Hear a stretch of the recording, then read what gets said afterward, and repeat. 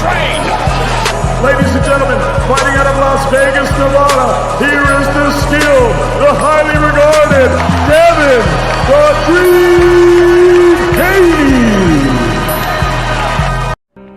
And so, my fellow Americans, ask not what your country can do for you, ask what you can do for your country. And we shall overcome.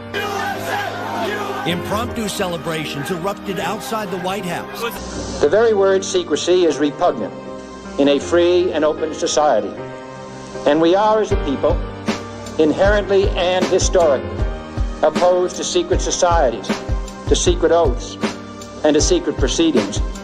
For we are opposed around the world by a monolithic and ruthless conspiracy that relies primarily on covert means for expanding its sphere of influence.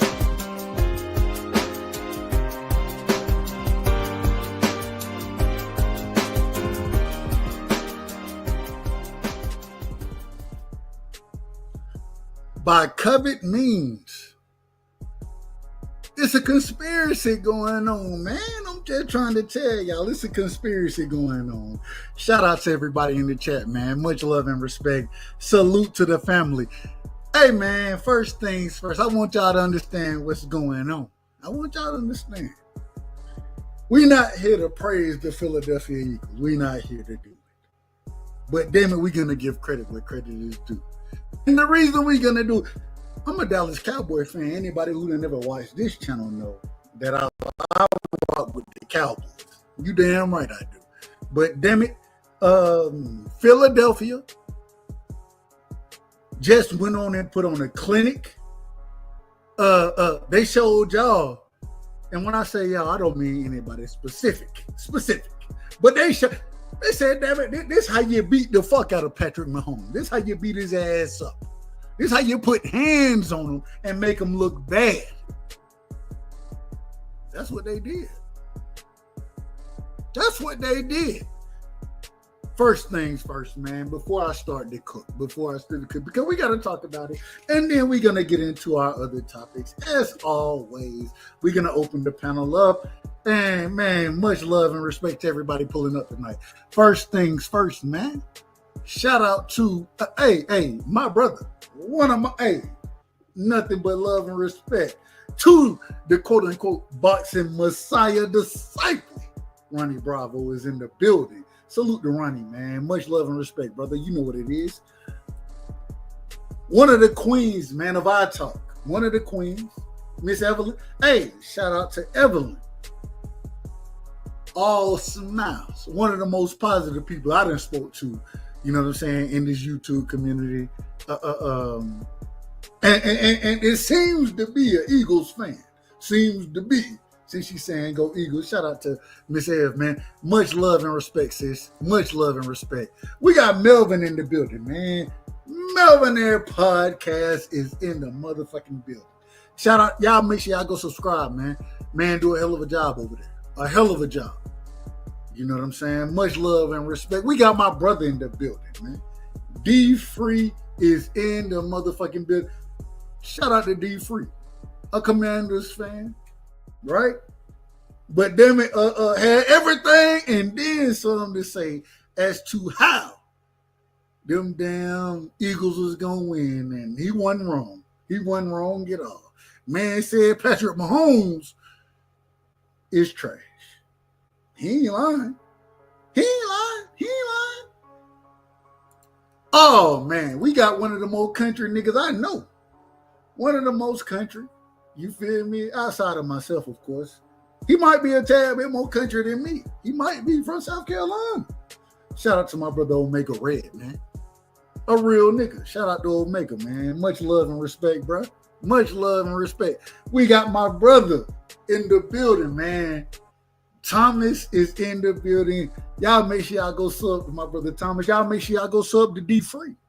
Right? Y'all make sure y'all go sub and show these brothers love, man. Much love and respect. Because it's late, we're gonna drop the link early. But y'all know I gotta cook. Y'all know how I am. Y'all know I'm long-winded. I'll be done talk by my damn self for 35 minutes, which is fine. Because I can do that. But I gotta say this. Link is in the chat, man. We're gonna pin it at the top. Anybody want to jump on? Y'all feel free. You know what I'm saying?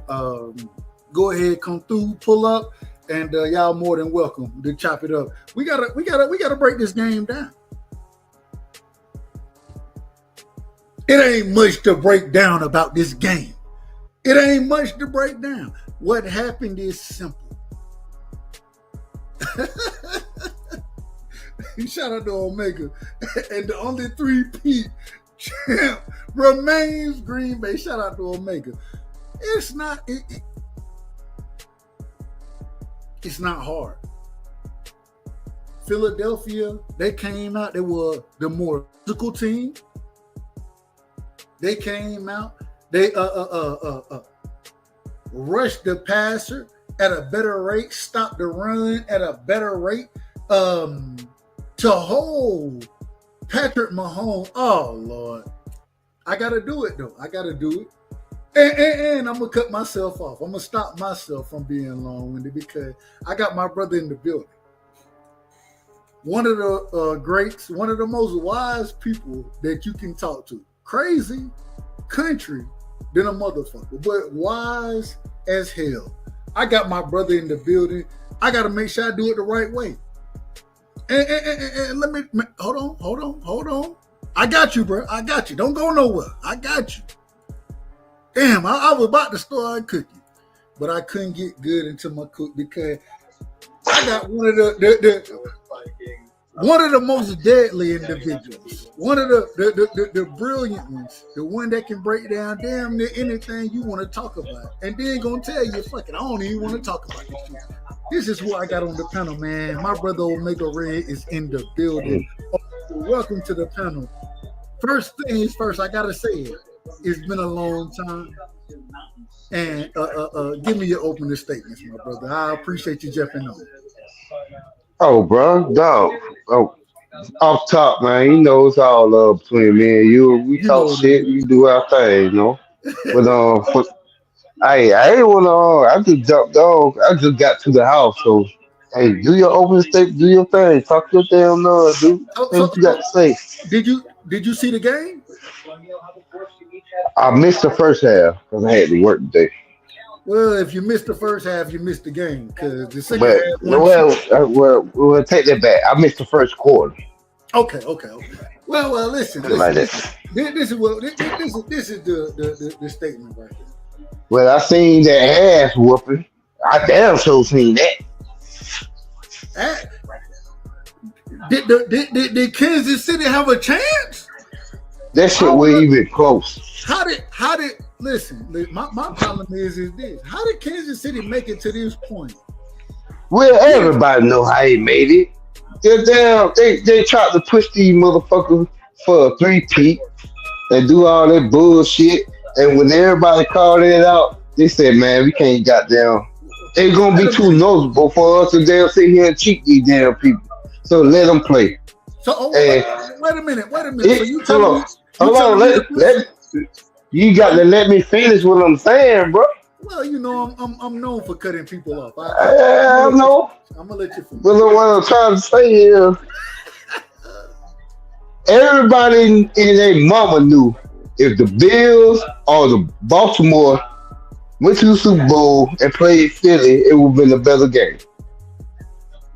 Everybody been excited.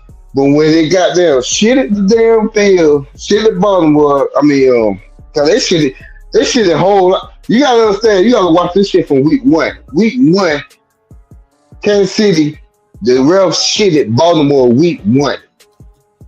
And I told everybody, I said, man, it's a fucking setup. Hold on, Omega. I'm gonna let you finish. And you know how I am. You know you can't keep me on the subject that long. But I gotta do this the same way you show you love. I gotta bring my brother on. We got one of the greats in the building, in my personal opinion. Individual, he knows boxing, he knows battle rap, he knows football. A fan of Philly. You know what I'm saying? Specifically from the area. You know what I mean? We have my brother in the building, man. Let's talk about it. He was gracious enough. He was gracious enough to allow me to rock on his panel, so I have to give him. Hey, let's talk about it. Welcome to the panel. I appreciate you coming through. Give me your opening statements, brother. Give me your opening statements. I like to say I appreciate everybody on the panel. I like to say what's up to everybody on the panel. Follow my page. Let's talk about it. 1414. And let's go fucking Eagles. Fly, birds, fly. Sorry for cursing on your screen. Fly, Eagles, fly. You know what I'm saying? So that's all I gotta say, man. I'm sorry, I'm gonna interrupt. Omega, my fault, brother. Go ahead, finish your statement, Omega. Hey, I would tell you one of the funny thing when I watched the game when I first got out of work. I went to my homegirl house and do my house. And she was saying, fly, eagle, fly. And her daughter came in. She said, what about the chief? She said, die, chief, die. I bust out laughing.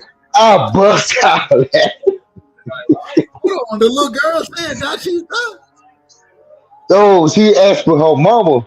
She said, what about the chief? She said, what about chief? And her mama said, die, chief, die. And she's not a chief. She's not an eagle. She's not an Eagle fan, but her husband is a diehard Eagle fan. She's a Carolina fan. She got good taste. She got good taste.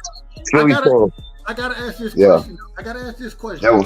And I want both of y'all. Let me turn the damn TV off. You out of order, man. You out of order. Hold on, let me turn the TV off. I don't know if you can hear it in the background. Or are you trying to get your shit fucked up?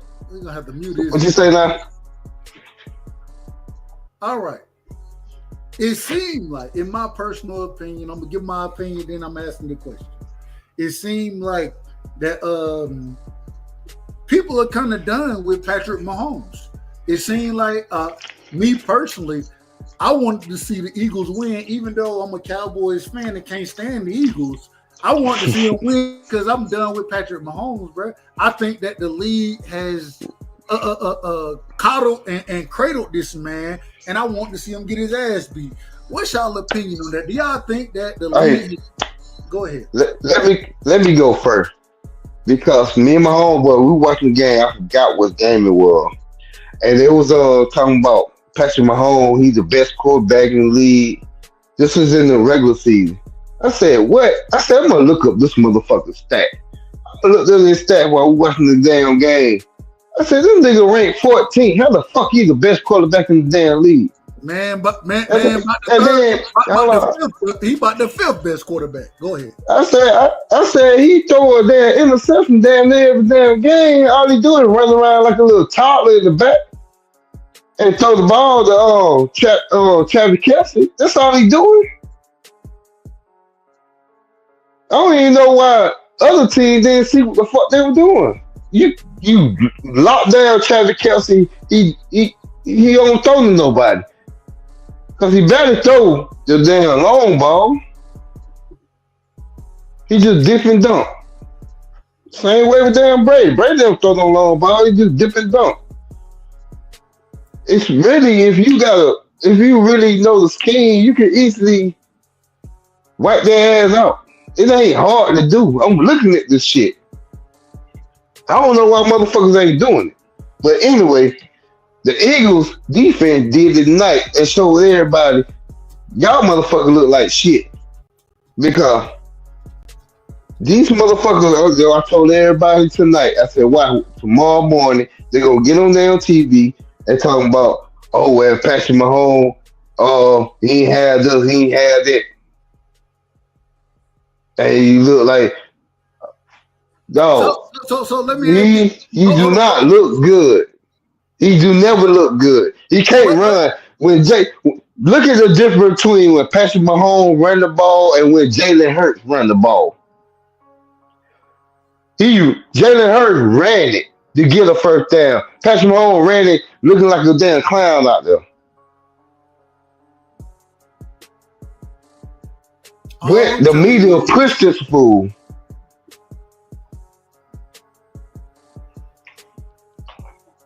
Go ahead.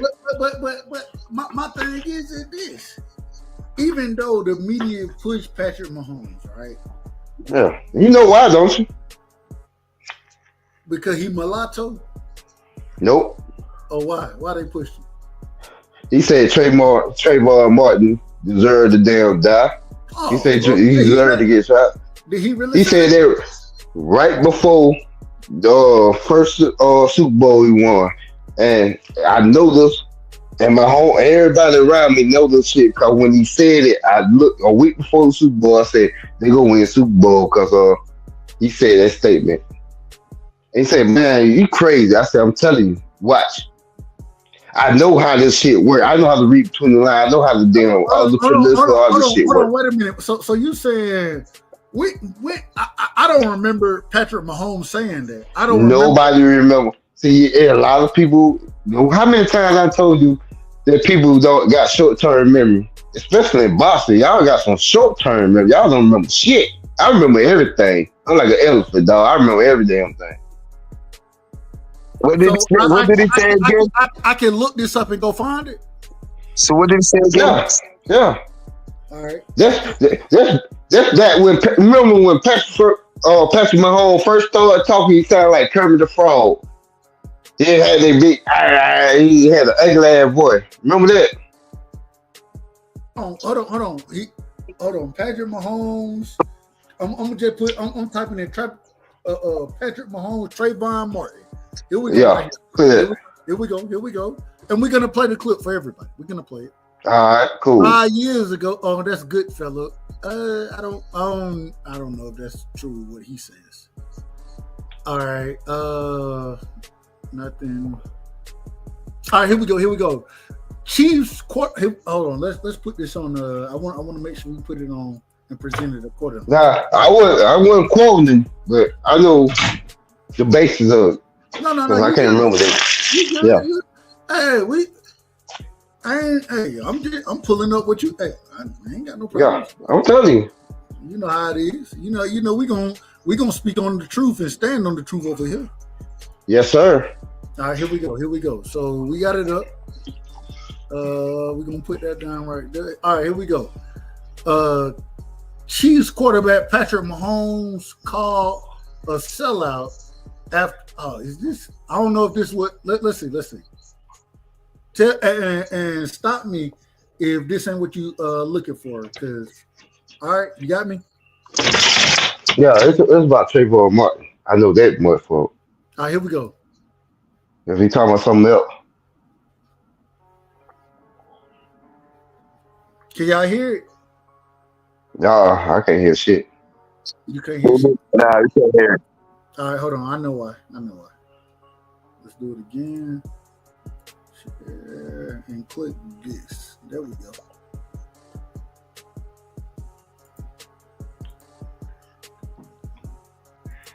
And just for a fact, that's the reason why I never liked that dude. Because of that statement right there. All right, y'all let me know if y'all can hear it this time. Y'all let me know if y'all can hear it.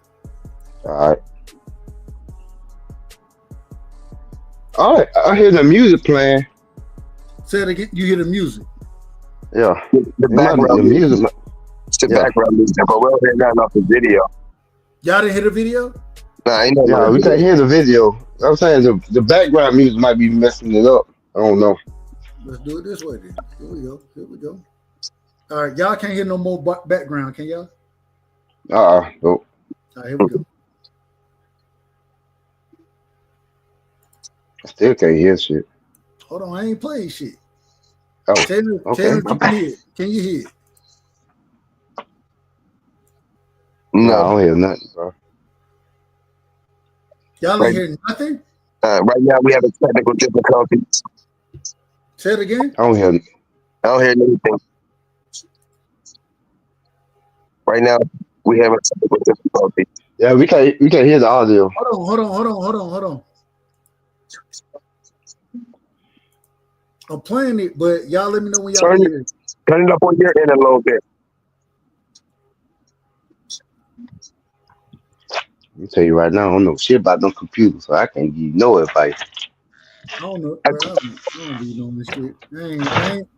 Y'all niggas smarter than I am, so I don't know what the fuck y'all want me to know. Yes, you're right. I am smarter than you. I We agree know, with that we know, statement. we know it. We know it, brother. We know it. We know it. I ain't got no problem saying it. I ain't got no problem. For All a right. person, Yeah, nah. his character is There you go.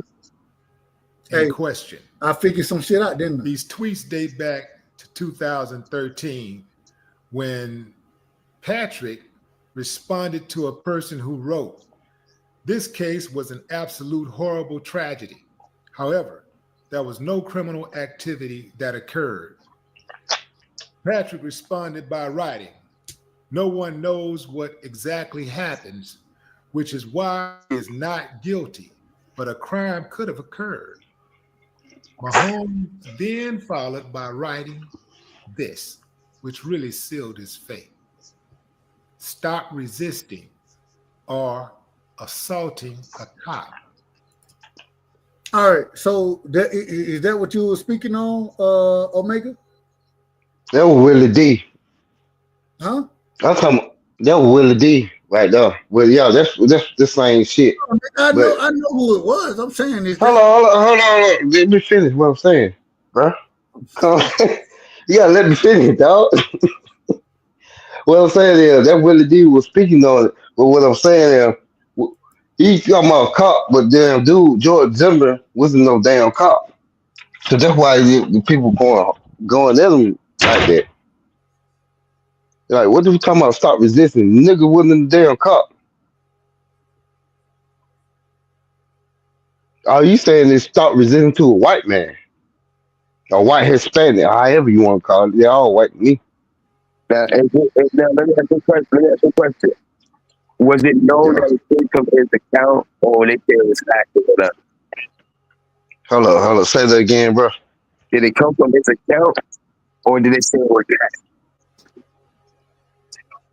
Whose account? Talking about, Mahomes. did they say, no, he stood behind it. Okay. Yeah. I remember this shit very clearly. He stood behind this shit. That's why I told everybody he gonna win the Super Bowl that year. And everybody looked at me like I'm crazy. I said, man, what? I said, yeah, he gonna win this shit. I know politics, bro. I know how this shit works. man, I'm just be honest with you. I'm gonna be honest with you. I don't see none of it. I don't see nothing what you're talking about. You don't see nothing what I'm talking about? You might be out of order right now. You might be out of order. Well, you gotta open your eyes and goddamn No, realize what he's what's saying going is that, on. hold up, what he said, let me see if I can cross it right. What he's saying is that you're resisting, but I'm resisting to who? Who are you for me not to resist? I don't know you. No, You're not a cop for anything. That's what he said. Y'all ain't looking at the bigger picture. What the bigger picture is how other folks look at what he said. And so that's why he got pushed in the media. Patrick Mahomes was nobody before that statement. Plenty of other people done won the Super Bowl before, but he got pushed into the front light after that. That's what I'm talking about politics, the media. He got pushed after he made that statement. That's why I kept telling people he gonna win the Super Bowl. He gonna be the next Tom Brady. So you saying this is a flaw to get ahead. This is his sacrifice. You gotta say this to sell people out and turn their side to win the Super Bowl. I can see that. Let me turn my volume down because I don't know what. Hey, I ain't gonna lie to you. Let's talk about it. You breaking up when you're speaking. You're breaking up. I couldn't tell what you were saying. Okay, never mind. Shout out to let's talk about it. All I'm saying is it did right here. And I think at the end of the day, man, Patrick Mahomes, the man did what he was supposed to do, right? As far as look. He did the best he could, but what? I'm not. How you gonna cut me off? Because I need you to understand my stance on Patrick Mahomes. Mercy. Patrick Mahomes is a football player. He gonna do whatever he do. My stance is disagree with that. Listen to what I'm saying though, bro. What I'm saying is he ain't good. He ain't good. I've been telling people he ain't good for years. Mahomes ain't good.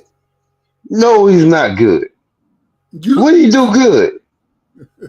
That man done What do you do good? Man won 3 Super Bowls. It's a team sport.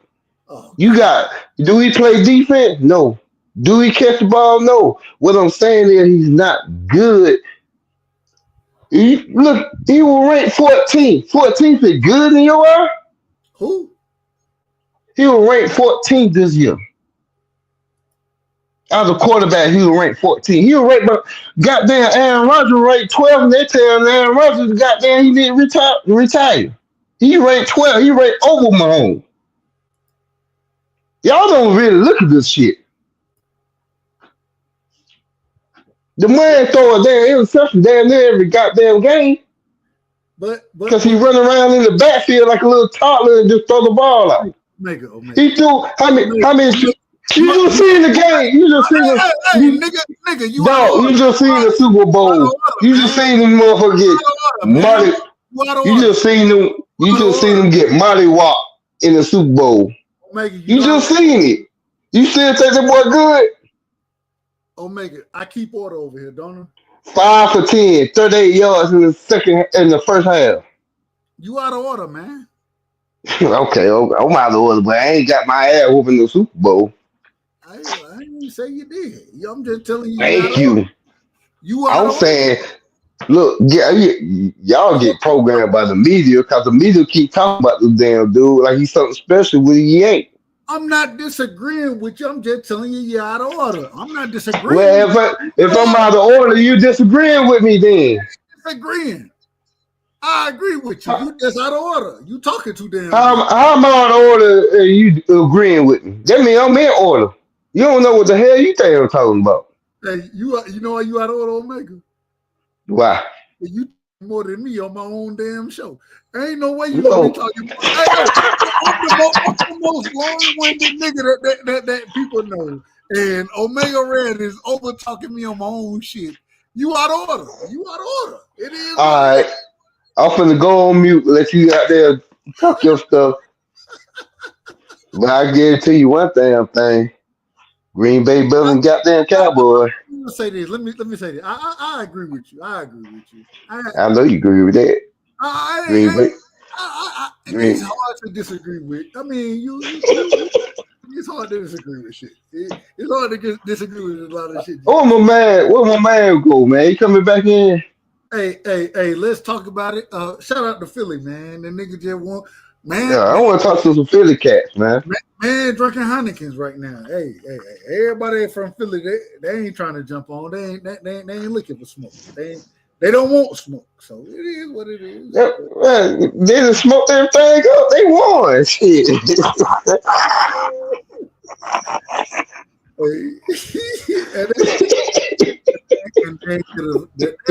They hit an offender shit.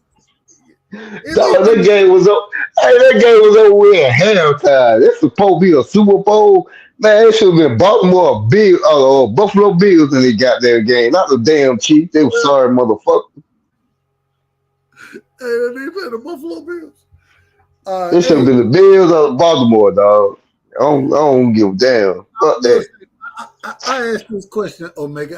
I want to hear your opinion on it. What's up, bro? How the fuck did Kansas City get to the point that they the ones in the? How they didn't get there with the performance? You didn't watch football this season, did you? I did. I watched. Well, I will say okay, this. All right. Hold on. I want to be honest. When probably about week 12. Oh, no. I already know when you start watching football. No. When Detroit Lions whooped the Cowboys, got the New Orleans Saints beat the shit out of them. But when the Detroit Lions did, you say every Cowboy fan I know quit talking. They didn't talk no more. I was done. I didn't. Yeah, they were done. I watch football religiously. I didn't watch the full NFL season. I didn't watch it. You watch college? Yeah, I did. I'm a Georgia fan. Of course I did. Yeah. So I couldn't, man. I was rooting for my Cowboys to lose, nigga. I was like, bro, lose these games, bro. Yeah. Don't stop beating these niggas so we can get a better draft pick. Stop it. Stop winning. Hey, Doug. When the Giants traded Saquon Barkley, every Giant fan I know said, I hope goddamn Giants lose. Every And I hope game. Philly win the Super Bowl. Every last one of them said that shit. And then And they man, I'm so won. sick of Why would you trade Saquon Barkley to the rivals? for, What are you doing? for a quarterback that you end up firing mid-season. But it really was free agency. It really was free agency. It really was. So, but And then the Giants was so stupid to win a game at the end of the season. I'm like, oh, you could have got that first round draft pick, you fucking fool.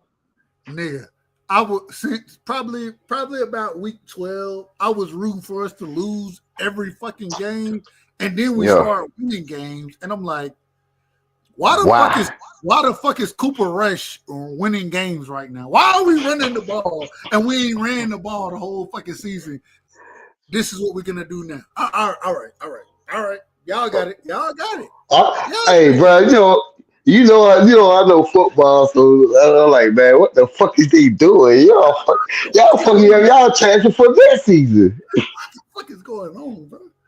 Hey, and the crazy thing, as a fan, you be like, all right, I'll take a losing season to make sure I get good shit on the back end.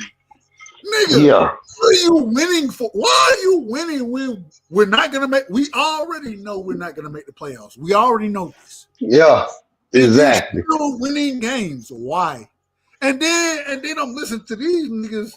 They like, hey, nah. We gonna go out there and we gonna. Nigga, what are you for? What? This shit is ridiculous. That don't even make sense. You just killing your franchise. Niggas are idiots, man. They're idiots. And then I'm watching it, and then you got a new coordinator defensively. I mean, Oh my God, man, who y'all hired for coach? Stop it. Man, Brian Schottenheimer. This nigga Schottenheimer ain't never been a damn fucking head coach in his career. Yo, the people didn't even know who his name was. Like, what the fuck? I know Brian Schottenheimer. I know Schottenheimer. I know Schotty just off of his days as coordinator. I do know. See, I as a Green Bay fan, I hate the Cowboys, but I don't want the Cowboys to be bad because I want Green Bay to beat the good Cowboys team. I don't want to be a sorry Cowboy team. You know what I'm saying? I'm like, man, y'all got to do better, man. What the fuck, man? I want to be the good Cowboy team. What the fuck does matter? Y'all gonna beat us anyways. It seemed like it lately, but in the 90s, y'all kept beating us. Well, I will say, and shout out to Green Bay, but in the 90s, we had a tough. Fuck it, I'll put it out here now. Jerry Jones sold his damn soul. Yep, he did. He sold his soul for 3 championships, and he got those 3. Even though, but the man, but the crazy thing is, he admitted. He told everybody. He said if I win a Super Bowl, I don't give a fuck what happened next 30 years, and they've been shit ever since. And he said it. Hold on, hey, Omega, get what the worst part is. I'm the product of the next 30 fucking years. Nigga, I'm the one who got to sit here and defend bullshit because I grew up a Cowboys fan. My dad, a Cowboys fan. You came in with Troy Aikman and Emmett Smith. Hey, look, I'm an 88 baby, right? Shit, the trade happened, 91? Yeah. And so shit, when I'm grown, nigga, at this current moment in time, I'm finally figuring out what the fuck football is. And what do I see? The Cowboys beating the dog shit out of everybody. That's what I see. Yeah. And my dad, all his family members, my mom, all my uncles, they all Cowboys fans. So what the fuck I'm gonna do? Be a Cowboy fan. And now I grow up in this shit, and now I gotta defend bullshit. See, this is the problem. This is the problem. Hey, you know how I ended up being a Green Bay fan? How? This shit crazy as hell. All right. And you correct me if I'm wrong. You South Carolina all day, every Yeah, day. I'm South Carolina all day, every day. I love Carolina Panthers. How did you become a Green Bay fan, nigga? Well, before Carolina, I had the Carolina Panthers. I was a kid. I'm a diehard New York Knicks fan. And my first starter jacket was the Chicago Bull. I hated that goddamn jacket. Hold on. You said you was a Knicks fan first? I'm a diehard New York Knicks fan. Why? Why were you a Knicks fan? Because I like Patrick Ewing. Okay. Coming out of Georgetown shit. I was a little kid. I don't know the sports like that. You know what I'm saying? I just like the Patrick Ewing. Right. And my daddy got me a goddamn Chicago Bull starter jacket because it was on clearance. Because you gotta remember, Chicago Bull was shit before Michael Jordan got on the scene. Facts. So I was wearing it there. I hated that damn jacket. Then I got Atlanta. Early Bulls with Mike was trash, nigga. Respectfully. Then my second starter jacket was Atlanta Falcon because Atlanta Falcon was close to things South Carolina. So I had Atlanta Falcon jacket. Bro, I'm a Georgia. And Andre Rison and Deion Sanders was there, so I like the Atlanta Falcons. They were cool. But I went to get my third. Because I'm growing up. I'm in ninth grade. I think I was in ninth grade, and I'm going to get me a jacket. Hold on. What year it was? 87. You was in ninth grade in 87, right? Hell no, I ain't that old, man. Come on, man. I was in elementary. This was 95. Yeah, 94. I think 94. Okay. And my daddy looked. See, I ain't know what he was doing. The Green Bay, nobody was a Green Bay fan around him. The Green Bay jacket and a hat, it was on sale. And my dad was looking at me. And I was looking at the Atlanta Falcons. I was looking at all the Washington Redskins. He said, why don't you get something different? Because everybody like all these teams, once you get that bit G, that look like Greenwood High, because my high school Greenwood High got the same emblem as Green Bay. Yeah. I said, word. I looked there, and my dad like, it come with a free hat. So I said, all right, come with a free hat. I have the hat and the jacket. I'll be styling it. Man, I got the damn what's it called? Griffin. Griffin, what's his name? The baseball player. Ken Griffin Jr. I had the Ken Griffin Jr. baseball, the green and black one. Yeah, I had the green and black Griffin Jr. shoe. And I was like, that Green Bay would go good with that shit. So I grabbed that. And then the first thing I heard was Brett Favre going to Green Bay after he got traded for Atlanta Falcons. I said, all right, nah, I'm a Green Bay. I'm finna look and see what Green Bay doing. And goddamn Brett Favre started throwing that damn ball. That's when I really got. You really was a Brett Favre fan. You was a Brett Favre fan. I got into Green Bay because of Brett Favre. And then I started learning the history of Green Bay. When I found out they didn't have an owner, it was a little small town that put their money together and get a football team. Then I learned about, because you know what I'm saying, I was a kid. I started learning about Vince Lombardi, and he won the first Super Bowl. That's what they called the Vince. I said, okay, I got a goddamn this an organization right here. So I got into that shit. So yeah, that's how I ended up being a Green Bay fan. I like this shit because I would always love the people own this shit other than one person own everything dictating shit. And then like the Cowboys are like the opposite of Green Bay. When Jerry Jones ran every damn thing, but Green Bay is the people, the neighborhood, the town run that shit. You know what I'm saying? No, I feel you. I understand what you're saying. What I'm saying is, it seems like from. I still got the jacket too. That shit little bit hell on my ass too. What you got? You got a Green Bay jacket? Yeah, I still got the green. I got a Green Bay jacket. I got my Green Bay jersey. I got all this shit. I don't wear it because it's too small, but I still got a lot of my shit.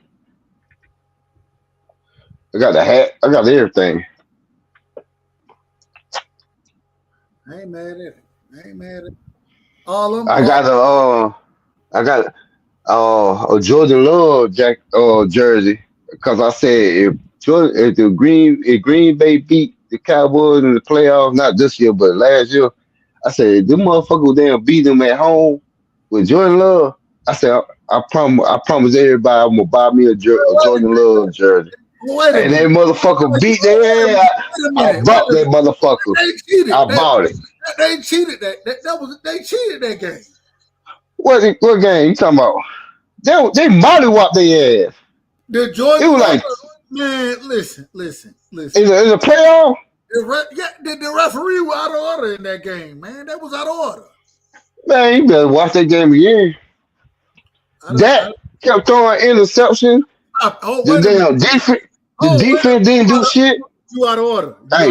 You out of order. No, man. I ain't out of order for shit. All right, we're gonna have to mute Omega real quick. He out of order.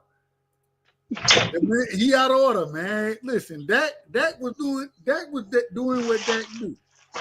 But the referee was out of order in that game. They cheated us. I'm blaming the refs. What is that? That's it. What is that? That's number 10, baby. I don't give a damn about no damn Jordan Love. Hey, still in the plastic. Hey, they was still in the plastic. I ain't even open it. I ain't open it yet. Hey, security. Where's security at? They need to arrest. Know what I said? I said if they beat the Cowboys, I'm gonna buy the jersey. But you gotta win a Super Bowl for me to open it up and wear it. Well, you ain't never gonna wear that motherfucker. So it's still in the plastic. Yeah, you ain't gonna wear it. You ain't never gonna wear it. Well, I'll wear it before you do. I'll wear it before goddamn Cowboy got there win the damn Super Bowl with damn Brown. What's the name? What's the name now? You out of order, man. You out of order. Ain't no way.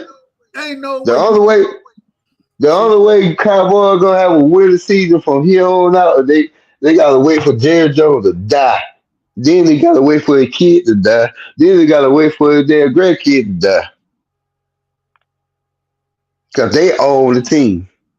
And they gonna do what the fuck they wanna do. I'm gonna tell you. How you give Dak Prescott all that damn money, man?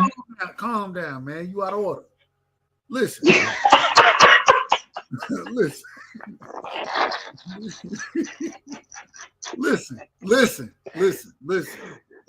You gotta wait 100 years for the Cowboy win a Super Bowl. Wait a minute. Hold on. You ain't gonna be up here talking. Get calm. You out of order. Listen. You might be right about Jerry. And I want to argue with you, but I can't. You might be right about Jerry. I don't know nothing about Steven and the kids. I don't know nothing about that. And they got a chance to win Super Bowl. Jerry may not. Jerry may have to pass. I say that respectfully, and I don't wish death upon nobody. I don't wish death upon nobody. But Jerry, hold on. Jerry may have to go. It may be on Jerry, but you're not gonna put it on. And you're not gonna put death on them. And we're not gonna put. We're not putting it on there. We just saying that. Hey, look. If we're gonna win, hopefully natural causes take. Look. So I know. I don't wish death upon that man. I don't wish death. Look. I don't.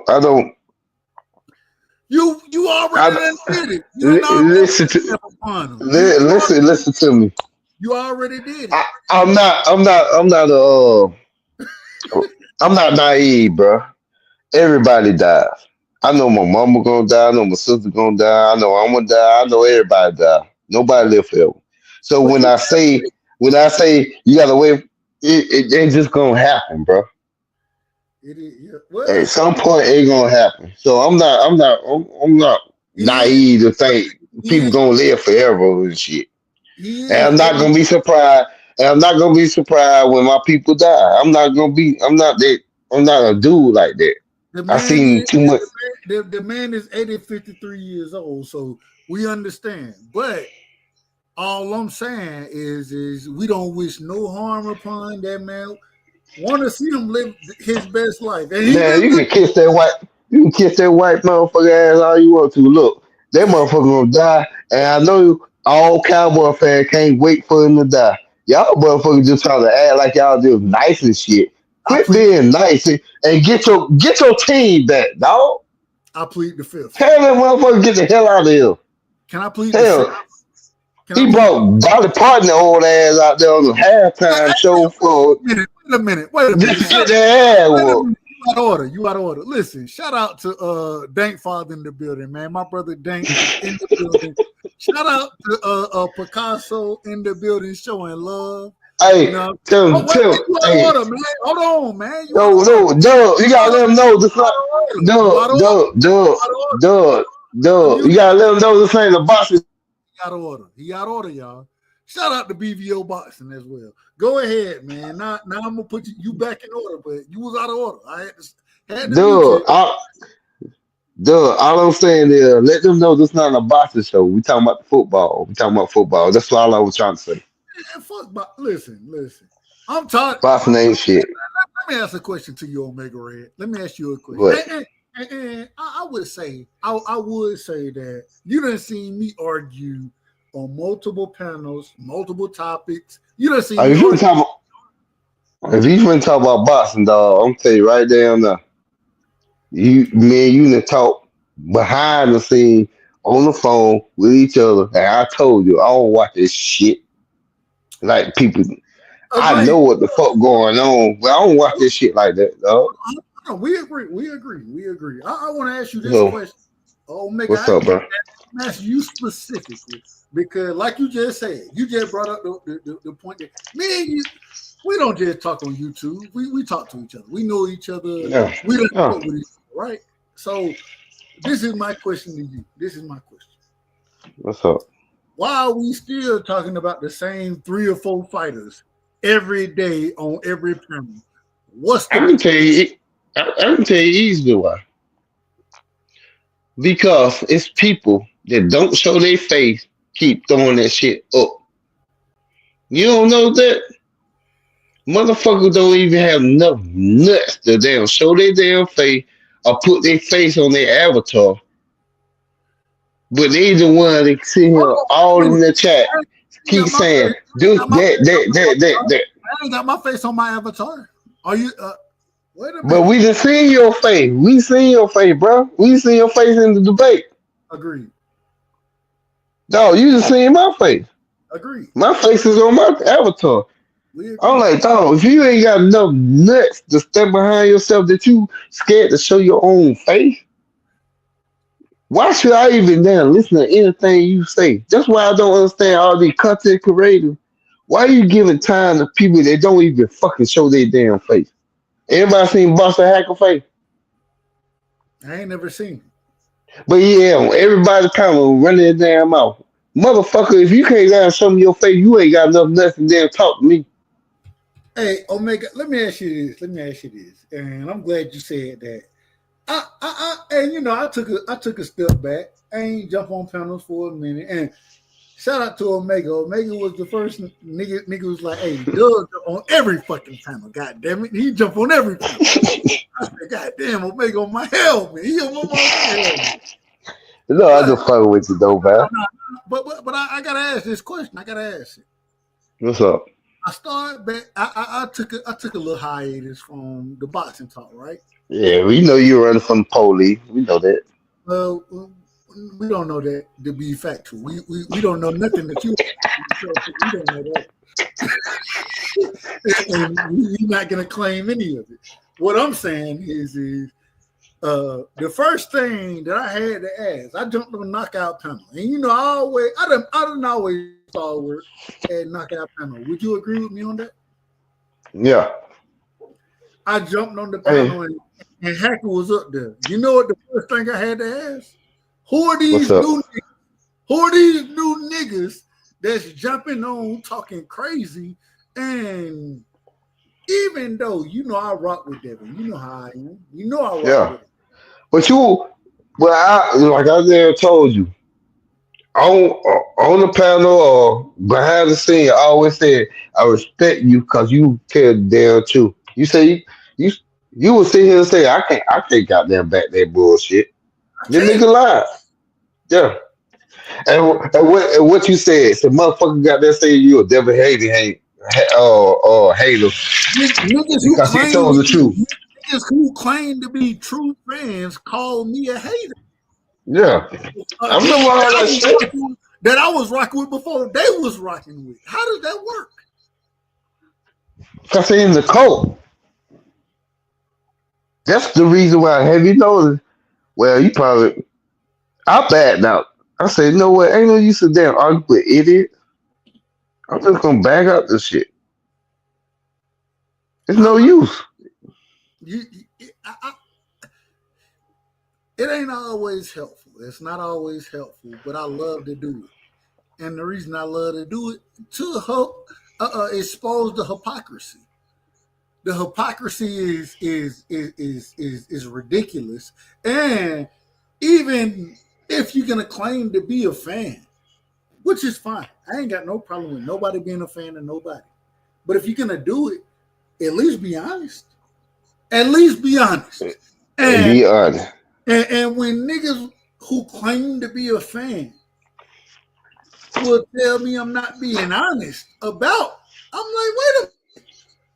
I was rocking with this nigga before you was. So how am I not because I'm calling hypocrisy when it's blatant in my personal opinion. How am I And not?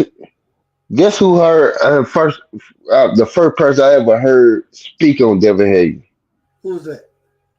Money Brown. Shout out to Money. Shout out to Money. He was speaking on him way before any of these goddamn motherfuckers was saying anything. I can't disagree with it. Shout out to Money Brown. Money Brown covered Devin when Devin started his YouTube channel. So I have to He was covering Money Devin when he was in fucking Mexico. Yeah, facts. That's the reason I know what the fuck is goddamn about this shit. My shit is that man was, but guess what? Hold on. My bad. Go ahead. That man was covering Devin before I even knew there was YouTube boxing. There was a YouTube boxing community. Money Brown was covering Devin. That's a fact. Yeah. He been doing that shit. Yeah. All boxing. He been down talking to all. He been doing this shit. But you know what? So fucked up that I see. Where you see one side go so hard for this person, so the other side go super hard for that person. You're like, God damn, y'all doing the same thing. Y'all getting mad at this person for. Y'all doing the same shit. Now you got a Tank fan, goddamn, doing the same thing the damn Devil fan was doing, and vice versa when it was Earl Spencer out there or Terry Crawford. Same thing when it was AJ goddamn Wilder. I'm looking at this shit like, dog, y'all just don't. That's the reason why I say I just watch the fight. All those fanboy and shit. I'm not. How many times? Matter of fact, how many times? Oh, have you ever heard me say I like anybody?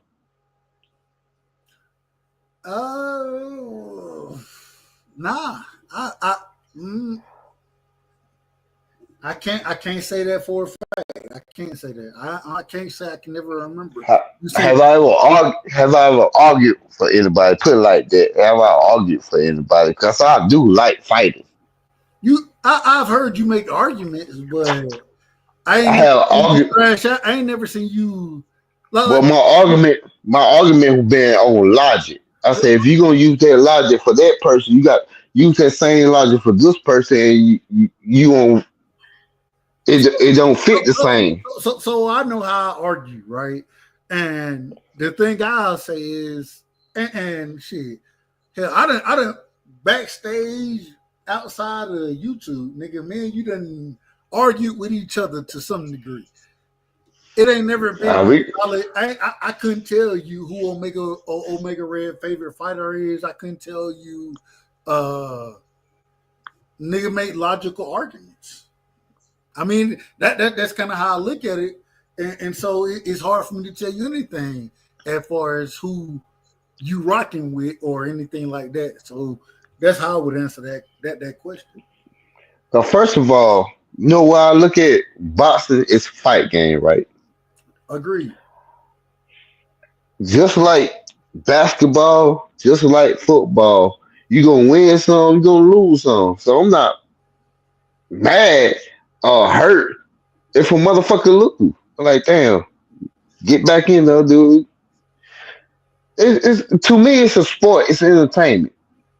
I'm not sitting here so invested, athlete that if they win, I was just I was just happy as hell, and they lose. Oh shit, man! Everything, the whole world over with. That shit is crazy to me. My favorite fighter because I watched him fight was Holyfield. Okay. My brother favorite fighter was Rojo and Tyson. He was a huge Tyson fan. So when Tyson and Holyfield fought, the first time, I, me and him argue. I Me and would him say, argue like hell. and either I don't know if it was your grandma. I remember you telling My, me. my mama got so sick and tired of us arguing. She walked in there, turned the TV on. Cause we ain't had no money. We ain't had no money. She turned the TV on and said, "I ordered pay per view." And that shit was like $50. Like, what the fuck? Yeah. That's a lot of money back then. You know what I'm saying? Like, what the fuck? And we sat there and watched the damn fight. She said, "I'm tired of y'all arguing."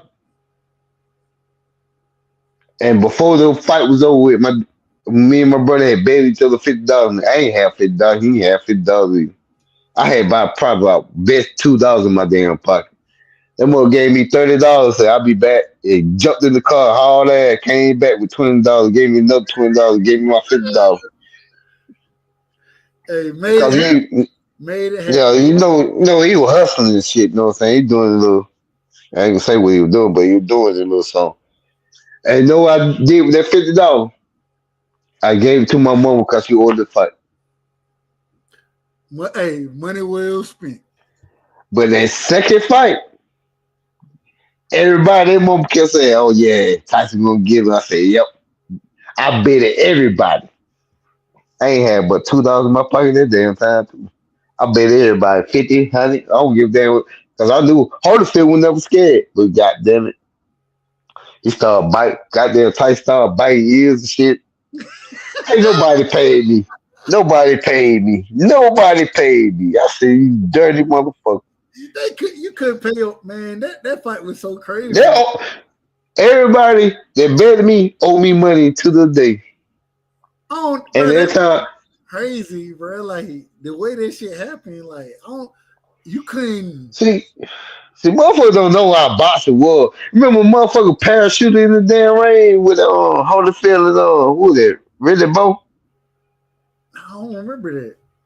Remember the dude parachuted in the damn ring, and then the motherfucking crowd started beating the shit out of him. Was that fight? Was it really Bo? I think it was really Bo. I'm not sure what fight it was. I know it was Holyfield. You might be right. I remember it happening. I just don't. I can't remember what fight it was. I don't think it was really. It was Holyfield. I know for a fact it was Holyfield because I remember we were watching this shit. Because back then, you could watch this shit. Motherfuckers don't understand. Not every fight was on Saturday night. It used to be the big fight used to be on Sunday. Yeah, on Sunday. The whole family. Yeah. Tuesdays too used to have good fights on Tuesday. And then you had the Tuesday night fight, but then the big fight used to be on Sunday. Yeah. Agreed. And it was on free TV. I mean, it was. I ain't gonna say free TV, but it was it was a pay per view. And it used to be a family thing. Everybody used to gather in the goddamn the little ass TV. Yeah, they got their what shit. Your damn TV probably about 20 inches. everybody got them crying up in the damn living room watching that motherfucker. Bro, Unless you had the damn flow. Hey, remember the flow models? They had the flow models shit. You good. bro, I used to, and hey, at this time I ain't, but damn, Nigga, you are not young. You old like me. I think I'm an 88 baby. So what you mean? Oh, you 88, so you might have been young then. You was a baby Yeah, when in like the 90s. In the 90s. but and this was early 90s. You got to remember this was early 90s. So this 93 shit like that. And this when you had like I remember we had a big screen TV, but it was that true floor model, you know what I'm saying? That big guy. Yeah. Like The, that the real, flow model. the real big screen. You feel me? Like that big Yeah. that big and big it's that wide as tall as it is damn near. You feel me? So like I remember, and because my stepdad, you know what I'm saying? Like he really he put fight parties on and shit like that. But also because he had the TV, you know what I'm saying, put the Super Bowl parties on and shit like that. So you would get kind of the best of both when it came down to big shit going on at the crib. And you got food and all. Like that's the shit you live for as a kid. Like, nigga, Sunday, once again, like you said, on Sundays, a nigga get to stay up. Yeah. You gotta go to school Monday, so it's bedtime. Yeah. A nigga get to stay up for the fight parties. Like, Yeah. That was a big deal. It was a big deal. yeah, nigga, like you get to kind of rock. Like it was crazy, but it's what really put you on. It's what put you on to sports, to boxing, to all of it, because these were big deals at that time.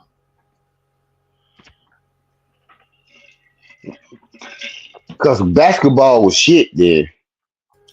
Now, well, Yeah, basketball was shit then. hey, It was I gotta ask you this. I well, I ain't gonna say basketball was shit. Basketball was just coming up. Put it like that. I was looking at a clip, right? And a nigga be flipping through goddamn YouTube and shit with the what they call them, the shorts and shit. Man, come on out with it, man. I didn't know what you're talking about. Man, I seen a nigga put on, and when I look at it now versus today, he might be right. Nigga put on niggas from the 80s and 90s hooping, right? Yeah. I'm talking about the stars. And I'm watching it, and I'm like, man, these niggas were trash. Oh no. Hold on.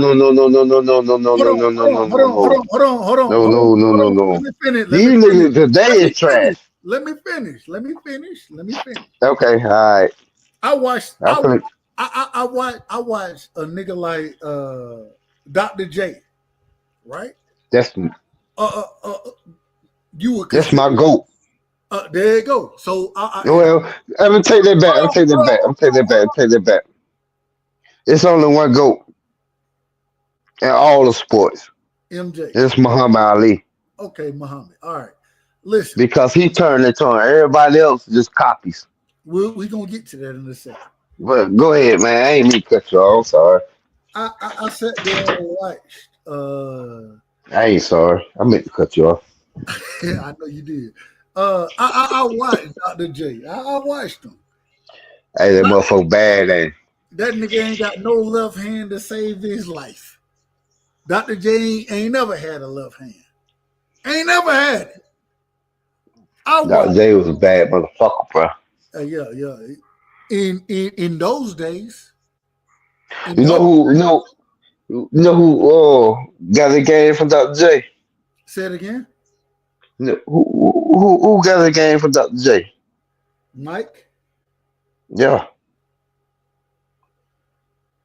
What that mean? You gotta understand it's different rules. You gotta understand the different rules. I went back and watched Mike game.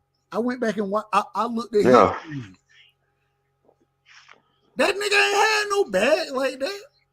I mean, the nigga, he could make he made fadeaways and shit. You know, who? Mike. What do you mean he had no bag like that? that nigga bag wasn't. What the hell are you watching, bro? Bruh, listen. If you look at, and I'm only comparing it to today's time. That's the problem. Today's is garbage. These niggas is weak. Man. Don't you know them motherfucker will throw a punch in your fucking face? And that's a regular foul. You cannot quit trying to put this era with that era because the rules were different. That shit. Dude, you had to be. That's like this like these niggas playing basketball now compared to hockey. You can't fucking hit nobody and fight a motherfucker in damn basketball like you can in hockey. You know the greatest part about this show, Omega? You know what the greatest part is? Well, you can mute me. Hell no. I ain't finna mute you. Hell no, I ain't finna mute you because you cooking. I ain't got no problem. Get what the greatest part is. What's up? We can pull the clips up. And that's what we're gonna do. Yeah, we can pull this shit up, man. Let pull them up then, because what I'm trying to tell you, and I want, and let. Hey, pull the clips up. You said pull them up. Pull them up. You out of order. We gotta compartmentalize this, right? So I want to do this. Pull up. Zeke goddamn. Playing in the. We ain't even got the Zeke yet. We can get to him now. We can get to the Zeke. I'm a fan of Isaiah. I love Isaiah. We ain't got that yet. We got to get the mic first. You there? Omega the nigga muted himself. I ain't never seen it happen. First thing first, before we pull these clips up, I gotta say this. Shout out to my brother Omega Red for pulling up. Yeah. Real quick, Omega. I got you. Shout out to Picasso, man. I gotta tell y'all this. Picasso, one of the real niggas out here, man. They call him a vampire, this, that, whatever. I'll tell you this about Picasso. I ended up on a panel by my goddamn self one time when I first started jumping on panels. Omega called me a panel hopper. It is what it is. I was that. And you know what? Picasso pulled up with me, and me and Picasso had a fantastic conversation. That's my brother, man. He old school. I ain't got no problem with the old school brothers. But shout out to Picasso. I want to pull this up though, Omega. I want to pull this up. Pull it up. But I want to speak on something about putting up on panel though. Oh, go ahead. I want to speak on that. The reason why I don't pull up on like channels that got a lot of subscribers because we got so many people that want to do that shit. And I don't like being over talk and interrupting and shit. So the smaller channel, I pull up on it. I get on it kind of like that. You know what I'm saying? I got a bit dope shit. Got back when Money Brown was first started, I got on his shit. You know what I'm saying? I don't mind getting on the damn channel and shit, but I just don't like when people get a whole bunch of people on there, then everybody over talking to each other because I'm a disciplined person. So I get pissed off with that shit. If I'm talking and somebody interrupts me, I get pissed the fuck off and shit. And I be like, man, fuck this shit. I'm gone. I ain't coming back to this shit, man. I'm like, fuck this shit. So that's why I don't mind jumping on your shit, bro. Because you don't have all that shit. It is what it is. I think every content creator should have some rules and guidelines with their shit. Now I know if I was doing the shit, motherfuckers say one stupid thing, you gonna kick your ass the fuck off. Fuck that shit. I ain't got time for stupid shit. So I gotta be a tad bit more generous and pliable than you would be, but at the same time. I agree with you, man. I remember the first time I came here channel, everybody else that was on the panel, they were like, man, them more don't know about boxing, kick them out. You like, nah, man, it's the homie. I remember that shit. Hey, and real quick, I got my brother in the background. I got to bring my brother up, but Real quick, Omega, correct me if I'm wrong. Motherfucker said kick you off. I said, man, this is my motherfucking brother. I don't give a damn what y'all think about him. I'm gonna rock with who I rock with. And you gotta, I feel like at some point in time, you gotta, man, you draw your line in the sand, man. You're gonna be who you're gonna be. Now you can learn from anybody. But you can learn from anybody. But Omega, I gotta do this. I gotta do things the right way. And you know how I am. You know how I am. I got do what you do. I got one a brilliant individual, one of the great boxing minds out here in the sport. Somebody, and I will tell you, in my personal opinion, I think he's one of the most unbiased individuals. Don't give a damn who your favorite fighter is. He gonna come up and he gonna speak the truth the way he see it, and I got a lot of respect for him, a lot of love for him. We got my brother in the building. I would say out of Africa. I don't know where he's from. I'm gonna be honest, and that's gonna be the first question I ask my motherfucking brother Teach. Teach, welcome to the panel. Where the fuck are you from, bro? That big Teach. That big Teach. That's big Teach. Hey, hold on. Are you African? Are you Jamaican? Where are you from, Teach? Respectfully. And I asked that question. Hey, Teach, tell me you from Earth.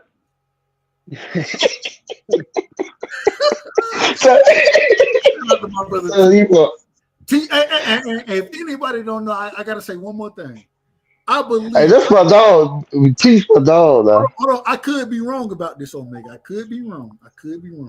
I believe T jumped on my panel before anybody else. I could be wrong. But I believe that's the truth. It may have been a rebuttal, but I believe it was mine. Hey man, let T talk, man. God damn. Well, hold on. This is my shit, nigga. I'll talk as much as I want to. But go ahead. T, just jump in, T. Right. Omega right. Yeah, man. Teach, are you there? Yeah, is my audio? Teach. Hold up. God damn, you know say one word, you never right. God damn, let T talk. Wait a minute. Now you gotta hold on. I'm gonna have to move forward. Teach, we're gonna let you get your words off. But I give introductions to you, I gotta give them to the great ones that show up on this show. I gotta give my introduction. That's what I love to do, to be quite honest with you. And I gotta tell you, I got one of the greats, another one in the building, an individual straight from Alaska. Most folks don't know shit about Alaska. Cash crypto. Oh, wait, you out of order, man. Man, I be knowing the people, dog. I'm sorry, my bad. Sorry. Shut up. Let me mute his ass. I'm gonna mute his ass right now. Only because I love him. But we got a great one, a brilliant individual, straight out of Alaska. The man only get a couple hours of darkness or maybe sunlight. Who knows? I don't know, because I ain't never been to Alaska. But we got my brother in the building. Cash motherfucking Crypto is in the building.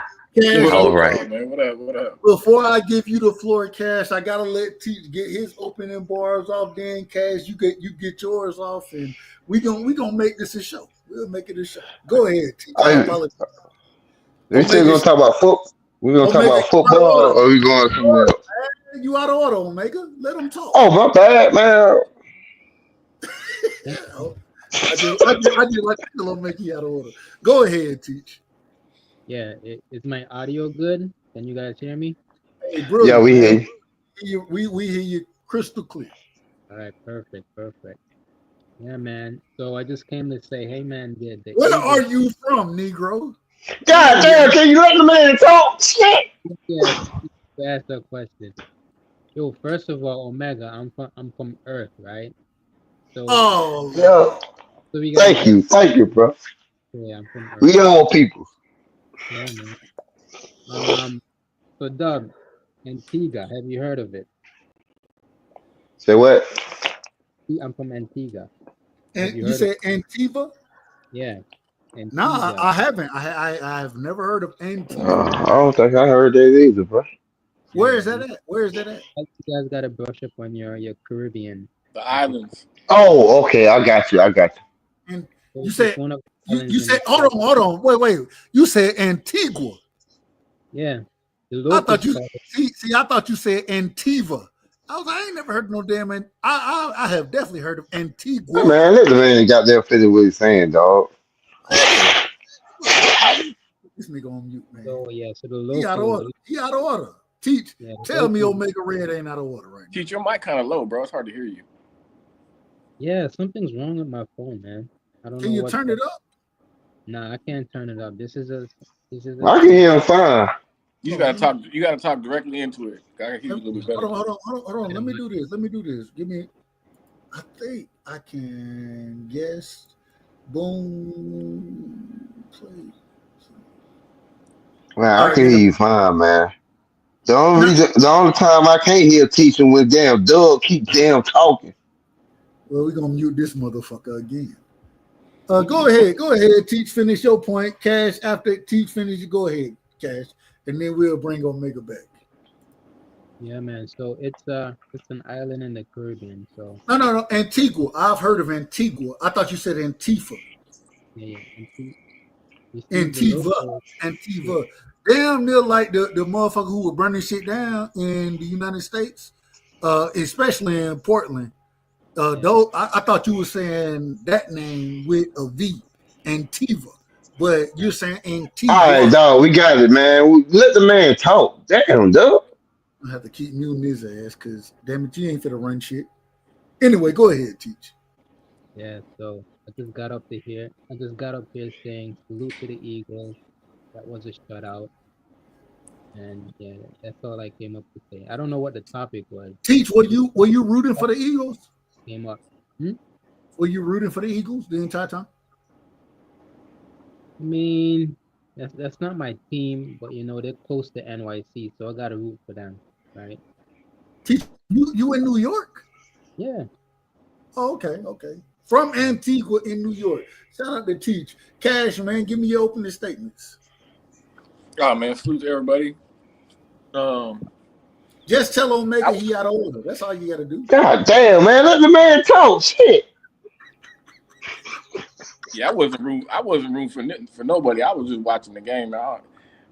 Over the decades, man, I don't really like football too much as I used to because the game done changed so much. They protected the quarterbacks and all this shit. But I pretty much thought the Eagles was gonna win. It's pretty hard to win 3 in a row. So if I was a bet man, I would have bet against that shit anyways. But that's my opening statement. Y'all know a team had won 3 in a row in football, right? Before the Super Bowls? Green Bay. You talking about before the Super Bowls? Not in the 60s. Yeah. Before the Super Bowl era, Green Bay in the 60s. 1960s. But nobody that's almost like saying a team won. Yeah. You know why it called the man, you out of order. You out of order, man. It's almost like saying that a motherfucker won Nebraska in the damn college football. Do you know why it's called the Lombardi Trophy? And stop it. Yeah, of course. It's not called the Tom Landry Trophy. It's called the Lombardi Trophy. Shout out to Green Bay. Thank you. Green Bay all the way.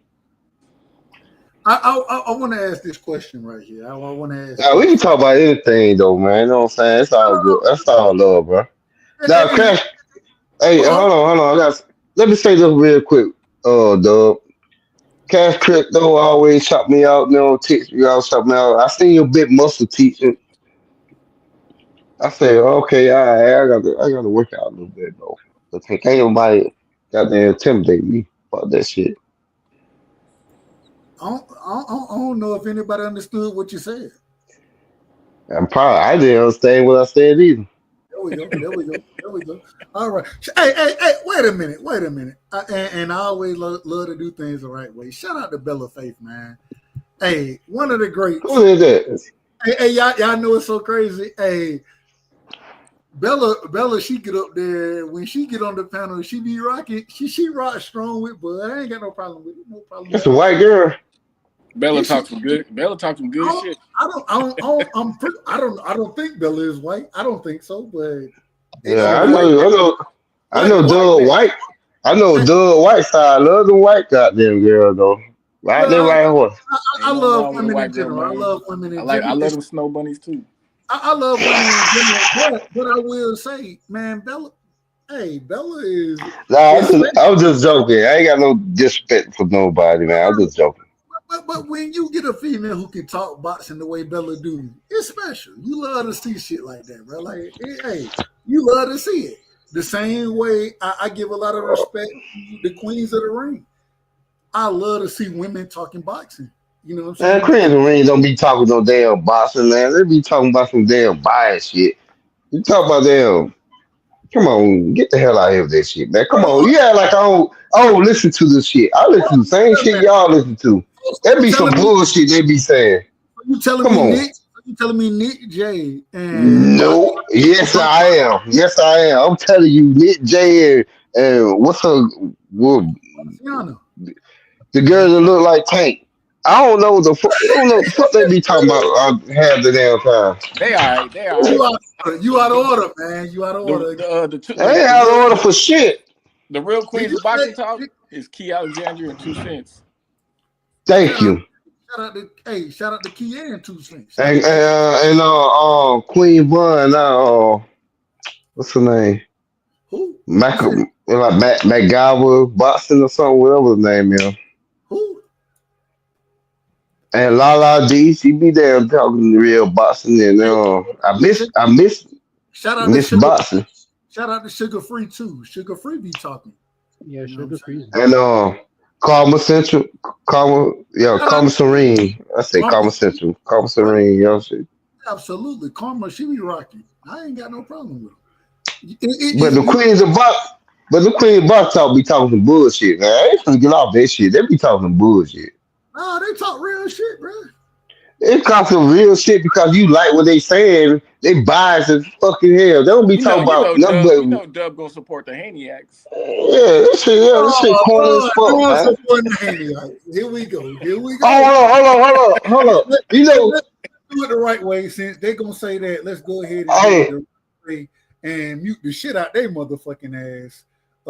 Respectfully, of course. Teach, do you have anything to say? You mute me one more goddamn time, man. Well, there go one more right there for you. There go one more. Now I got to get the camera on. Oh, Lord. Making up for the camera out on my black ass. I ain't got the camera on now, goddamn it.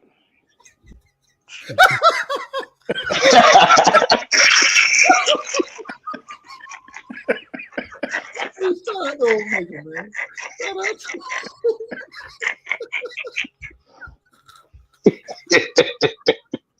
But y'all, damn, boy, I'll be out of order, man. I'm out of order. I'm out of order right now. All right, listen. I just want we talk about football. What we supposed to be talking about? I don't know even know no more. I don't even know what we talking about. I don't know what we talking about. But I always got questions. So shit, we can keep the shit moving. Listen, let me ask this question. I gotta ask this. Bud Crawford came out and said that he walking around at 186 pounds currently today, saying he's ready. Hold on, wait a minute. He's saying he's ready for Canelo. He ain't worried about none of that weight shit. He ain't worried about it. How many years have we been talking boxing? Why the fuck we keep worrying about what the fuck they walk around and all this other shit until they got their sign to fight and get in the ring? I don't give a fuck, bro. Wait a minute, Omega, you out of order because the fight is on. From everything that's being reported. Is it? Wait a minute. Off and on. You out of order, man. You out of order. I'm trying to tell you the answer and you ain't listening. Anything official. We gonna have to. I don't want to mute you. Mute me. I don't give a fuck. We'll have him turn this camera back on. So, listen. It seemed like everything being reported at this current moment in time, the fight is on for Bud and Canelo. Before Bud fight or before that fight happens, Canelo's gonna face William Skull. I was saying this about a year and a half ago about William Skull fight, but it seemed like he's gonna face William Skull and on Cinco de Mayo, and then Mexican Independence Day. Bud will be the next individual that he faced, and it will be for 168 undisputed. Does anybody on this panel think that Bud has a chance to win that fight? My opinion, I ain't gonna say Bud don't got a chance, but it's like a snowball's chance in hell. This shit ain't right. Niggas moving up in weight, just like his last fight. He moved.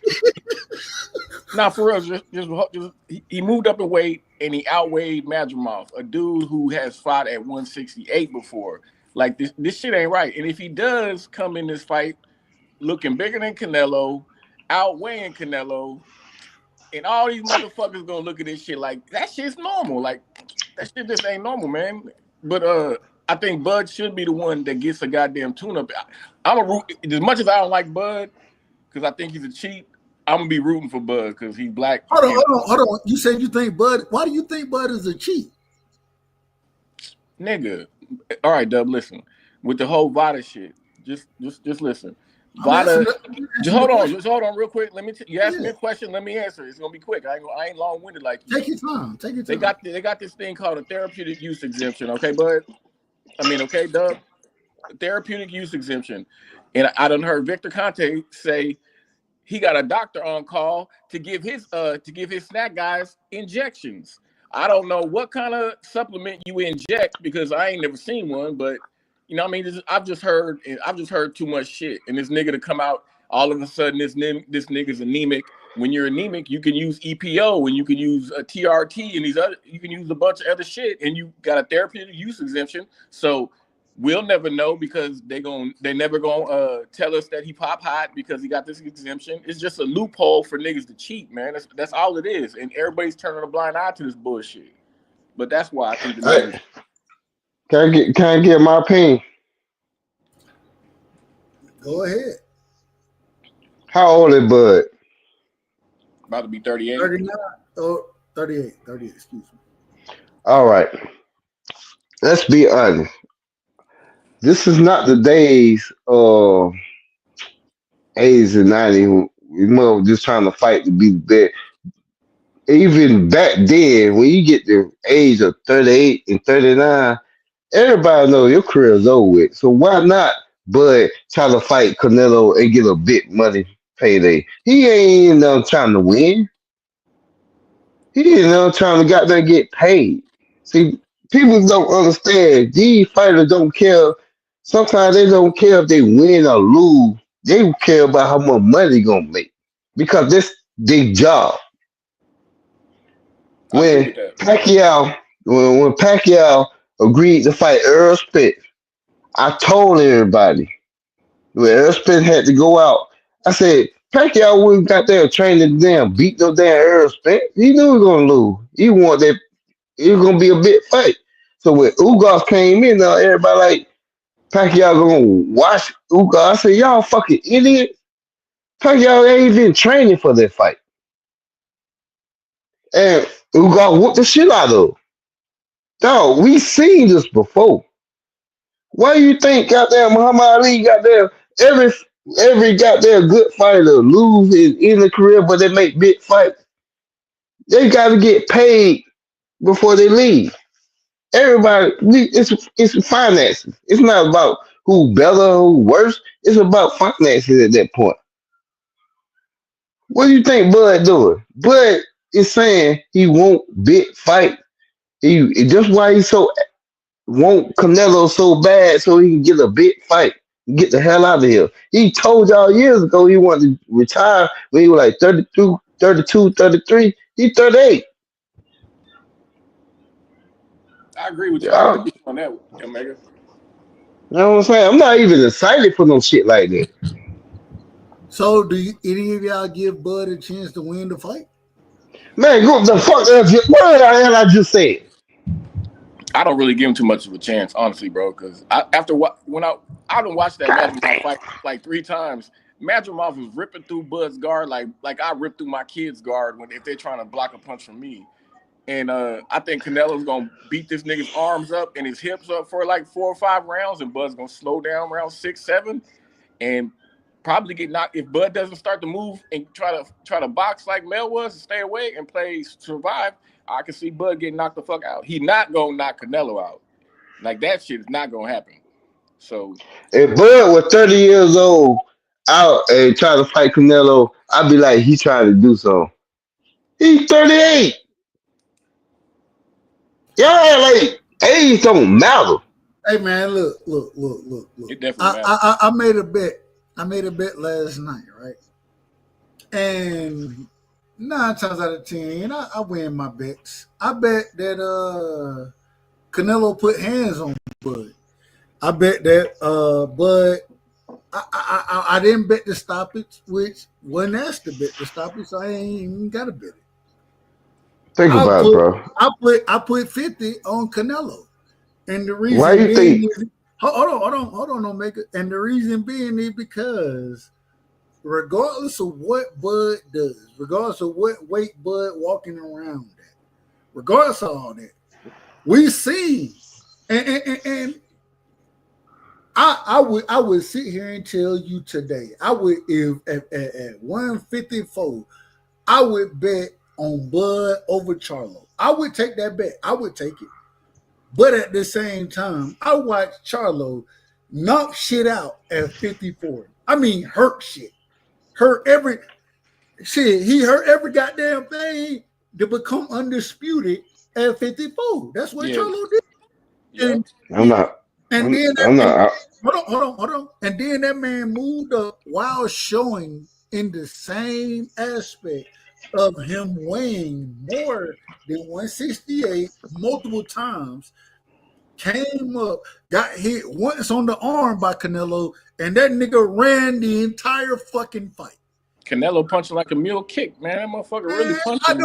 I don't believe Bud finna take that shit. He not finna take it. Man, you see how swole Bud head was after that Madrimon fight, man. Canelo finna have this nigga head. There might be a doctor stoppage from head swelling. Hey, we talking about the motherfucking in 30. They talking about motherfucking 20. What you Doug? What you think your boy Dad gonna do at 147? Say it again. What you think your boy Devin gonna do at 147? At 47, I think Devin gonna have issues at 47. I think he'll have issues. That's why I fuck with you, bud. At least you keep it 100. Issue. He got his ass whooped at 140. I think getting your ass whooped is an issue. Yeah. Yeah. I don't know what we're saying right now. I don't know what we're saying. No, I'm saying what I'm saying. Well, it supposed to be 140, but it was 143. So I give you that. So anything over 140 technically 147. So you're right. I think my bad, bro. I just think that even with Devin putting weight on, moving up, Devin ain't showed, and as much as I got no power. He a hell of a boxer. The man ain't show he can crack a damn egg. The man can't crack it. And when you can't crack shit, you end up running a lot in fights. And you get up against some of these other guys, you got to put hand, even in, I'll say the Regis fight, right? In the Regis fight, Devin looked okay. He looked good in the fight. At the same time, he fought somebody who didn't have nearly the skill set. And then look good last fight.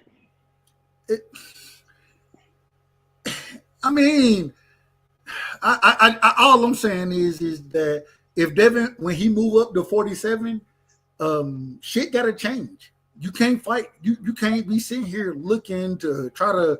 And Devin, he's had success in smaller weight classes, being the bigger fighter. He's had. You can't say win though, Dub. You can't say win. Do that shit. He's officially at 147 now. Yeah. He's ranked. They ranked him number 1 in the WBC, man. Yeah. I think he's gonna have. Hey. I think he's gonna have trouble.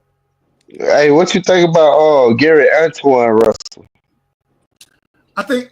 Well, who Antoine fighting this? Antoine fighting for a championship. Right, Ryu, ain't? Say it again. I think he'll fight Ryu. Is he?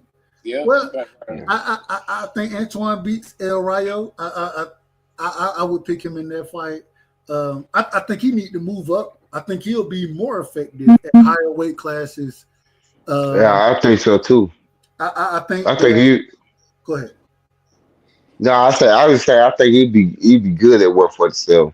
I even though he does have a shorter arm length, I think that having Mr. Gary in his corner, I think the body work that he commits to, man, I think he's gonna be special. I think he's gonna be special.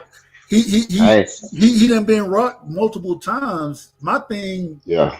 I think a lot of that goes to draining you to make weight. And I think he'll be a stronger fighter at 47 than and it's crazy. I think he'll be a stronger fighter at 47. I think Devin would be a weaker fighter, even though I like Devin more than I like Mr. Gary or Antoine. I just think that weight class fits him better than 40 does, and I don't think 47 fits Devin at all. I think he's gonna struggle. I don't know. I don't know how everybody else feel, but I think at 140, I think getting Antoine Russell was just he really I think his weight class should be 147 and not 140. I think he's too big for 140. I don't know if everybody else think about that shit, but I'm just looking at how because I got a homeboy. He look just like him, built just like him, and that nigga is big. He 200 pounds. I'm looking at him and I'm like, dog, how the fuck you get down to 140? You got to be weaker at 140 than 147. You know what I'm saying? Yeah. But and the crazy thing is when you look at somebody like Devin, Mr. Gary, Antoine, them damn Russells. I apologize about the damn Russells. They shit. You don't never know who you're talking about with the damn Russells. But you just say Gary, though, man. Yeah, we know what you're talking about. But when I agree with you, I think that even I look at somebody like Brian Norman Jr. Shout out to Picasso for bringing up B. Norman. Yeah. I look at these type of fighters. I think that even though they were able to hold their own at 40, I think they're much better at 47. I think Devin did what he was gonna do at 35 and even though I think he has longer range, you know what I'm saying, than these guys do. It's a different battle at that weight class, and I don't know, man. I don't know. My thing, I think you'll feel better inside if you didn't have to cut weight. I mean, of course you're gonna cut weight to get in fight, get fight ready. But when you couldn't wait, just to goddamn drop down to a certain point, I said they're gonna make you weaker. You know what I'm saying? I agree. And then you got to blow back up real quick. So man, but that's why I like the same day waiting like it used to be. But then it gets into a different aspect where okay, I'm a bigger fighter because I'm younger. I'm gonna say that. I'm gonna say because I'm younger, I can cut more weight. Now that I'm starting to get older, get into quote unquote my man strength, whatever. Now I can't cut as much weight. Well, the problem becomes you're fighting niggas now that are your size. Natural guys, and maybe not. When we talk about somebody like a Boots, Boots probably walk around at 180, 186, somewhere in there, and still cut. You know what I'm saying 40 pounds, still cut to make 47. He'll tell you don't feel comfortable, but you're looking at somebody who is his same size, possibly bigger, cutting even more weight, making a lower weight class. This man don't feel comfortable, and now you're gonna move up. I don't like it. I just don't like it. It's just why I like to say they weight like I will. When I was in the military, your weight your age depends on how you do your PT, how you do your physical exercise and shit. And if somebody 30 ain't gonna do the same shit as somebody that's 18, right? And if you taller and bigger, you got a different standard. You got a different standard depending on your body size and your age.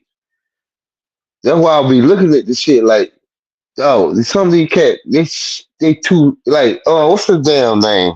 Them motherfuckers 6 feet fighting it went like 130 or something. I can't remember the motherfucking name.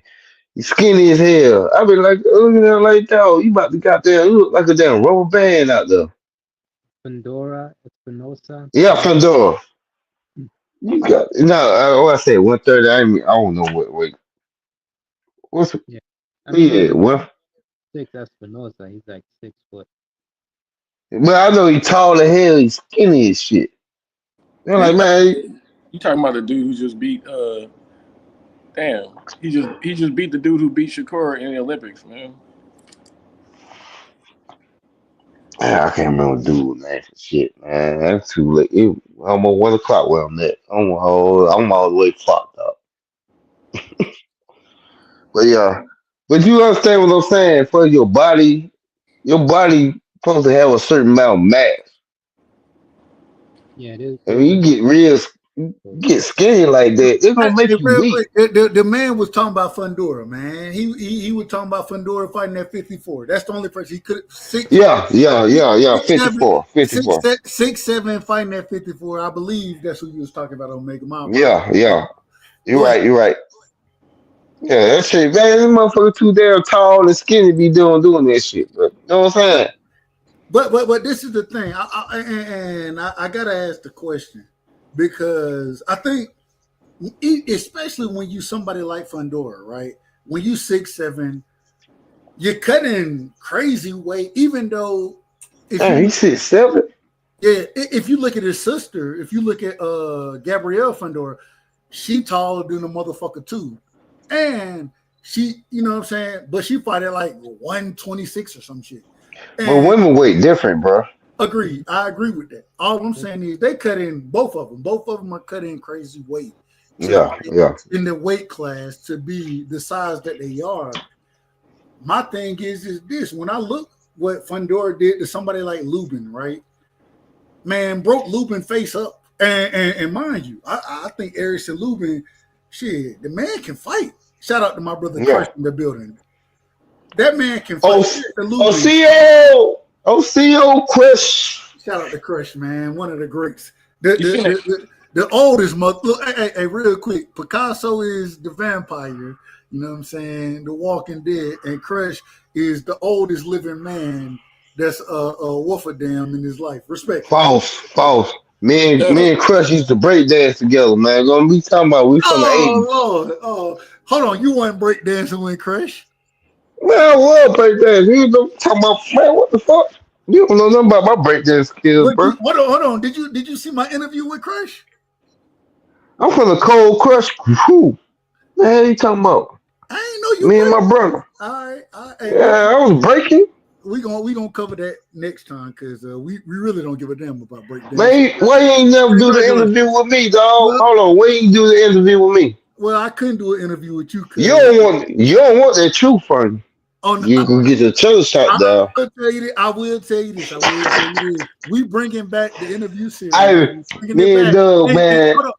And we talking too much. We gotta let everybody else talk, dog. We talking too much, dog. Shit, we can't talk too much over here. But we bringing the interview series back, so we got to bring you on. But going back, just finishing that topic off. What's the positive, right, for an individual who is 6'7", fighting that? And mind you, I'm 6'5", right? Nigga, I'm 6'5". I weigh 265.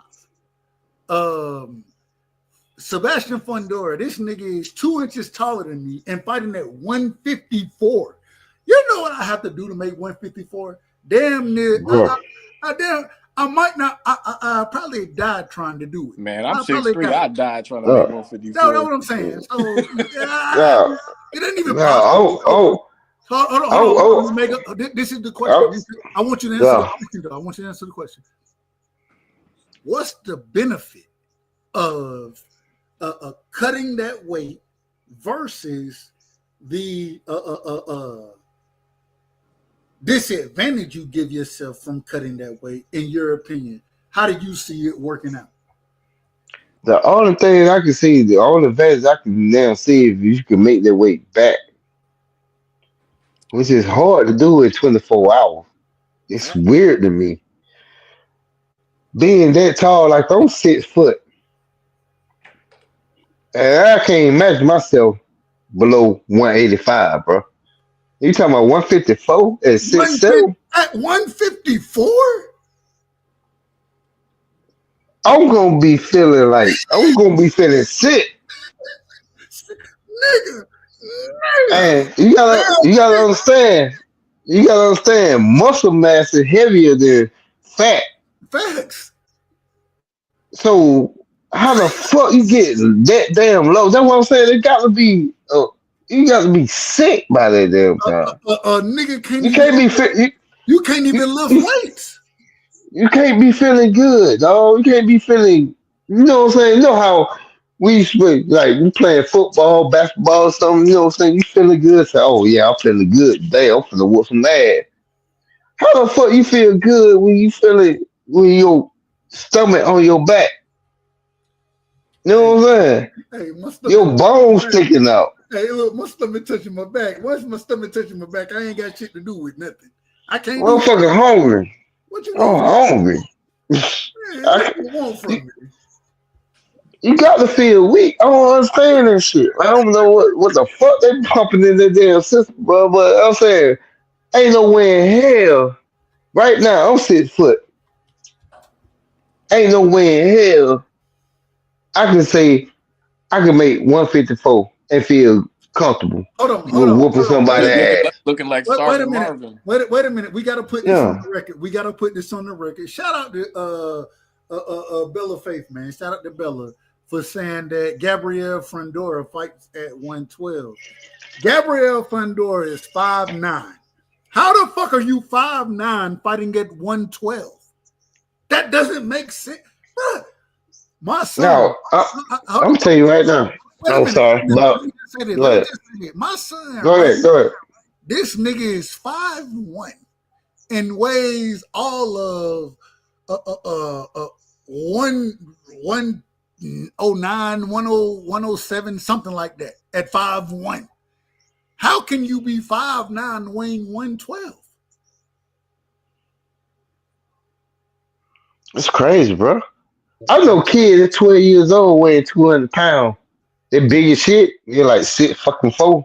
They play football, but I mean, I coached an 8-year-old one time that weighed this nigga wasn't 5 foot, and this nigga weighed 153 or some shit. Oh, he couldn't run the ball, but he couldn't run it, but he blocked like hell. You damn right. If I'm on the ring with somebody that tall and that skinny, you know the first thing, I ain't even trying to punch their face. I'm gonna tear their body the fuck up. Body work like crazy. Cause you got nothing to resist it. You got nothing in your. I'll tear that body the fuck up. Look, you got bones catching punches at this point. And that shit hurt. Shit, what the fuck is going on? My God. I don't understand this shit, bro. I don't understand. My bad. Cash Teach. What y'all got on this, man? We out of order. Me and Omega, we out of order right now. Don't blame me. Say it again. I said don't blame me. Well, I'm gonna blame your ass anyway. I ain't gonna blame my damn self. Man, you out of order. Let them talk. You out of order, nigga. What the fuck is going on? How you gonna tell me I'm out of anyway? Cash Teach, man. Y'all go ahead. Omega out of order. He out of order right now. Yeah, man. I wanna spin the block and go back to Bud, man. Spin the block on us, Teach. God, hold on. Wait a minute. A nigga. God damn, let the man spin the block. Oh, wait a minute. A nigga. Out of order. God damn, let the man talk. Omega. A nigga from Guataria said he gonna spin the block on us. Go ahead, T. Spin the block, damn it. Spin it. Respectfully. Yeah, so getting to Bud's weight, man. I don't think this is definitely not the first time his weight has been out there. Like it's been brought up before that he was in like 180. So that was already a given. So the only thing left for Bud to do right now is just cut that 20 pounds and just maintain that weight and get stronger at that weight, right? That's all he has to do. So in regards to him cutting the weight and working out, I don't see that as an issue. Hey, Teach, let me ask you, do you think with Bud with him saying he already walking around at 186, having to cut, like you said, those 20 pounds, really 18, which I will say 2 pounds make a big difference in boxing, in my personal opinion. But with him having to do it, do you think he cuts it early and then really works and maintains to be the best physical specimen he can be at 68, or do you think that he tries to pile it on and then cut it later? Hey, can I answer that question? No, you can't. I asked it to Teach. Okay. Yeah, You out of order, man. You got to be in order. Go ahead, Teach. Yeah, he definitely has to do it, early rather than late, right? And it looks like he's working on like Hold on. Say it again, Teach. he has to do it early, like rather than late. Because you can't just cut a bunch of pounds like late. That's not good. Takes time, right? You gotta go through steps. So cut the weight early, and he has a lot of time too. Since the fight is in September. So yeah, just cut the weight and just work on your strength after that, and that's the best way. Okay. But I'll talk about the It fight really, now. it really don't matter if you cut it early or cut it late. He gonna have to put on muscle. He's gonna have to have more muscle than he's used to, and that muscle he gonna get a lot tighter than normal. He gonna get winded faster. He gonna be a little bit slower. Man, this is a stretch. Anyone But betting on Bud is a buttercup, really. But Cash, nah, I'm not betting on Bud, but one thing Bud do, he stay in shape, bro. I Yeah. give him that shit. He stay in shape. But we agree that Bud he been living in the gym his whole career. That's why I don't understand why he needed Victor Conti, since the nigga stay in shape. Come on, Cash. Yeah. You out of order, Cash. You out of order. He out. You have to mute his ass in a minute. Hold on. I understand what Cash was saying. Cash saying he need blood transfusion. What? Yeah. Yeah, You ain't know that? And now you out of order. But Bud is a vampire. He like Blade too. Hold on. I want to let me ask you this. I'm gonna ask y'all this. With the breakdown that Teach just gave, right, and how Cash kind of broke down how Bud is always in the gym. Yeah, I said that. Wait a minute. God damn it. I don't want to make. Shout out to my brother Thomas Hill. Thomas, help. Because this nigga Omega Red is out of order tonight, man. He out of order. Man, he always call my damn name out like I'm the only person. So this is the question. With Bud, and I think we all agree, regardless of the weight that he walking around that it's going to be a challenge for him moving up 2 weight classes against Canelo. I think we would agree also that Canelo has shown the ability against individuals, I say a Caleb Plant, where arm punches don't end up being just nothing. That shit be effective. It end up being effective for Canelo. Do y'all think that Man, fuck all that. Canelo need to fight Benedict, man. do y'all think that the shots that Canelo is gonna throw against Bud are gonna be effective? How you think Earl Spence gonna come back? Because he been out the ring for. This man talking about Earl Spence. Ain't nobody said nothing about EJ. Listen, Do y'all think what's y'all thoughts? I don't even remember the question I was going to have. Do y'all think those arm punches are gonna be effective against Bud? And do y'all think that the body work that we expect Canelo to do against Bud will be effective? How can y'all see Bud winning this fight? Starting with Cash, going to Teach, going to Omega. Oh, man, goddamn, we already talked about the damn Bud. Let's talk about something else. Go ahead, Cash. I think all them damn punches gonna be it's gonna be too much for Bud. The arm punches, shit. I seen what's his face, Jose Benavidez hit Bud with a body punch. That nigga almost shit his damn trousers, man. Everything Canelo hits that nigga with is gonna hurt a lot more than Bud's thinking is gonna hurt, man. I don't give a fuck how big a dudes that Bud be fighting and sparring. This shit is gonna be different fight night.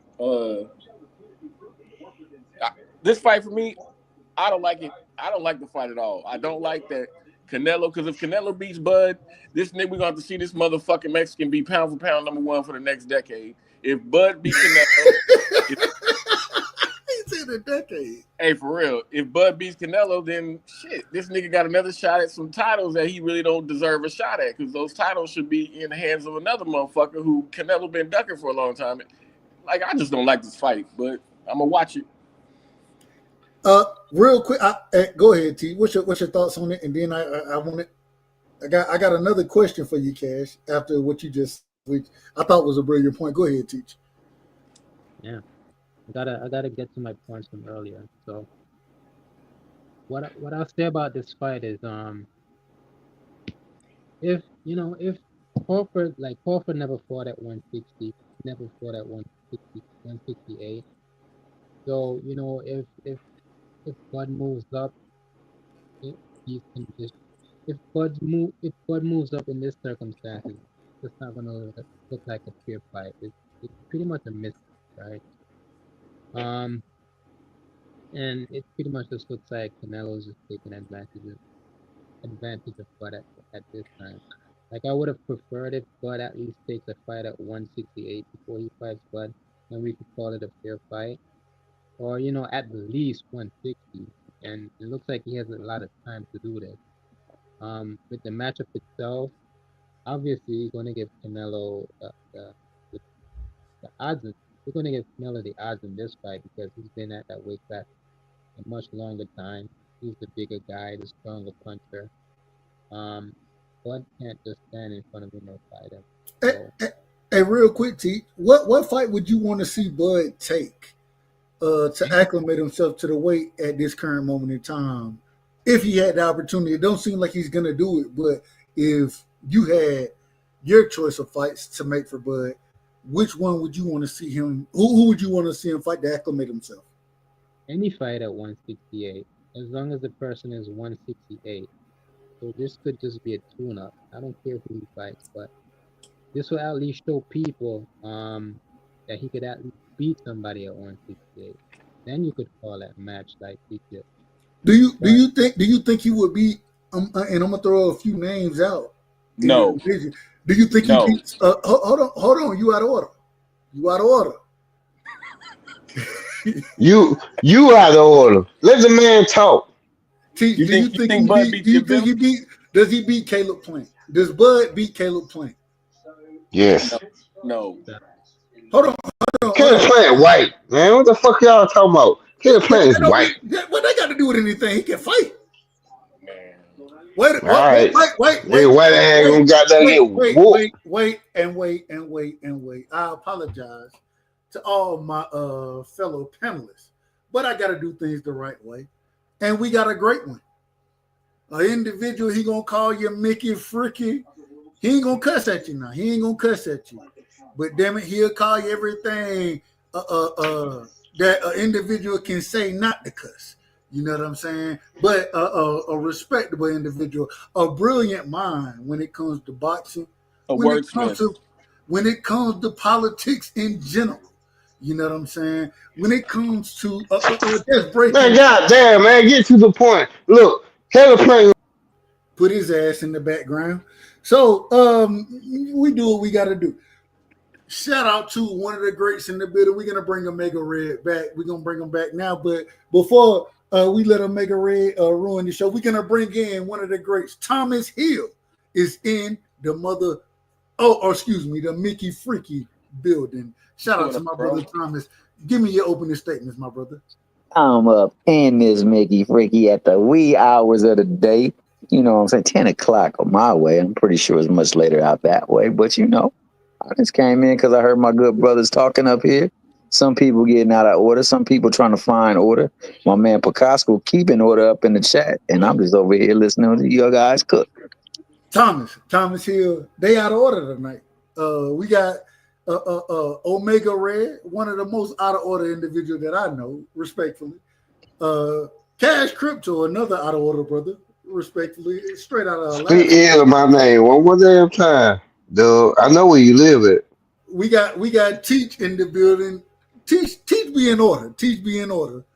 And then Thomas, you done joined us and you out of order as well. So shit, I got out of order. I'm gonna keep order. I'm gonna keep it. But yeah. Shout out to the good brother Teach. That brother always in order. My mellow, Mr. Respectfully Dub right side. That futuristic Clash Flow and Cash Crypto, and the king of the light-skinned brothers, my main man, Omega Red. Shout out Picasso in the chat. Keeping it on lock. We got to ask you this. We need your opening statement about this question. Canelo and Bud, it seems like it's back on. I think the majority on the panel at this current moment in time don't seem to see that Bud has a way to win. I think we all rooting for him. Break it down, Thomas. How does Bud win this fight? Well, honestly, for Bud to win the fight, I think what he has to do is continuously push Canelo side to side with his movement, also shoot in between the punches. You know what I'm saying? Not be afraid to engage and take advantage of the body. Like, I think that's where you truly break Canelo down. Most people hit him in the head, and unfortunately, that might work for Bivol, but you got to have something to continuously break his rhythm and his timing. If you can break his rhythm and his timing, you can frustrate him. But if you can take that body, you can actually fatigue him. And once you fatigue him, I've seen him mentally fatigued, and it kind of just thwarted his offense. If he's physically fatigued, I figure he would do the same too. So for Bud, he just got to maintain his sharpness, maintain movement, punch in between punches, work the body, and frustrate this timing. If you do that, now, real quick, let me say tall order. If an individual who say, and somebody like myself, Bud has lost a lot of his moment, or in the fights that we've seen from Bud recently, it seemed like the lateral movement isn't there like it used to be. He's getting up in age. So for somebody who's gonna say that, hey, Bud may not have that same lateral movement that we've seen previously. We didn't see it in the Madrimov fight. Really didn't see it in the Errol Spence fight, right? We really didn't see it. So when I would say something like that, and Bud has lost that lateral movement, how would you respond to that? Well, not all movement. Like, movement is also angles. Changing angles, changing trajectory on punches, changing trajectory on where your body is, like lowering it, raising it, sliding it to the side, jump cut, L step. These things he can do. He just got to do enough just to keep him occupied with his shifting. And then in the process of doing it, while he's got him thinking, shoot punches that he's not expected. I mean, ultimately disrupting the timing, because he's a timing type of fighter. So you want to break his timing. I mean, that's the one thing that was most effective with Bivol, his high guard, and then coming out and disrupting his timing. Eventually, he started getting his timing where Canelo didn't know when to throw. Now, he didn't hit him hard enough to knock him down or anything like that, but he did hit him with enough sting to frustrate him and get him to not be willing to engage. You got to make Canelo like gunshot. Because if he's not gunshot, then he's hitting anything, and anything that he hits usually hurts after a while. So you want to make sure that you take that away from him. So yeah, I mean, he wasn't like really moving all that much, But like I said, that was the aberration. I mean, I wish people didn't think that was just the end all be all to performances. It was not just he was fantastic that night. The other person really wasn't at his best that night. And it was a telltale sign of how things to come. The Magic Mall fight played out mostly like the rest of his fights have played out. After a while, you just got to be able to endure, and you got to be able to disrupt his time. And if you can do that, then I think you have a really good chance with Canelo. But if not, then I think Canelo gains more confidence. And once he gains confidence, then it becomes he's just teeing off on everything. I apologize for this cat in the background, man. This cat is going nuts right now. Hey, just like hold on real quick. You got a cat? What the fuck you got a anyway? Man, this is my cousin cat. She over here. She brought this cat making all kind of noise. Lord, I think the cat got that, he got the BBs, man. I think he want to mate, but he can't mate. Man, Bud is moving up in weight, so just like that. Go ahead, Cash. Just like Bud's last fight, he was moving up in weight. So all those feints that Madrimov were hitting him with that were fucking Bud up, Canelo is real good with feints too, man. And he moving up in more weight, so he gonna be more worried about getting hit by a bigger puncher. Like Bud gonna be biting on feints. Bud gonna get beat the fuck up, y'all. All that lateral movement shit, that shit sound good. This nigga's not at 140 no more. And even when he was doing his lateral movement, he wasn't no master of the lateral movement or nothing, man. Like that nigga, man, cut it out. I never said he was a master. But that being the case, I mean, he does move better than Canelo does. Canelo doesn't move as much either. And on top of that, you don't have to move often. You just got to move when necessary. That's the one thing that makes Better Beef so damn good. It's not like he's super quick or that he's that elusive. It's just that his movements are sudden in the movement, and it's right and precise at the time. So that's all he would really have to do. I'm not saying I'm not going in there expecting him to go out there and put a masterpiece. But I will say this, Tom. You have got to put a masterpiece on Canelo, bro. We seen Bivol beat this nigga for 10 rounds, and then he only got 7. Like, hold on. Bud don't got no Bivol stature. He ain't gonna be able to do Canelo how Bivol did him. Like. Real quick. I want to say this. When you speak on Better Beef, Baturbiev is what I like to call him. Yes, but I watched this man when he went up against what's the white boy name? I can't think of the white boy name that he knocked out in like the 4th round or some shit. Was it Joe Smith? Yeah, Joe Smith. Yeah. We seen even at an older age, we seen more footwork from him in that fight than we've seen from Bud in a long time. And my thing is this. I think that whether it's Baturbiev, whether it's Bivol, but whoever it is, to beat Canelo, man, you got to make Canelo come at you. You know what I'm saying? You ain't gonna just sit there and stand in front of Canelo. It don't work like that. That nigga Canelo can fight. That man can fight, and he got power. He got and he got one of the best chins that we done seen in the sport. 100%. Yeah. No, that's all. So with those things already going against Bud, my thing is this: if it took and like Cash just said, I don't think Bud stops Canelo. I don't believe that happens. And regardless, I watched Bivol put hands on Canelo, walk Canelo, push Canelo back continuously in a fight, utilize the jab and the straight, and run shit down the middle and make Canelo damn near non-effective in a fight. I watched it happen, and the man won 7 rounds. How is Bud gonna win the fucking fight?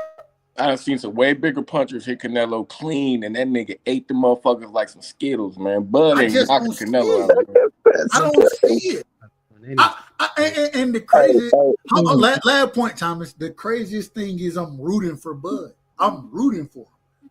I just don't see the shit. I don't see it happening that way. Thomas, regardless of this nigga weight, I don't believe it's happening that way. One of the things, shout out to KQKC, one of the things that nigga used to always say when I first found boxing, and Thomas, you know it's the truth.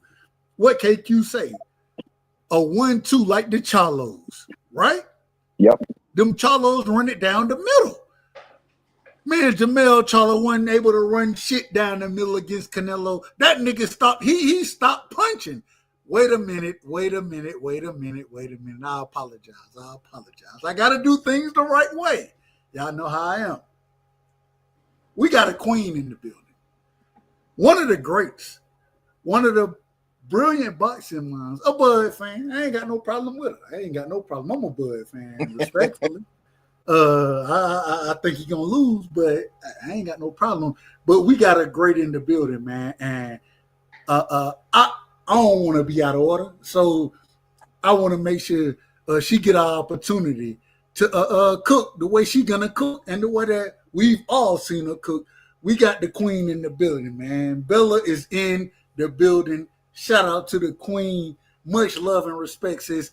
Give me your opening statements.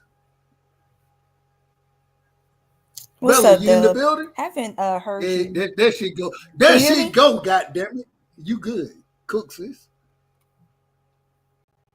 What's up, Dub? Haven't heard you go live in a while. Just listening to y'all's conversation. What's up, Teach, Cash, Thomas? Y'all having some good boxing conversation. Yes, ma'am. I don't. This is a tall task, but it's not mission impossible. Canelo has lost before, and I could see him lose. I could see him losing the fight, not by knockout though. It won't be by knockout. It'll definitely be a decision. But Hold on. Now you saying when you say you go can ahead. see, so you saying you can see Bud losing, but not by knockout. No. I could see Canelo losing by decision. Okay. I could see Canelo losing by decision, depending on. But the reason this is such a tall task, if Bud would have gotten a little more acclimated to 54, or at least I would feel better about a tune-up in between going straight to Canelo in September. And I haven't heard anything about a tune-up. Is a little, scary, but Bud still has the skills to make this a very difficult fight for Canelo. Bella, hold on, Bella. Let me ask you a question. When you what you just said, and correct me if I'm wrong, you said because the lack of tune-up, you don't like Bud going into this fight, but you think he has the opportunity to win the fight. But because of that lack of tune-up, acclimating himself the same way he didn't acclimate himself to 54. He won the fight at 54 against Magomedov, but didn't acclimate himself. Correct? So how many fights would you say he's acclimated to 54? The man, what was his first fight at 54? He only a championship fight. Did he acclimate to the weight class? He actually did. In his time off, I would say he had a fight. He had a fight at 54. With who? He had he had enough time, I think, to grow into 54. Wait a minute. Wait a minute. Let answer the question. Who did he acclimate himself with moving to 54? He didn't. He moved straight into a championship fight. But he took a nice little period of time between the EJ fight and Magomedov fight. Right. So he acclimated outside the ring. You know what I mean? That's how I see it. Listen, acclimated with 16-ounce gloves. 2024. Acclimated with 16-ounce gloves in August versus 2024. Go ahead. Go ahead. But go ahead, Dub.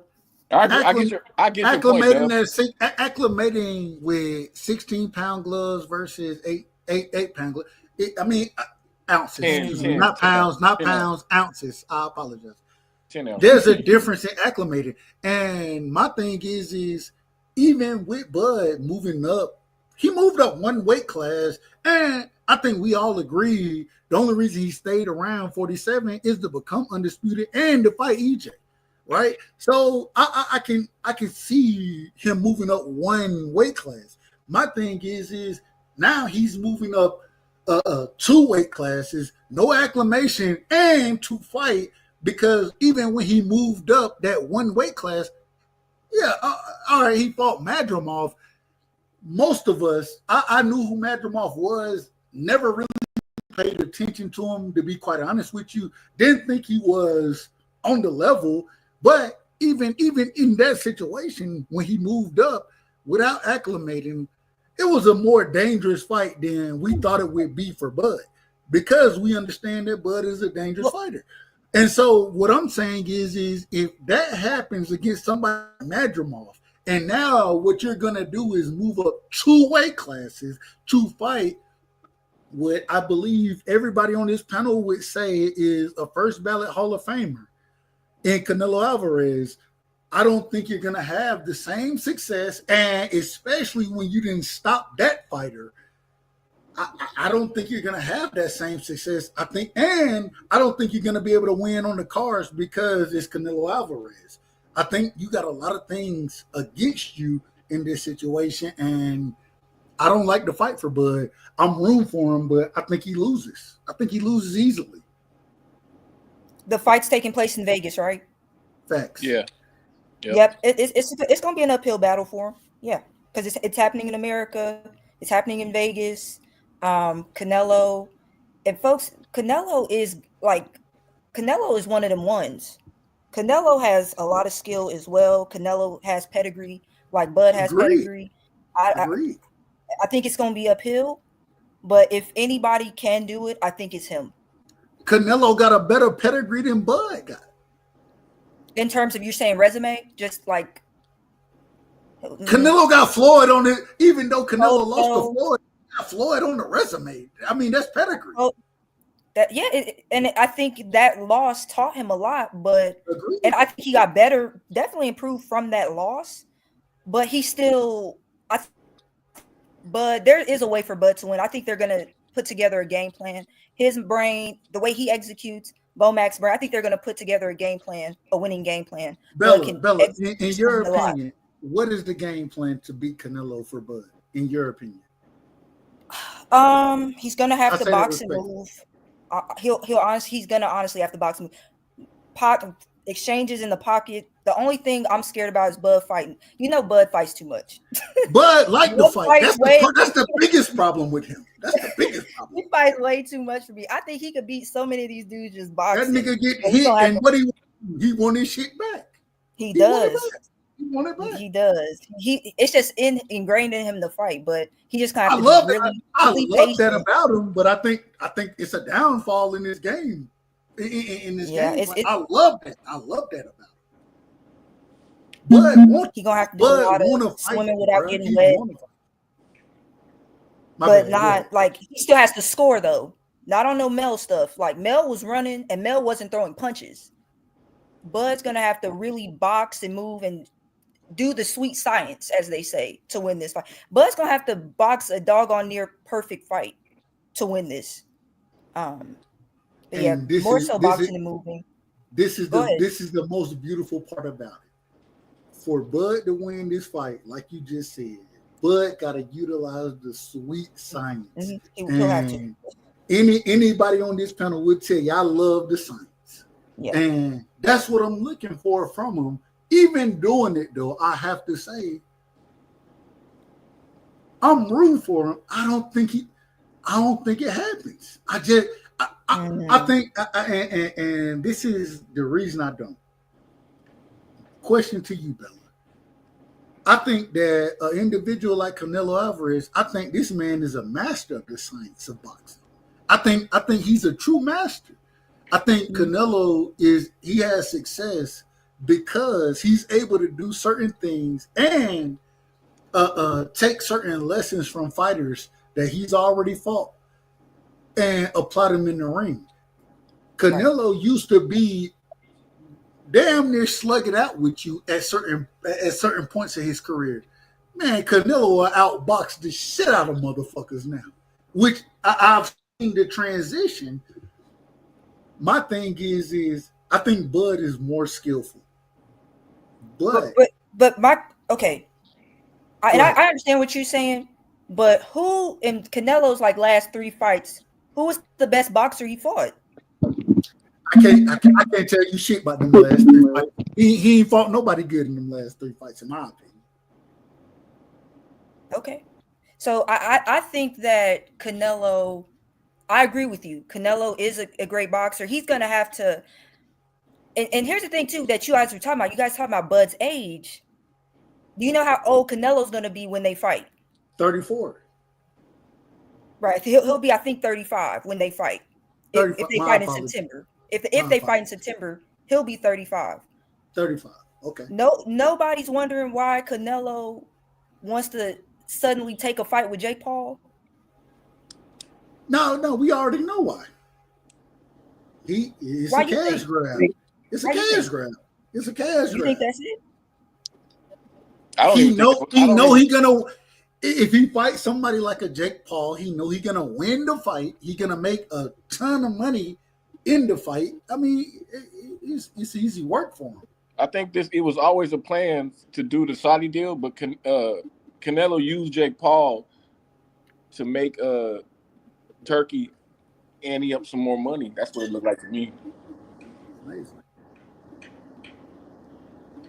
What? Go ahead, Bella. What's your thoughts? Yeah, continue your thought, Bella.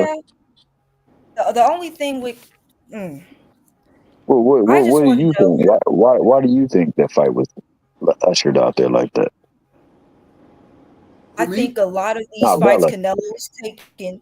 Can you hear me? Hello, can you hear me? Yeah, I can hear you. Okay. You good, a lot of these fights Canelo is taking, for me, we're talking about Munguia, Berlanga. I mean, a Jake Paul fight. BS fights. But does Canelo know something about his body breaking down that we don't know? Why is he taking these off-last fights? But these fights are not even.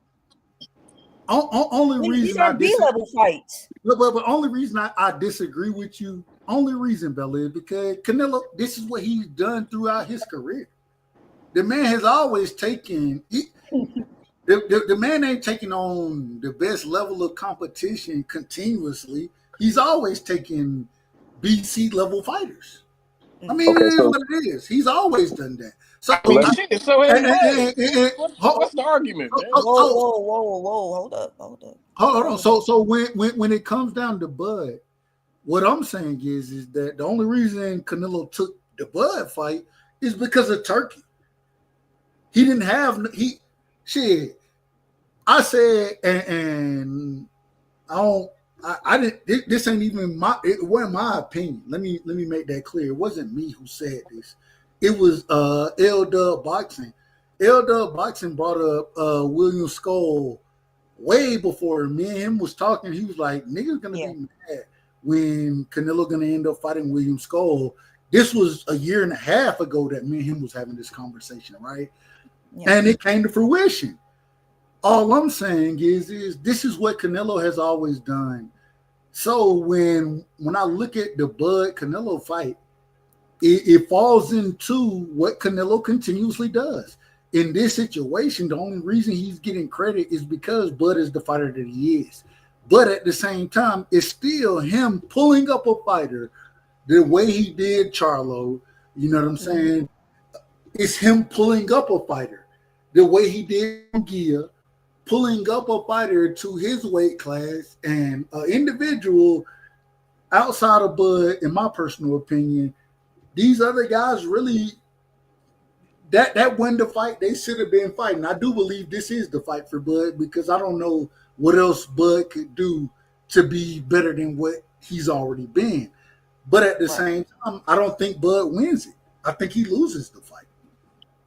I mean, I'm going to say this regarding the fights and why he's taking the fights.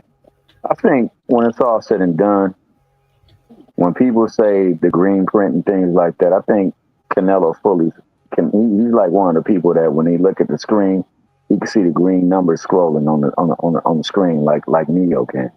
He can read through things. And I think that he sees that, hey, if I get this fan base tapped in, then I get this fan base tapped in, then I bring this to the table, my last fight will be epic. I think he's setting everything up for the end game.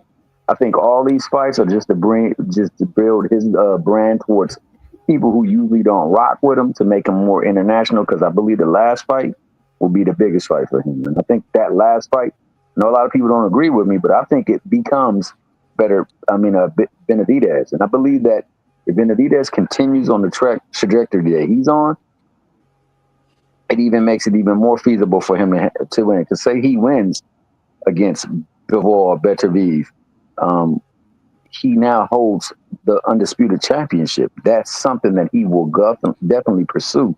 And on top of it, because he's fought Mexican, he's fought Puerto Rican, he fight a YouTube star. Now you got the build up behind it to say, look, this fight right here is for supremacy amongst my pizza for the raza. And on top of that, now I got a platform available in case we can't make the negotiations happen anywhere else. We can get them involved, and it will give us more of a sale. To say that it's going to be an easy task, man, if it was supposed to be easy, everybody was going to do it. Can Bud do it? He got the skill set to do it. He's going to have a lot more than skill set, too. And I think he has a lot more than that, too. But I just know that the beast that Canelo is, people often denigrate him because he doesn't give people the fights that they want to see.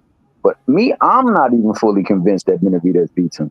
Me, I believe that Canelo is the guy. Me. So I just think he's playing a game, and he's playing chess while everybody else out there playing checkers. And you can't like lobby him out of the fight because he is the biggest dog in the arena. There is nobody on his stature that is currently boxing right now. He's getting 80% of everything. Exactly. So why not build the market? Why not build the intrigue? Why not build everybody's interest into it? Why not tap into some of these people's fan bases? And then when it's time to make the biggest fight of my career, call it a quits, going out with a bang. I mean, Mayweather signed, it's check that he got on that last fight. He ain't even spent yet. That bad boy was so huge, man. You know what I'm saying? So, hey, that's what I feel. And as far as, the last thing you were talking about, goodness gracious, I didn't talk my way around that bad boy. Now you out of order, man. Now you out of order. I'm trying to stay in order, man. But I've been quiet for a while. But what was the last thing you said, Bella? We're trying to help you to be in order because you don't even remember it. No. I talked my way out of it, but I know she was talking about one thing in particular. I wanted to comment on. So we'll do it this way, Bella. I want to come back to you, and we got to bring Cash and Teach back into this thing. You know what I'm saying? Sure.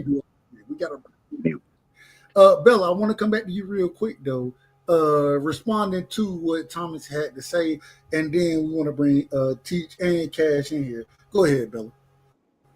Yeah, I understand that Canelo is maybe his last fight will be Benavidez, but I think, to be honest, Benavidez is kind of hitting his prime. Actually, he just had, I think, maybe his toughest fight, not his most difficult fight, but his toughest fight. Morrell was pretty tough. And I think he's going to continue to build and have tougher fights. While Canelo, while I do think Bud is probably going to be his most difficult fight, I'm not sure Canelo is taking tough fights, as in guys that have that type of output, have that type of strength, have that type of just that come forward, that dog. But Benavidez has so much skill. I just think Canelo, I do disagree with Thomas. I don't think he's gonna take Benavidez last. I don't think he fights Benavidez. Hopefully Benavidez does stay on his trajectory. So in the case that, Canelo has his last fight and it's not Benavidez, I think, it'll be a big stain on his legacy if he doesn't fight him. But I don't see him fighting him. I think he's too big, too skilled. But I actually think Canelo is kind of scared of him. Because I think if Canelo saw what we saw, Canelo would have fought him already. Hey, before I get into it, because I love what Bella just said. I love that. I'm gonna learn to quit disrespecting Benavidez. Wait a minute. We ain't nobody disrespecting Benavidez. We gonna get to it. You pick more Not over here. This is the question that real quick. Teach, Cash, did y'all have anything to respond to what Bella just said before I ask my next question? All right, y'all ain't got no questions. Great. I love it. I was waiting for Teach to talk. Oh, hey, Cash said, but I had questions. Damn it, shit. Teach, go ahead. So I can go ahead. Teach, do you have anything? Teach. Now, Teach got a lot. He just don't be speaking over folks. He like me. Hey, no, Teach a brilliant individual, a brilliant one. Hold on, nigga. I don't be talking over niggas. Come on, man. Calm down. Cash, you not. I never said you did, Cash. I never said you did, dog. Cash, you represent Alaska as great as anybody can. So I don't know what you want me to say about you. All right, Teach didn't say then. Cash, go ahead, give me your statements about what Bella said. I got a question for y'all though, and I think it's gonna go into what Bella brought out.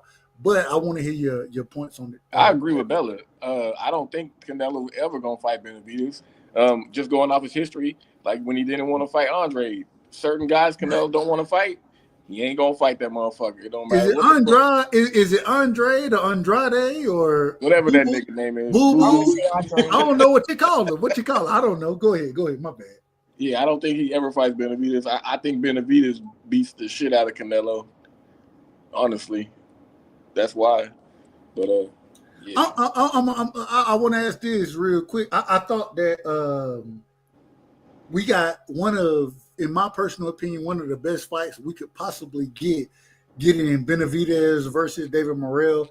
David Benavidez won that fight, and I picked David Morrell to win the fight. Me personally, I was wrong about it. I had no problem saying that. What did y'all learn about David Benavidez from that fight? In y'all opinion, what did y'all learn from it? Go ahead, Bella. You got it. Oh, well, I learned Benavidez, his defense is really good. It's gotten better. Very underrated. Very underrated. He was catching and shooting, pulling the glove down, hitting. Man, Benavidez, he's quick. He's got that hand speed. Benavidez he's pretty complete. Benavidez, to me, he's pretty complete. It's hard to see flaws in him. It's hard to see. Yeah, it's a lot. I was watching the fight and I was thinking, I'm like, yeah, Canelo, he ain't gonna fight him. When I'm watching it, I'm like, I'm thinking, I'm looking, I'm like, okay, where is he struggling at? I'm watching, like you just brought out, the pull down, brilliant, and then following up, shooting behind it. Being able to allow David Morrell to be first, him to be second, and throw more punches, land more, utilize footwork that I never thought that the man had, respectfully. I mean, it was a brilliant performance from David Benavidez, in my opinion. I thought I learned, me personally, and then I'll pass it. I learned that I was sleeping on David Benavidez. I thought that he was a come forward fighter, that kind of a one trick pony, gonna throw a lot of punches, not necessarily gonna knock you out, but overwhelm you. And then I watched him. He showed so many different facets to his game in such a short amount of time. I thought it was brilliant. What he did against David Morrell. And I'm an individual who rates David Morrell very highly as far as 168 pounders go. I loved it. I loved everything from David Morrell. I look forward to seeing him against the winner, which I think, me personally, I think it's going to be a trilogy. I thought Bivol won the first fight against Beterbiev. I think he wins the second one and the third one. That's my opinion. But I can't wait to see David Morrell in the ring with, David Benavidez in the ring with him. David Morrell either. I want to see all them fights, personally. But I give David Benavidez a lot of credit. I give him a lot of credit for that win. I never thought. Go ahead. Oh, go ahead, Cash. Go ahead. Now the only questions that I have, I didn't really have a question, but so many people kept talking about that Ronald Graville knockdown as Benavidez Chinny. I never thought he was, but shit, after that fight, I know for sure he's not Chinny because when Morrell hit him when the round was over, because you know you loosen up naturally, you're gonna loosen up naturally when you hear that bell, and he hit him with a good shot, and he ate that motherfucker along with a bunch of other punches he ate. So I know for sure his chin is solid, and I told y'all to watch for that. I told y'all to watch for that. That Chinny shit is bullshit, man. Damn, y'all need to stop with the Chinny shit, man. Damn, nigga get hit with some shit, flash knockdown, whatever. Stop with the Chinny shit, man. Respectfully, go ahead. Right. And that was the first fight I saw, like Benavidez, when he was buzzed, he was still like fighting ruthlessly. He was hurt and was fighting, like still throwing. I'm like, oh my gosh, this dude is a real monster. Yeah, he an old school savage in the ring. I didn't think he was hurt when he got knocked down. I didn't think he was hurt against. It wasn't a knockdown, really, though. Did anybody think he was hurt in that fight? No, you know how he wasn't hurt because when he supposedly got knocked down, when he got up, he went to Morrell. Morrell didn't go to him. He went to that motherfucker. I'm talking about not the knockdown. I'm talking about the runner, the grip, the runner. Oh, that's what you're talking about. I'm talking about the Morrell fight. Yeah, I'm talking about the Morrell fight when he was buzzed and he was that man won. Man, David Benavidez was never hurt in that fight. You didn't think he was hurt in the Morrell fight? No. Oh, we was watching a different fight. You thought Morrell hurt David Benavidez in that fight? I thought they got. I thought they hurt each other over in the when they looked like they hit each other at the same time on some Rocky and some damn Apollo. I didn't. So I mean, I don't. What's hurt? What is hurt? What is hurt? Right. I think so y'all got to define this because I didn't think neither one of them were hurt in the fight. Benavidez said he hurt him several times after the fight, but I thought Benavidez. There was a time where I saw Benavidez definitely hurt and was still throwing. Which round was that? That crazy round. Which round was it? I had to go back to my scorecard. I think it was round 6 you're talking about. Yeah, they were going after it, but Benavidez definitely got hurt. I saw his legs buckle. And that's why I asked, what is hurt? That's why talking about over in the corner, Bella, where it looked like they hit each other. Yeah, I thought. Yeah, they were. Yeah. At the same time, he was in the corner. Yeah. Yeah. My thing is that hey, I mean, shots was exchanged, but what? Man, I don't know. For a nigga to be hurt, I'm talking about out on their feet. I'm talking about a nigga not quite understanding what the fuck going on. Like, right. I ain't see them. I ain't see it that way. I ain't see them as hurt like that. Morrell definitely caught him with a shot in between his shots, and it looked like David Benavidez's legs went out for a second, but shit, it didn't go out, and he kept pressing that motherfucker action, man. So this shit's hard to see. The thing is, like you said, I think the biggest thing with Benavidez is his savvy. A lot of people think that, he hasn't been getting better than he has, but he's always been able to manipulate and pivot guard and do things like that to displace your focus a little bit so he can tag another area or take something away so that he can use it. I mean, but again, like I said, I know a lot of people won't agree, but that is stuff that you do not see in the amateur circuit. The amateur circuit, they trying to throw as many punches as possible to get as many lands as possible so they can win. My man literally went in there and went again. Many people said he was going to get his tail beat. And there was no beating of tail up in there. Yeah, he lost the fight, and he lost it pretty decisively, but he didn't really best him up like that. Now, I don't think Canelo looks at that and says, "Oh, I'm scared to fight him." I think he looks at that and says, "This is my opportunity to cash out like a G. Like this last fight will be my best fight." So I think he's wanting him to continue his trajectory. I think he's hoping that he wins out so that he can have the belts and they could put everything up on the line for his last fight, and that's how he'll go out. That's just me. I feel that way. And if you look at every move that he's made on the side, I believe that that's what it's pointing to, making this fight the biggest fight in all of boxing. I hope you're right. I hope so too, because I'm all about seeing the fights, man. Because I really want to see that fight, bro. I want to see that fight because that man has earned that fight. Like, damn, see, like I'm not what people need to do to get fights, and this and that. I know everything is generated by I'm putting up the bread. What do you need for me to do to make you a viable opponent? Because I don't want to have to give up my share.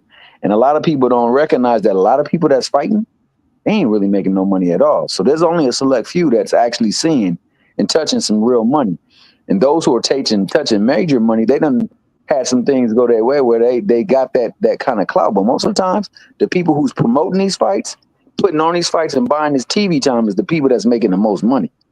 And they not trying to give up their share to somebody else that ain't really earned it. So when people say, what have they done? That's the only thing they're meaning. Like, how many venues have they packed out and how many people have they got squarely focused on them, seeing them fight to command more money than what they're probably going to ask for? So that right there, I don't like. That's why I like when the Super 6, the Super 8, I like tournaments like that to be taking place, because then at that point, you know, the sanctioning bodies can get together to make sure that they can get these fights happening. Because if it's up to the people that actually put these fights on, they're trying to maximize. It's like when you go to the store, you know, right now, eggs cost an arm and a leg because chickens is messed up. You know what I'm saying? So you're not gonna get a break. You already out of order. Now I'm out of order on that. You getting chickens at a discount? You getting eggs at discount? Shoot something our way, player. That's all I gotta say. Shoot something our play. Well, you were about to be out of order. I gotta tell you the truth.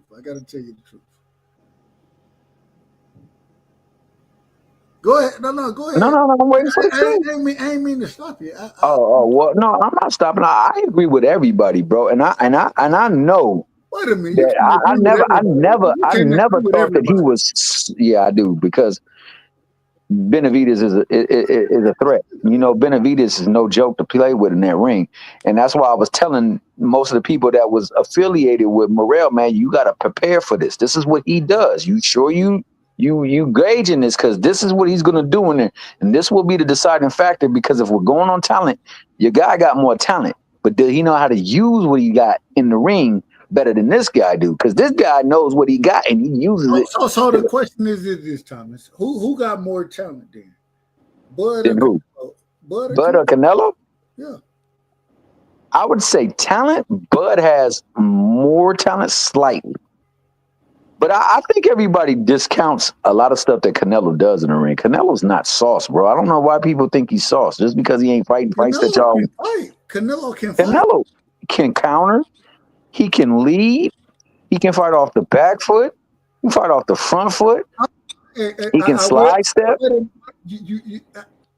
I will say this. Canelo struggles fighting off the back foot. He struggled fighting off the back foot.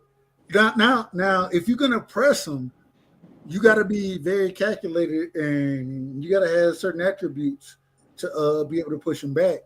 But even pushing Canelo back, that's better than anything anybody got going on against Canelo. Because if you letting the nigga come forward, that shit ain't gonna work for you at all. So you got to push him back, but I will say I'm not sure if Bud can do it.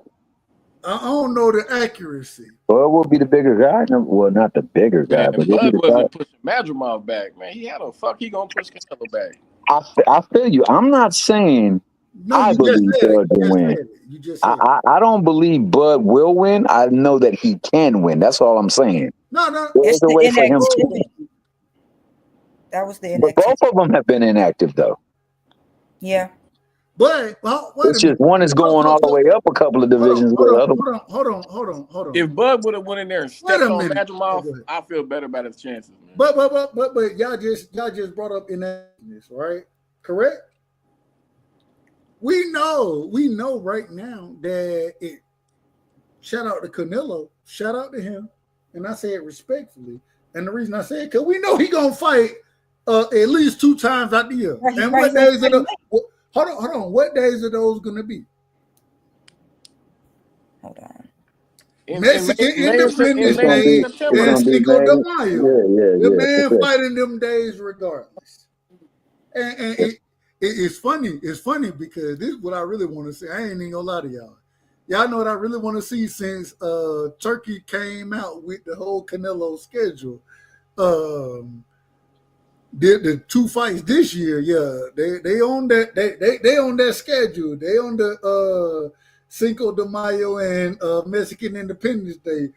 Next year, that shit ain't on none of that. I was like, this shit in February and goddamn July or some shit. What the fuck going on?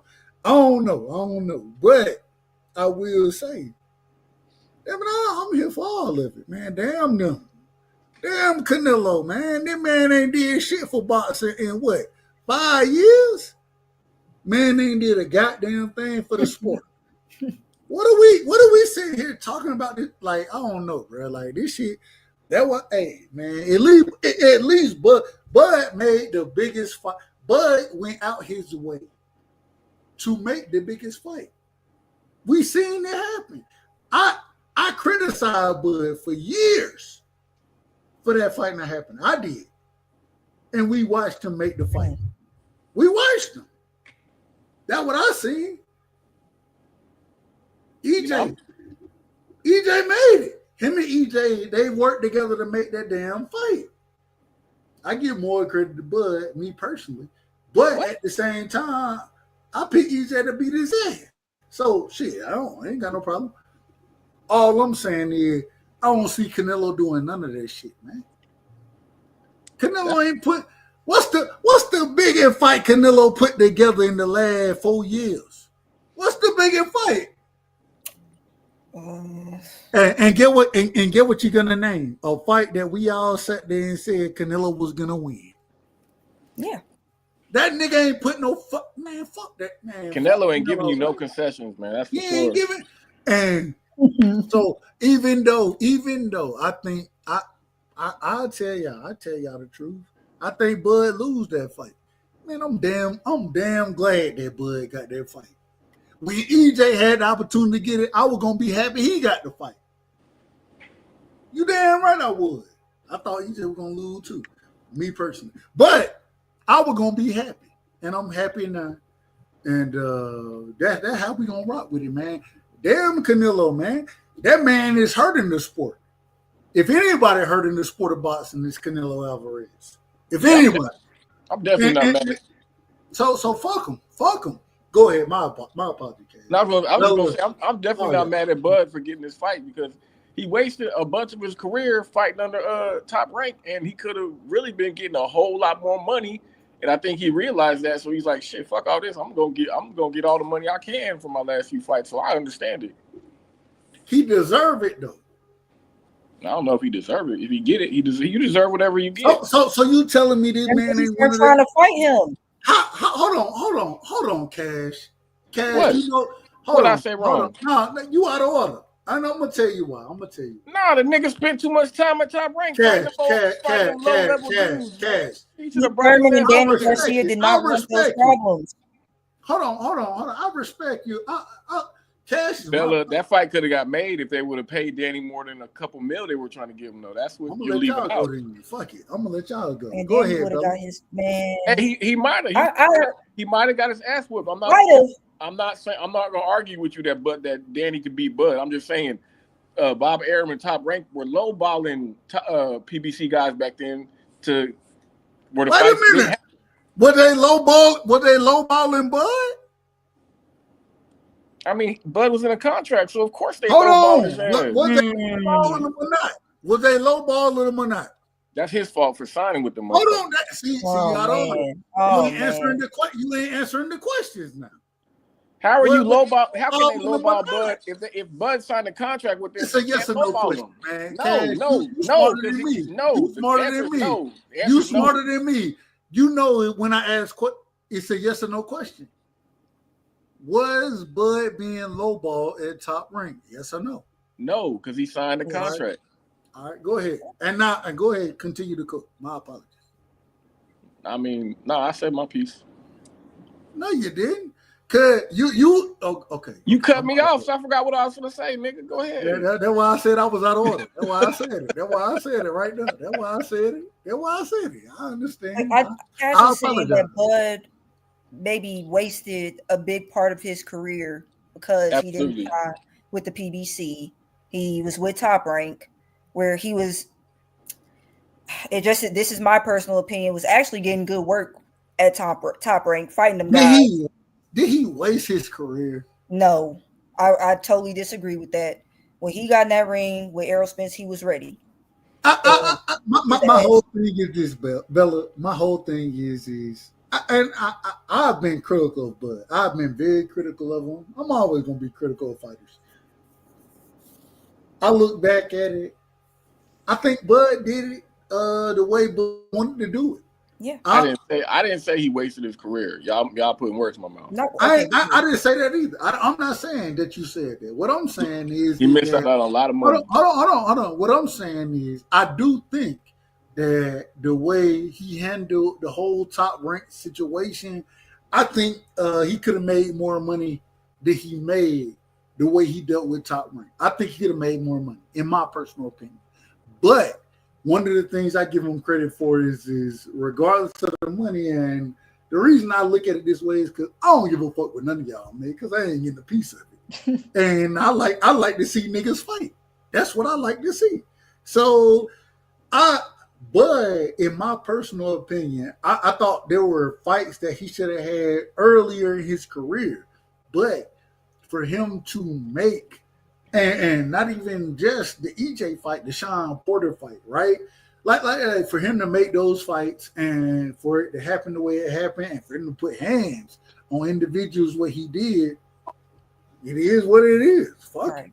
it. It is what it is. I'm not taking away from this nigga being able to whoop ass. I'm just saying he missed out on a lot of money. He would have been a much bigger star if he'd have just left Top Rank and went and got somewhere where they knew how to move his ass with what he can do, because he get in the ring and whoop ass. You know how big. But this is the thing. Think about it. I look at it, and I would ask your opinion on it, Cash. I look at how when you say move to somebody outside of Top Rank, right? I look at how the PBC moved EJ career, right? Mm-hmm. Who came out on top? Bud did. That's not the argument. I'm not arguing that. I'm not arguing if Bud beat EJ. What the fuck? What? No. What? Bud will be ending up making more money at the end of his career than EJ. Let me rephrase it. Let me ask it a different way. That's bullshit. He just made $2.5 million to fight Matrimov. Like, he's about to make 20 with Canelo. He's getting Canelo. Okay, cool. EJ ain't fighting. EJ not fighting. Hold on. Wait. EJ not fighting right now. But Errol got a bunch of big paydays already, so he's behind EJ. That's not even a. We can't even. You guys can't argue that. He gonna get one big fight with Canelo. Ooh, big fucking deal. Like, he could have been getting big fight after big fight after big fight after big fight. Is all I'm saying. I'm not trying to argue with y'all. Man, all right. I ask this one question. What fight, in your personal opinion? Contrary to popular belief, I'm hold on. Let me ask the damn. Can I ask the question? What fight, in your opinion, did EJ make his biggest payday on? I mean, that's with Bud, of course. And Bud did the same, and now Bud is going to fight Canelo, and now so Bud is about to trump this man. I don't understand this. What are we arguing? Bud is huge. That's my thing. It's like he keeps saying Bud could have been bigger. Bud could have been this. Bud could have been. Bud is still huge. Bud is not huge. He's only getting a big payday because it's Turkey. If this was in America, he wouldn't be getting no money. Come on now, keep it 100. You just changed the whole argument and made the argument that the reason Bud getting paid is because of Turkey. That's what you just said. The reason he's going to get a big check is because of Turkey. hold on, which is fine. If you want to change the argument and make it about Turkey, that's fine. And My y'all whole don't know if this nigga's finna get a bunch of money. you out of order. Now you out of order. Now you out of order. Now you out of order. Now you out of order. You out of order.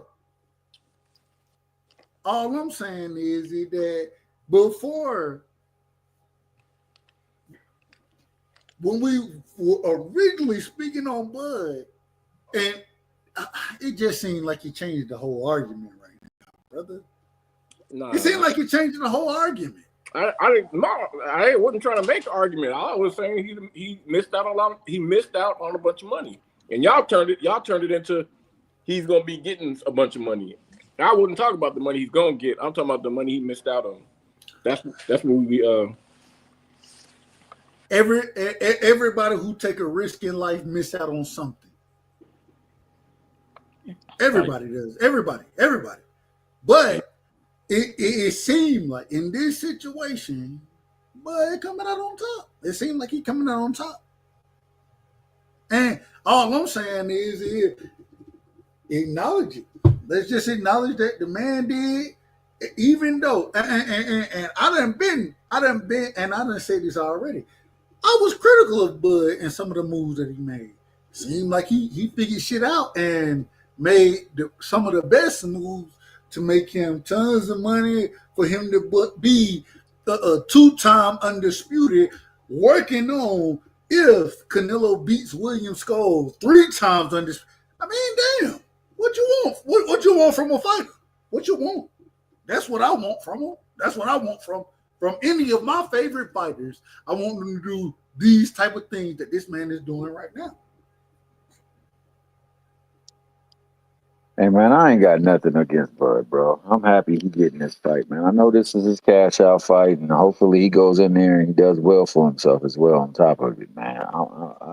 I never had any animosity towards any of these fighters, bro. The thing that I just trip off of is the people who root for somebody. Some of these people get really, really emotional when it comes to certain fighters, bro, and that's crazy, bro. But other than that, I'm looking for him to go up in that ring with a game plan to try to win that fight. I don't think he's just going to get a paycheck. I think he's also trying to do something that he don't believe many people believe in his ability to do. But I'm hoping to see that I might be wrong. Hey, you never know if a fighter comes in with an off day. Sometimes people just not feeling good. Sometimes people just going through some things. Sometimes they just not, physically tight that day. So, anything's possible. The fact he got the fight, I mean, it was a testament to his career. He did go a path that was harder for him because unfortunately he went through the top rank, and we know that top rank system benefits exclusively the people that are the benefactors there. I think that he gets this fight, and hopefully this fight will set him and his family up where, he ain't got to worry about no more fights ever again. He done did enough in his career where he can hang his hat happily and with much confidence that he done been one of the baddest to do it. So, hopefully he can go out with a bang. That being said, I only for Canelo, I think that these fights that he make are for him to build his brand so that when they make the big fight, it'll be his last fight and he's going to cash out. And I think that, unfortunately, for people who are in his division, and they definitely have fought their way up to status where they can contend, all they got to do is look at the business. The business says we put the popular fighters in the ring. We don't put the number one contenders in the ring. So there's a lot of fights that have not been made. This has been happening for a while, and unfortunately, it will probably continue to happen unless these younger batch of fighters get out there and they get in the mix and they put the pressure on the people that actually handle them. But I think as long as these people have to find a way for them to make TV time, and I mean, just look at the Super Bowl. The Super Bowl got tons of commercials because they're paying for those people to play the football game. So they're paying for some time for them to do it. So these people that fight, they got to realize that, these people that put on the fights, they're paying for it. So they're looking to make the most out of their investment. And they're not trying to lose. So some of the fights we're not going to get, but hopefully we'll start getting a little bit more. That's all I'm looking forward to. I think we started off this year right. We got the Davids fighting. Now we get the Bivol Better Be rematch. It's time for them people to follow suit and make some more fights because I'm here for the fights. I grew up in a time where that's what, you know what? As a matter of fact, when Vargas, De La Hoya, Trinidad, Mosley, and them were all in the same thing, the only one who did not get a fight was Winky Wright. And I think that's because just he was a problem. But most of them fought one another, man. Ike Quarte, it's a lot of fights being made. I think we can get back to that. We just got to find a way to make people appreciate what we're seeing in the ring and stop doing what people do when things don't go a fighter's way. Because that's the biggest drawback. People start to discount folks for a loss. And in life, how many losses you take as opposed to wins? It's like a seesaw. Sometimes you take more losses than you take in wins, but when you take them losses and you learn from them, you get better. So I'm hoping for boxing to get better.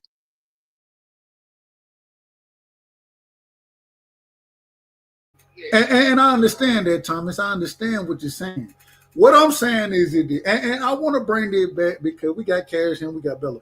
I want to bring it back all the way around from the standpoint that I believe that you were speaking on, Thomas. My question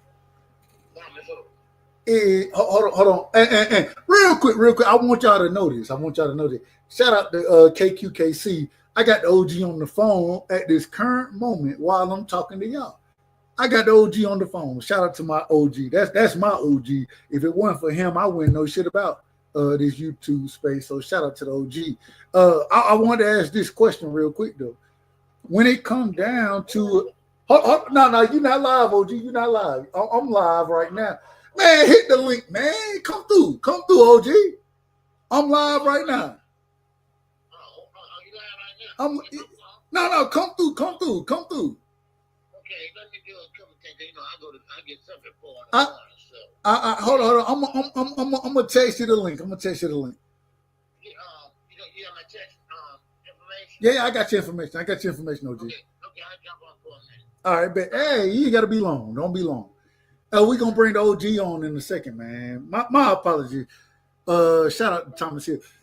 I was talking to KQ, listening to Thomas. Man, I'm doing too much. We got to bring the OG on. What Thomas was just saying, I do want to say this. I want to say this one thing. I understand where you're coming from. At the same time, I think that when we're talking about Bud at this current moment in time, we have to look at it a little different. And the reason we have to look at it a little differently is because Bud is moving in a way, and I don't do this often, but I think this is the opportune time to do it. Bud is moving politically, socially. Bud is making moves with this fight. He making moves and he exposing individuals on a different level. The reason I say it is because everybody can't support Bud for this fight. I see some of my Hispanic individual partner, people that I rock with,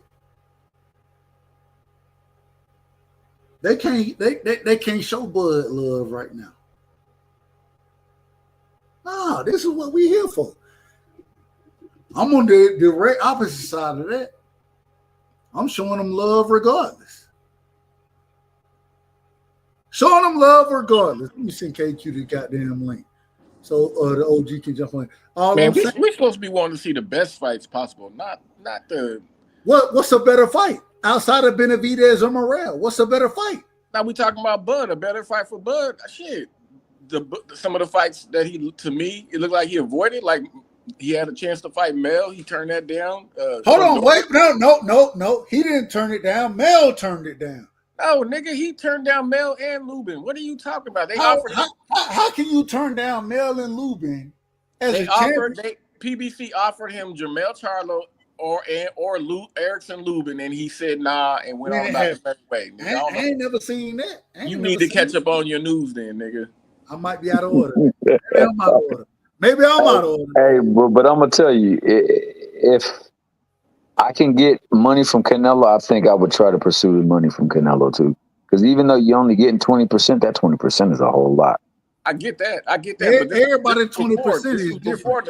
Now, I hear what you're saying, Cash. I'm on par with you because if the thing was to chase legacy, then the legacy would be 3-time undisputed.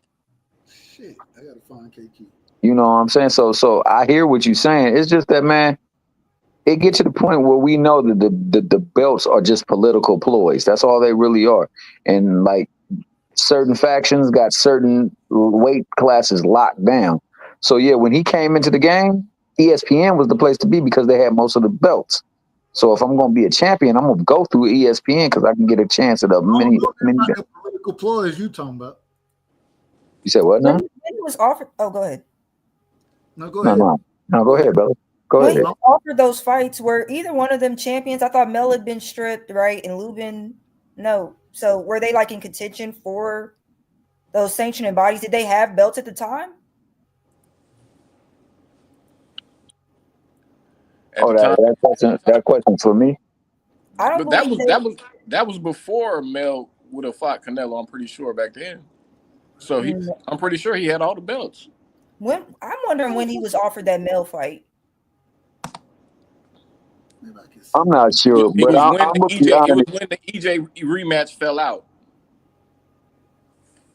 I'm gonna be honest, man. I don't even know if that fight gets made, man. Them two brothers, unfortunately, they go through stuff on an emotional scale that's so great that it sometimes it gets them in the way of getting in the ring.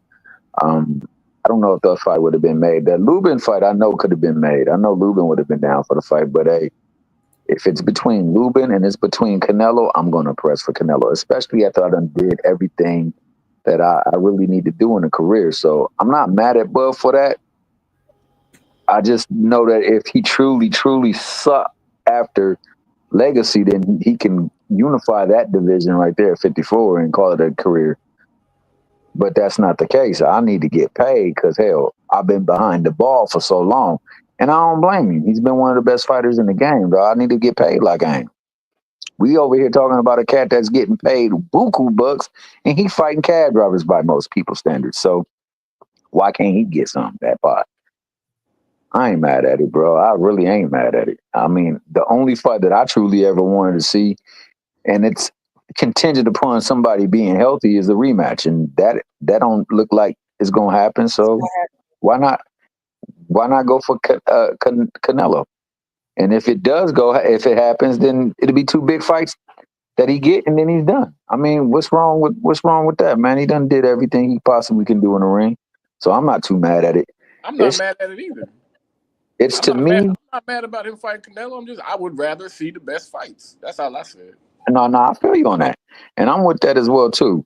And I mean, there are plenty of people at 54 that he can go up in that ring with, and it would be a good match. I'm not one of those people that believe Madrimov all that tough, bro. I'm sorry. I'm just not that guy.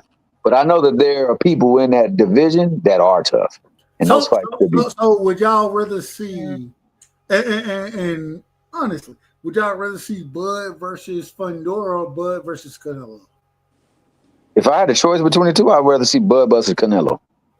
I think this is the thing. Because Bud is already a two-time undisputed champion, right? Three division champion at this current moment in time, or excuse me, 4-division champion. Is he? 1, 2, 4-division champion already.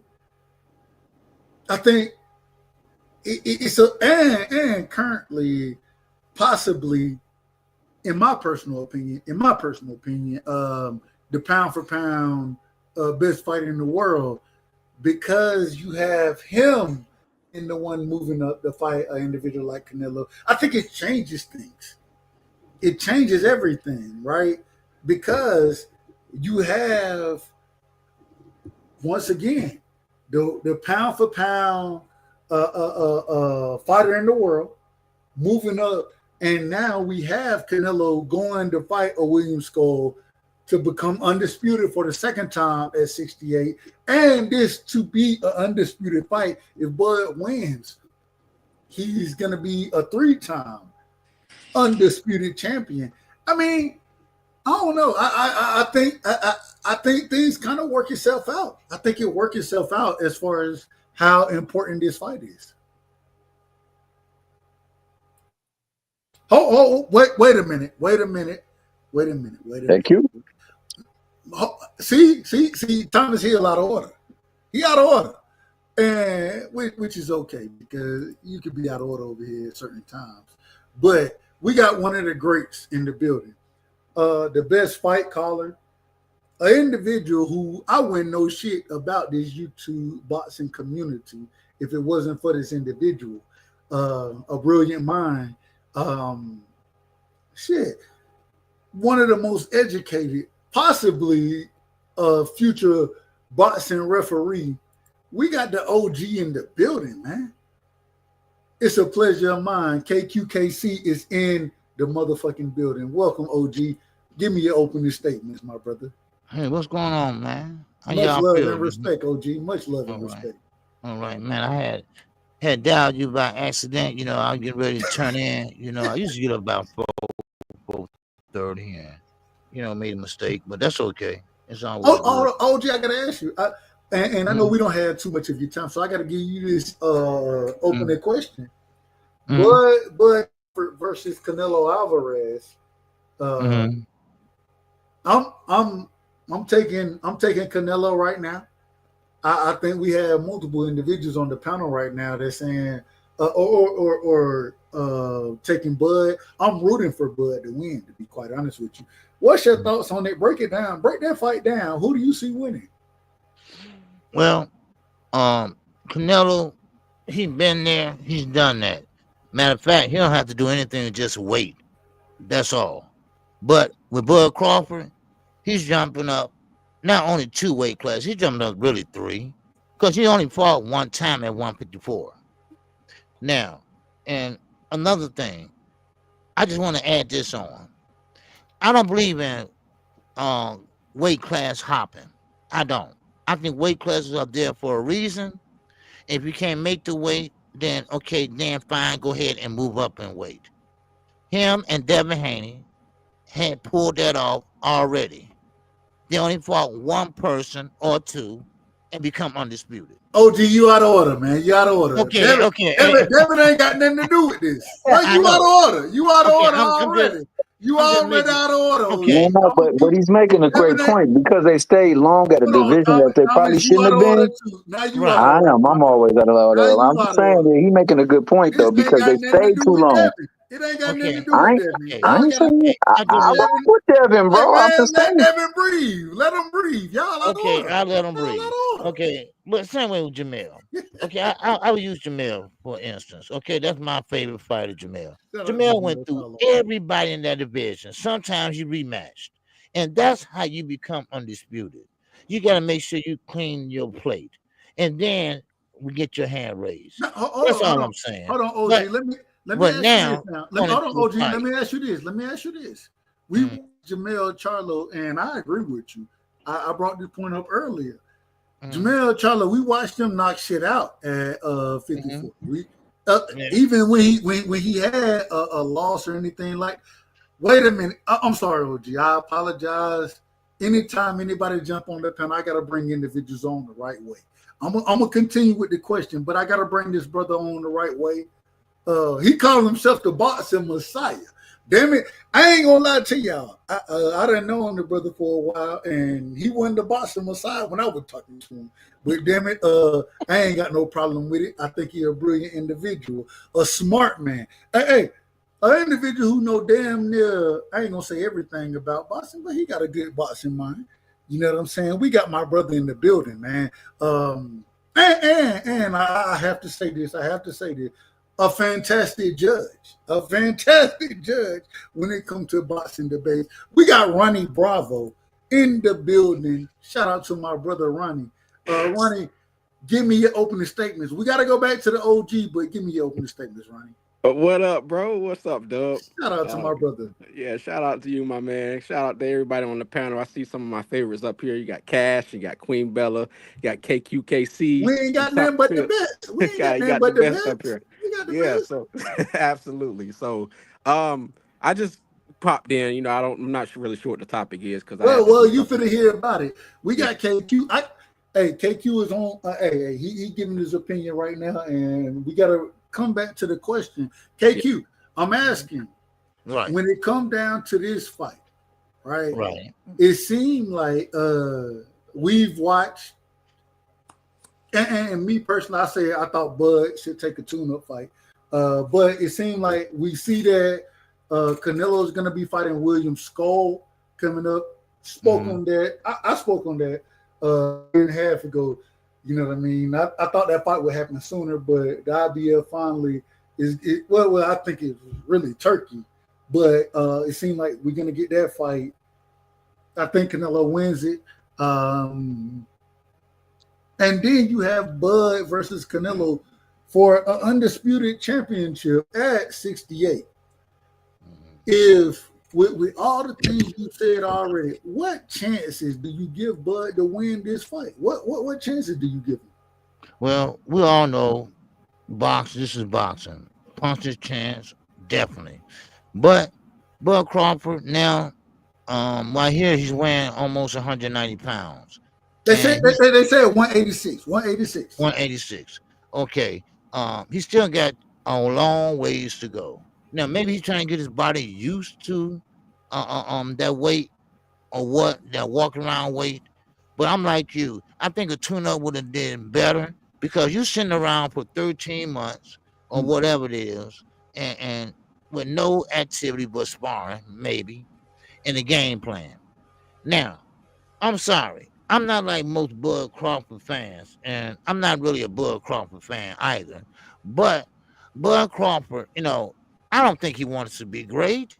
I don't think he's testing himself to be he the all-time. Hold on. You don't think this is a test for him? You don't think this is a test? No, I think this is a money grab for him. That's what I think. Wow. Hold on. Let him finish. Let OG finish. Go ahead, OG. That's what I'm thinking. Because this potentially gonna be his last fight. And we know Canelo got a chin. We know he fought and seen every style it is.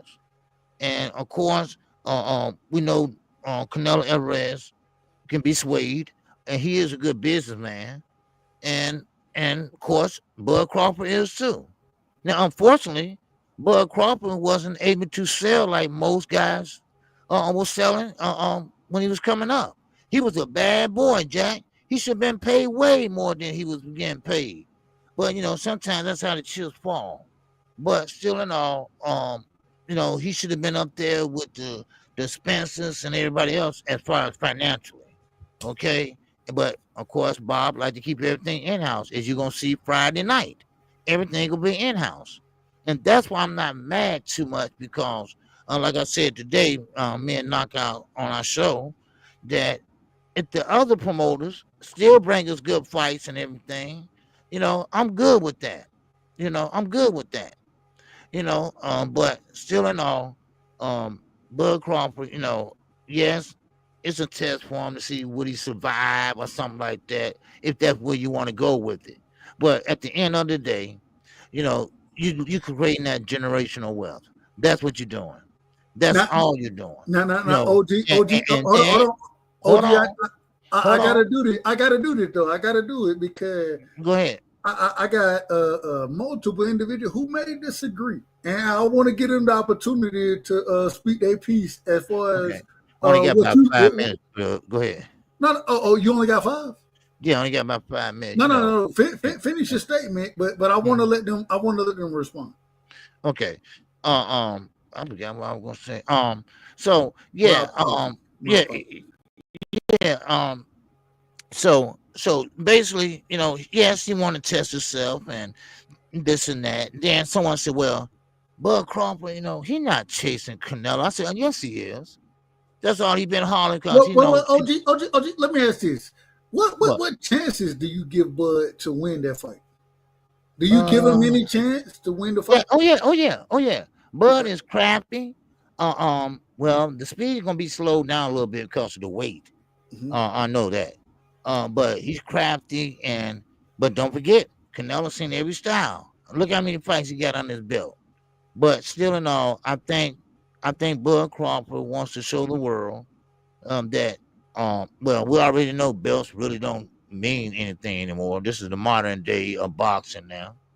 And I said that earlier. You know, my old school boxing days are gone. All right, we'll never see that again. Real boxing. So it's all about the Benjamins, as the title said today. So that's what it is. It's just that Bud Crawford, yes, he come out a winner, he deserved it. And you know what? And I don't blame him. I really don't. Because one thing about it is, I love to see him win and put money in his pocket and his family pockets. You know, that's one thing about it. Now, I do think he have a chance. I think he have a great chance. You know, all he gotta do is use his legs, box a little bit, move his legs, box a little bit, and not like what Jamel did. You know, I'm still pissed off at Jamel. But see, Bud gonna bring it to him. Bud gonna bring it to him. Bud like to fight. Yeah, right. See, he gonna bring it to him because Bud got that attitude, and he gonna get in there and fight. And like he told Jamel, you didn't even try. Bud gonna try. That's one thing I can say. He gonna try. And one thing about Bud Crawford, he don't like to lose. He like to win in everything he do. I don't care who the first one across the street. He want to be the first one across the street. That's just the mindset he has. And that mindset makes you a champion. Now, Canelo, I think he knows this is his last fight. And Bud ain't stupid either. Like I was saying about the finance. Wait a minute, OG. Canelo, it seems got a 4-year deal with Turkey. It seems that's right. That's right. It seems like it's William Skull, it's Bud, and then there's 2 more fights after that. I don't know those 2 fights yet. See, I don't know. This is the problem I have with Turkey. You know, planning fights, years out, things like that. Anything can happen between them years. I'm not wishing on it, but sometimes you can reach too far ahead. But I get it. You're trying to get them in commitment, and that way they won't stray and go to somewhere else. But we see what happened to Jake Paul. You can go somewhere else and stray. You even had a contract in place, so that's another thing, so.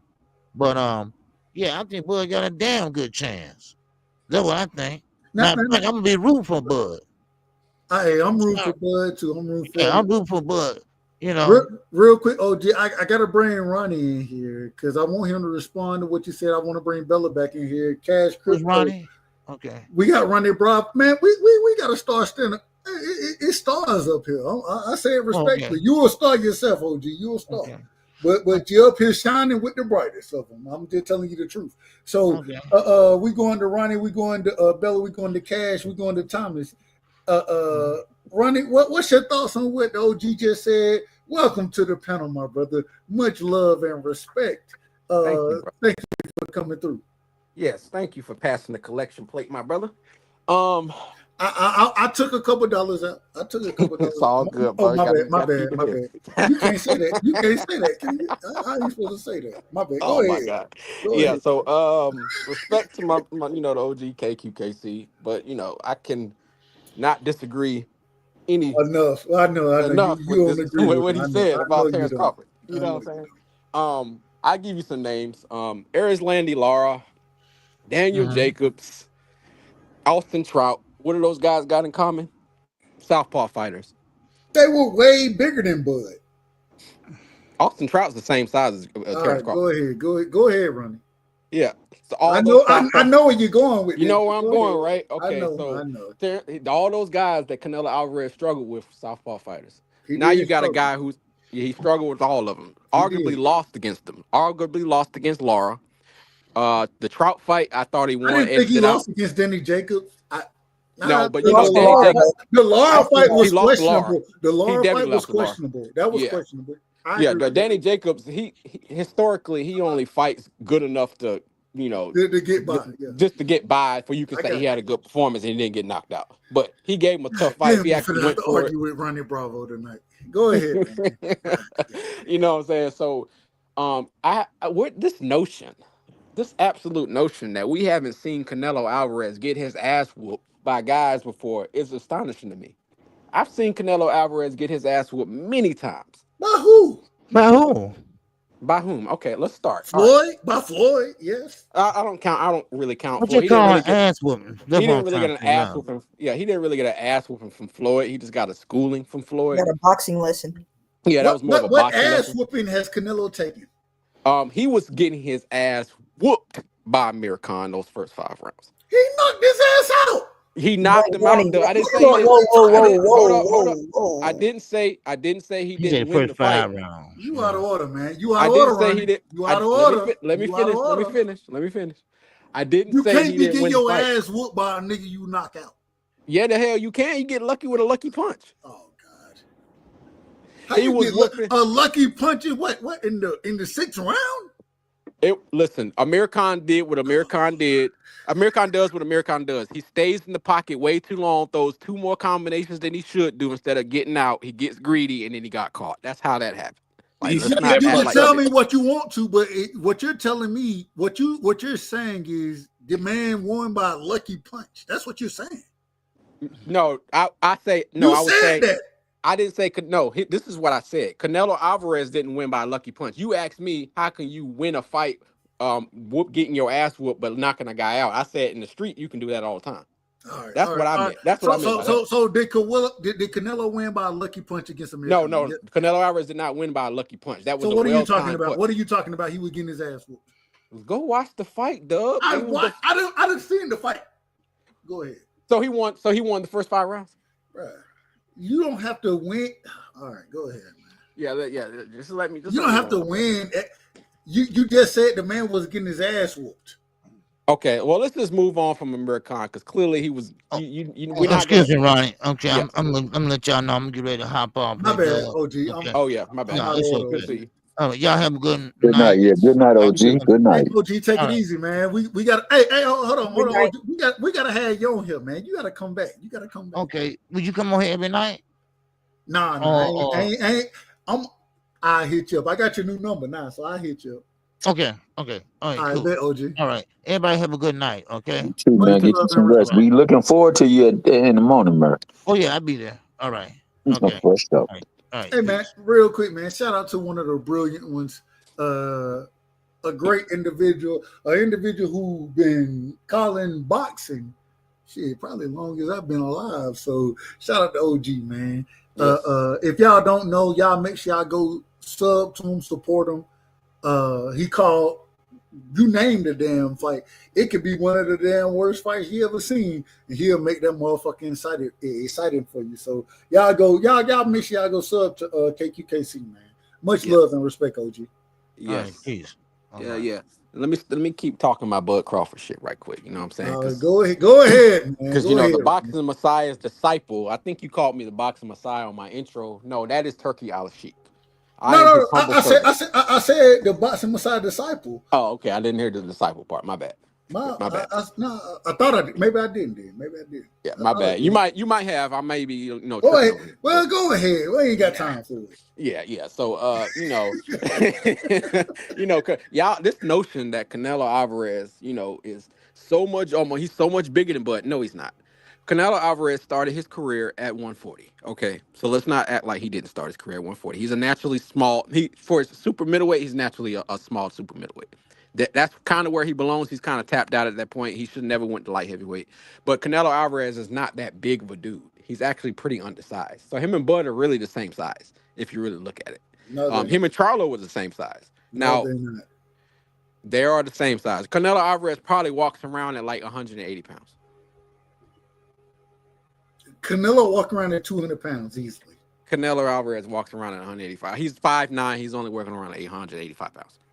Jake Paul claimed 190. Jake Paul claimed 190. Was that like confirmed? Yeah, he claimed that's his walk around weight. I think that the promotional company for Jake Paul, they said his walk around weight is like 190. 190. Okay. Well, ain't too much bigger than Bud, because Bud is pretty big welterweight in regards to like. Can I ask, Ronnie? Let me ask you this. Yeah. Who walked around bigger? Did Jermell Charlo or Bud walk around bigger? Jermell Charlo is a bitch. I didn't ask that. That wasn't the question. I asked it again since you don't want to answer it. Who walked around at the bigger weight? I didn't ask you who was the bitch. I didn't ask that. I said who walked around at the bigger weight? Bruh, come on, man. I nigga want to answer. Bro, they come to answer the question, bro. Just answer it straight up. And bro, you know what's so crazy? And Ronnie, you know this is a fact. I'll sit here and answer Devin Haney question just straight up. I just have to be like, you know what? I ain't finna sit here and lie about this shit. I'm just gonna answer this shit and be honest about it. I do that on a regular basis. So you telling me that you can't say that Jermell Charlo walks around bigger than Bud Crawford? You can't say that. I can say that, but I can also say this: who walks around bigger, Antonio Margarito or Manny Pacquiao? What does that have to do with anything? Exactly. He got his ass whooped, right? What is it? Oh my God! Did he not get his ass tore up? Listen, and Margarito's a big motherfucker. This is the problem with what you're asking. The problem is you're not comparing it the same way I'm comparing it now. When I'm asking that question, I'm asking it for a reason, and you know the reason. You know exactly why I'm asking it.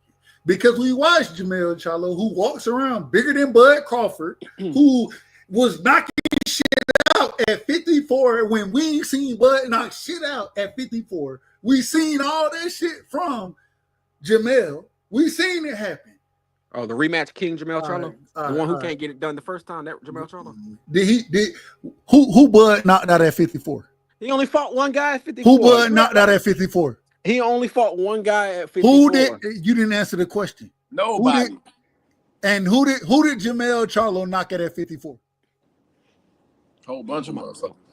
I don't understand this, and this is the problem. And here's the thing, though. But the same guys that I'm gonna answer your question. So Jermell Charlo, he knocked out Tony Harrison. You refused to answer the question. You wouldn't even speak when I asked the question, and then you said, "I'm gonna answer your question when you want to talk." I didn't speak because somebody answered the question. Answer it from the beginning. Okay, what's your question, What's your question? Who? You know my questions. Terrence Crawford is not knocked down anybody at 154. That was your question, right? You know the question. Okay. Terrence Crawford is not knocked out 100. Now, are you? Is this the way you questioning his power? You don't think he can knock anybody out at 154? What I'm questioning is I don't know why y'all expect me to believe. Oh, he not knocking out Canelo. I ain't never said that. Wait a minute. You asked me what I'm questioning. Oh, okay. Go ahead. What I'm questioning is the individuals who are saying that Bud fit go up here and put hands on Canelo when, in my personal opinion, once again, Ronnie, you may disagree. Bella may disagree. I ain't got no problem with y'all. I ain't got no problem. I thought, me personally, I thought that Bud had trouble with Madrimov. Definitely disagree with you on that. Cool, fine. You can't have trouble with a guy who's just so fake. Stop it, Ronnie. Stop it. They just throwing feints. He ain't doing nothing. He was very patient. He was very patient. And he ain't do nothing. Now y'all out of order. Y'all can't even let me finish. I told you, that's fine. We can disagree on that point. That's fine. What I'm saying is I also have watched a nigga knock shit out at 54.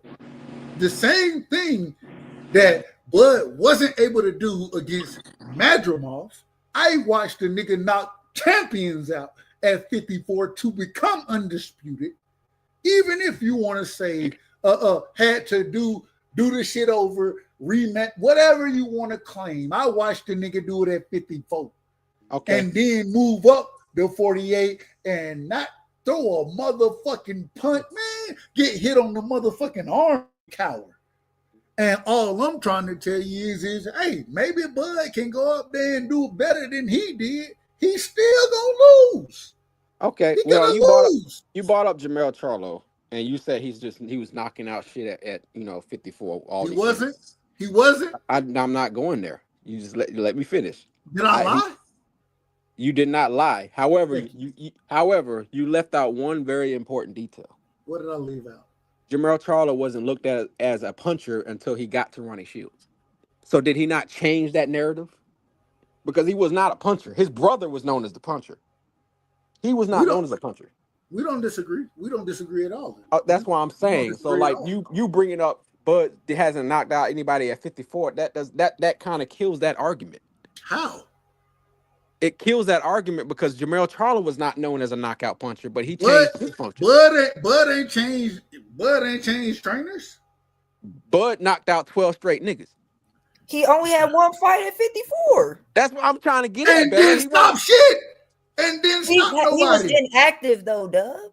Okay, so why didn't Boot stop Karen? Hold on. This is the problem. And you're not wait, Dub, real quick. You're not taking into account how Madrimov fought the fight.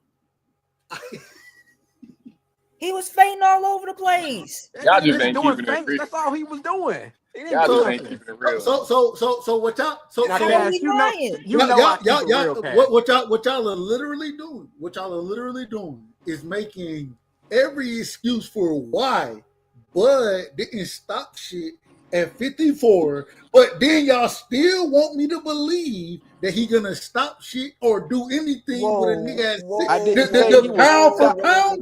I never said he would stop Canelo Alvarez. Alvarez. All right. Let me rephrase it. Not stop. Not stop. He beats. How does he beat Canelo? How? How did Roberto Duran beat a light heavyweight coming from fucking 130? Tell me how. So this is the problem with y'all, man. Crazy, bro. Y'all acting like this is unprecedented. Like y'all acting like this cannot be done. Did I not watch Roy Jones go to heavyweight? Like y'all are acting like this is unprecedented territory that he, oh my God, he's coming from 54 to 68. That ain't no extraordinary amount of weight. Who did Roy Jones fight? Who did Roy Jones fight when he moved to heavyweight? Who did Roy John Jones Ruiz fight? Is a very reputable champion. Don't even start that. And Canelo is possibly the pound for pound. He's arguably at this current moment in time. And Bud, in my personal opinion, is the pound for pound champion. In my opinion, Canelo, and I done heard niggas argue it, I disagree. Canelo is in that same conversation with Bud, and Bud is moving up 2 weight classes to fight the man. What are we talking about? But Dub, why are you acting like we haven't seen this? Why are you acting like we haven't seen this in history though? Like we've seen great pound for pound little guys go up and beat the pound for pound great guys. Now they say a big man beats a good little man. I understand that, but we have seen contraries to that opinion. I'm trying to figure out why y'all acting like this is like unprecedented. Like the reason, it's impossible. the reason being is because even in those situations, we watch Bud. Right, the man came from what weight class? 135.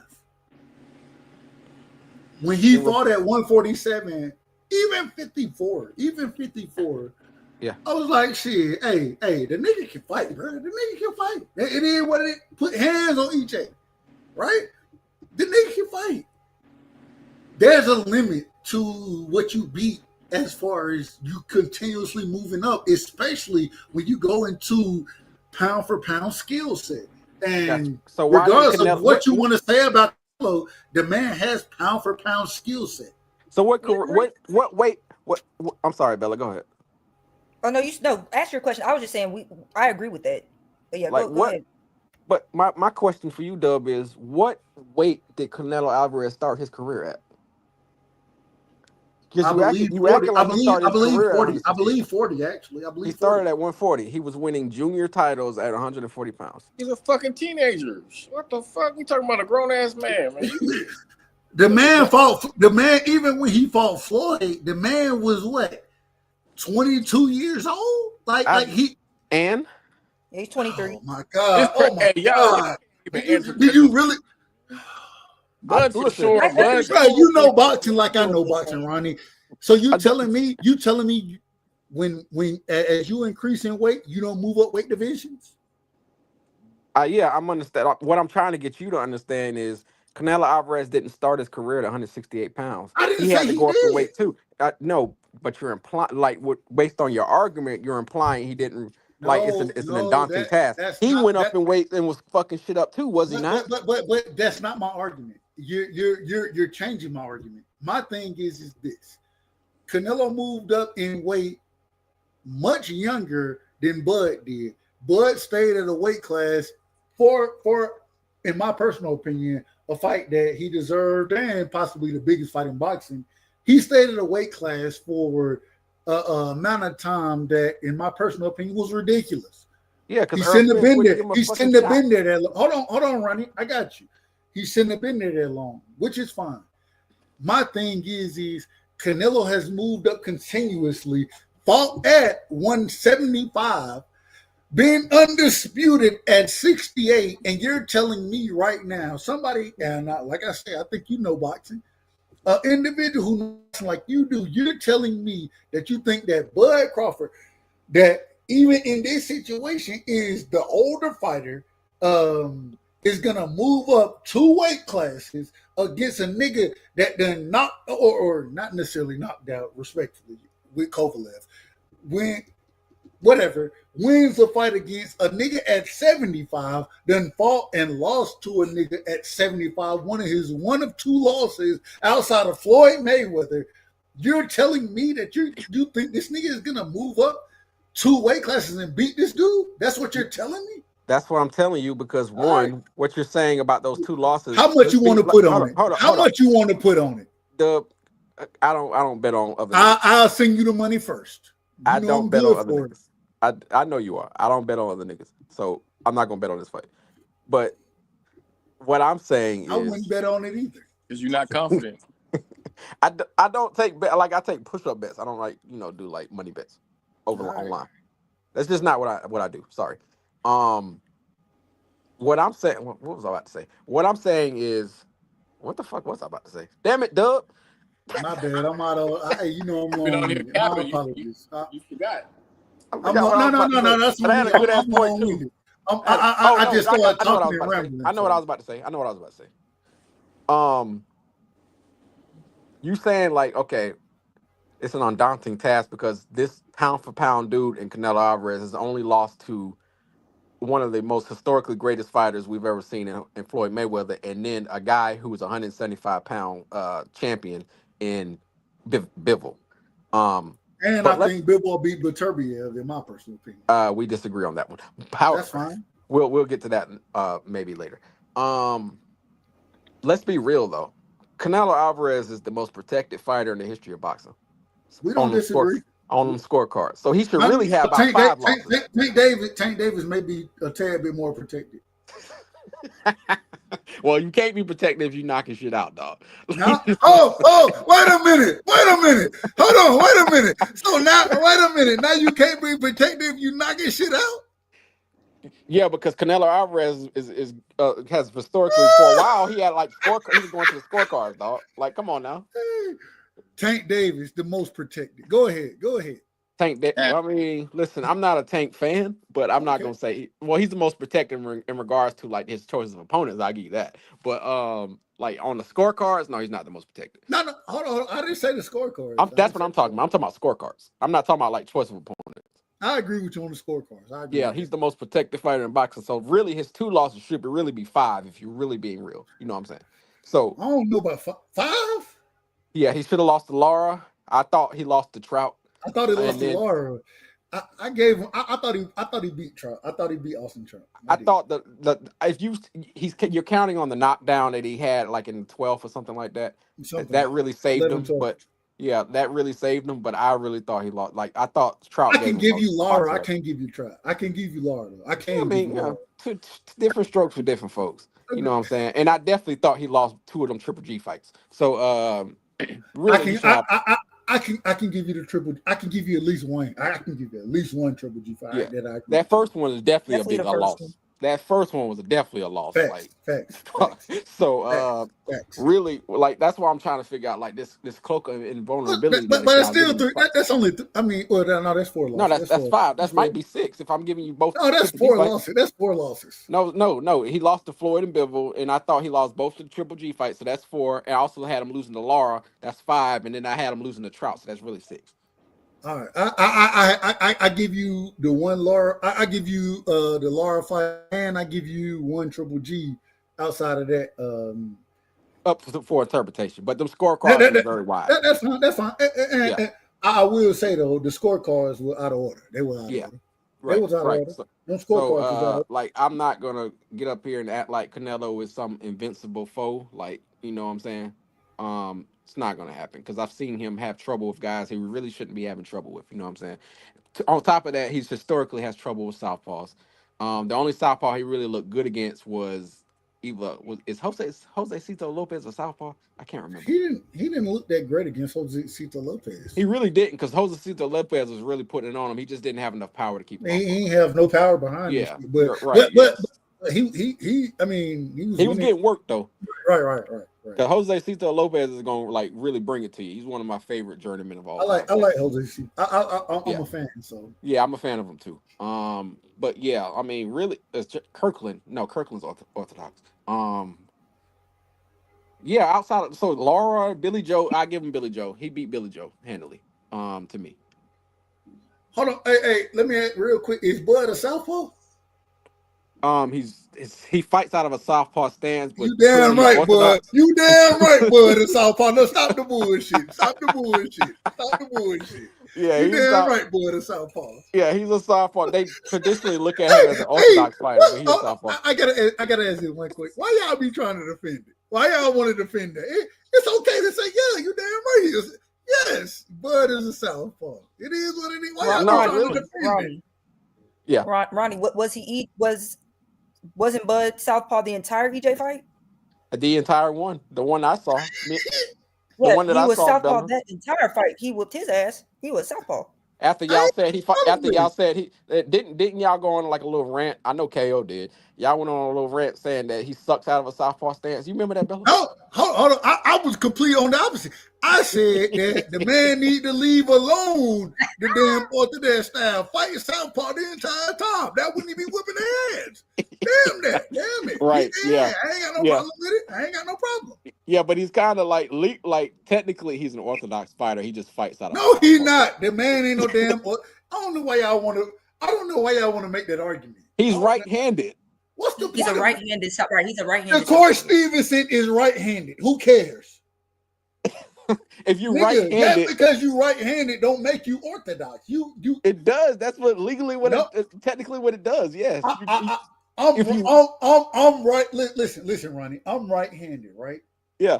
When I get into the damn ring, me too. I'm the same way. I fight out. Get what I do? I lead. Hey, my jab is my right hand. Damn yeah, mine I'm is orthodox. My bad. I'm southpaw all day on that motherfucker. No, I'm the same way, Dub. Like I lead with my left as well, but like I write with my right hand, so I technically I write with my right hand. But at the same time, nigga, I can sit on my left. I can sit on it.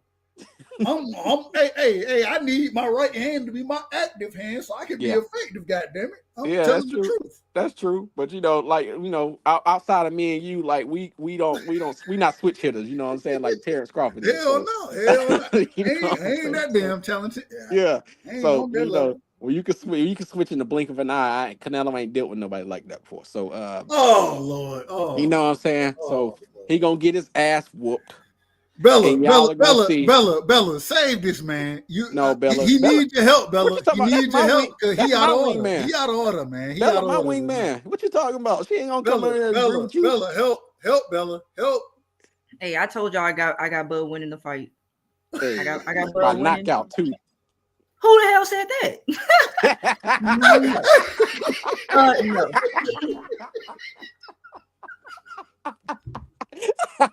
Damn. Hey, hold on. She said, "Who the hell said that shit?" I ain't say that shit. Oh my god. Yeah, Canelo's neck is a little too thick for that. Yeah, no, Nah, I ain't don't nobody see knocking Canelo out, bro. That man got a chin, man. If Kovalev ain't knock his ass out, ain't nobody knocking him out, bro. Right, no. And a Triple G, I seen Triple G square off on that boy. Yeah. Some hitters. Nigga, Man, that boy didn't even blink, That would have man. put everybody else down. Yeah, but you know what though? Nigga, Even the most everybody who done fought Canelo done landed some nice shit. And guess what? That nigga ain't went nowhere, bro. That nigga chin, bro. That man got a beard. Yeah, he do. He got one of the best beards that we've seen in the sport. He do, and I don't think you know. Even though I feel Bud wins, like can win. I don't feel like he's gonna like get a knockdown or definitely not a knockout. But that doesn't mean that I would come up here and say that Canelo Alvarez is unknockable. Well, that's not a word. That he's unable unknockoutable. To knock out. Unknockoutable was the word that you was looking to make. That's the word I was looking for. Unknockoutable. Yeah, that's the word I was looking for. Sorry, I done had a few drinks tonight. I done had a few drinks tonight. So yeah, that was the word I was looking for. But like, because we've seen some, because we've seen some of the bearded dragons of this sport. You know, after a while, that chin gets weared out a little bit. So but there's a difference between your chin. See, with Canelo, the one thing is Canelo has done a hell of a job of shaping his career where he ain't had to take much damage. Yeah, he done put himself in the ring, and we done all complained about it, right? We done all been up here and saying, man, this nigga, man, here we go again. We got even with William Cole, and shout out to William Cole. Me personally, I think William Cole, he a decent boxer. He really can box. He's a better fighter than Lamont Roach. Agreed. The man ain't got much power, but the man got. I mean, he Cuban, so that it is what it is.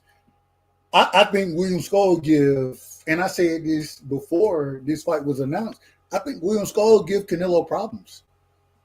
I think Canelo win on scorecards, but I think William Skull give him a ton of problems because what you're gonna see in that fight, footwork being used, a good jab, a straight right coming down.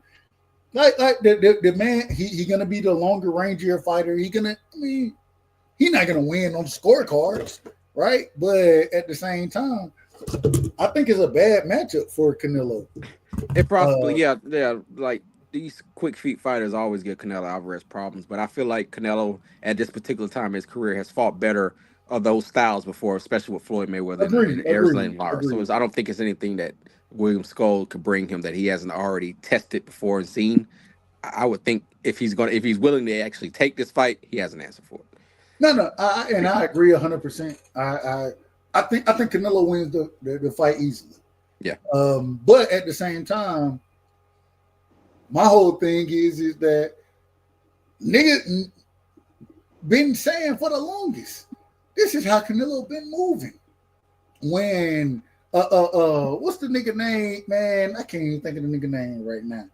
Couldn't say it ain't worth a damn. I ain't gonna lie to you. I couldn't say it ain't worth a damn when he was fighting Canelo. What's the man name? What does he look like? Black, white? What is he?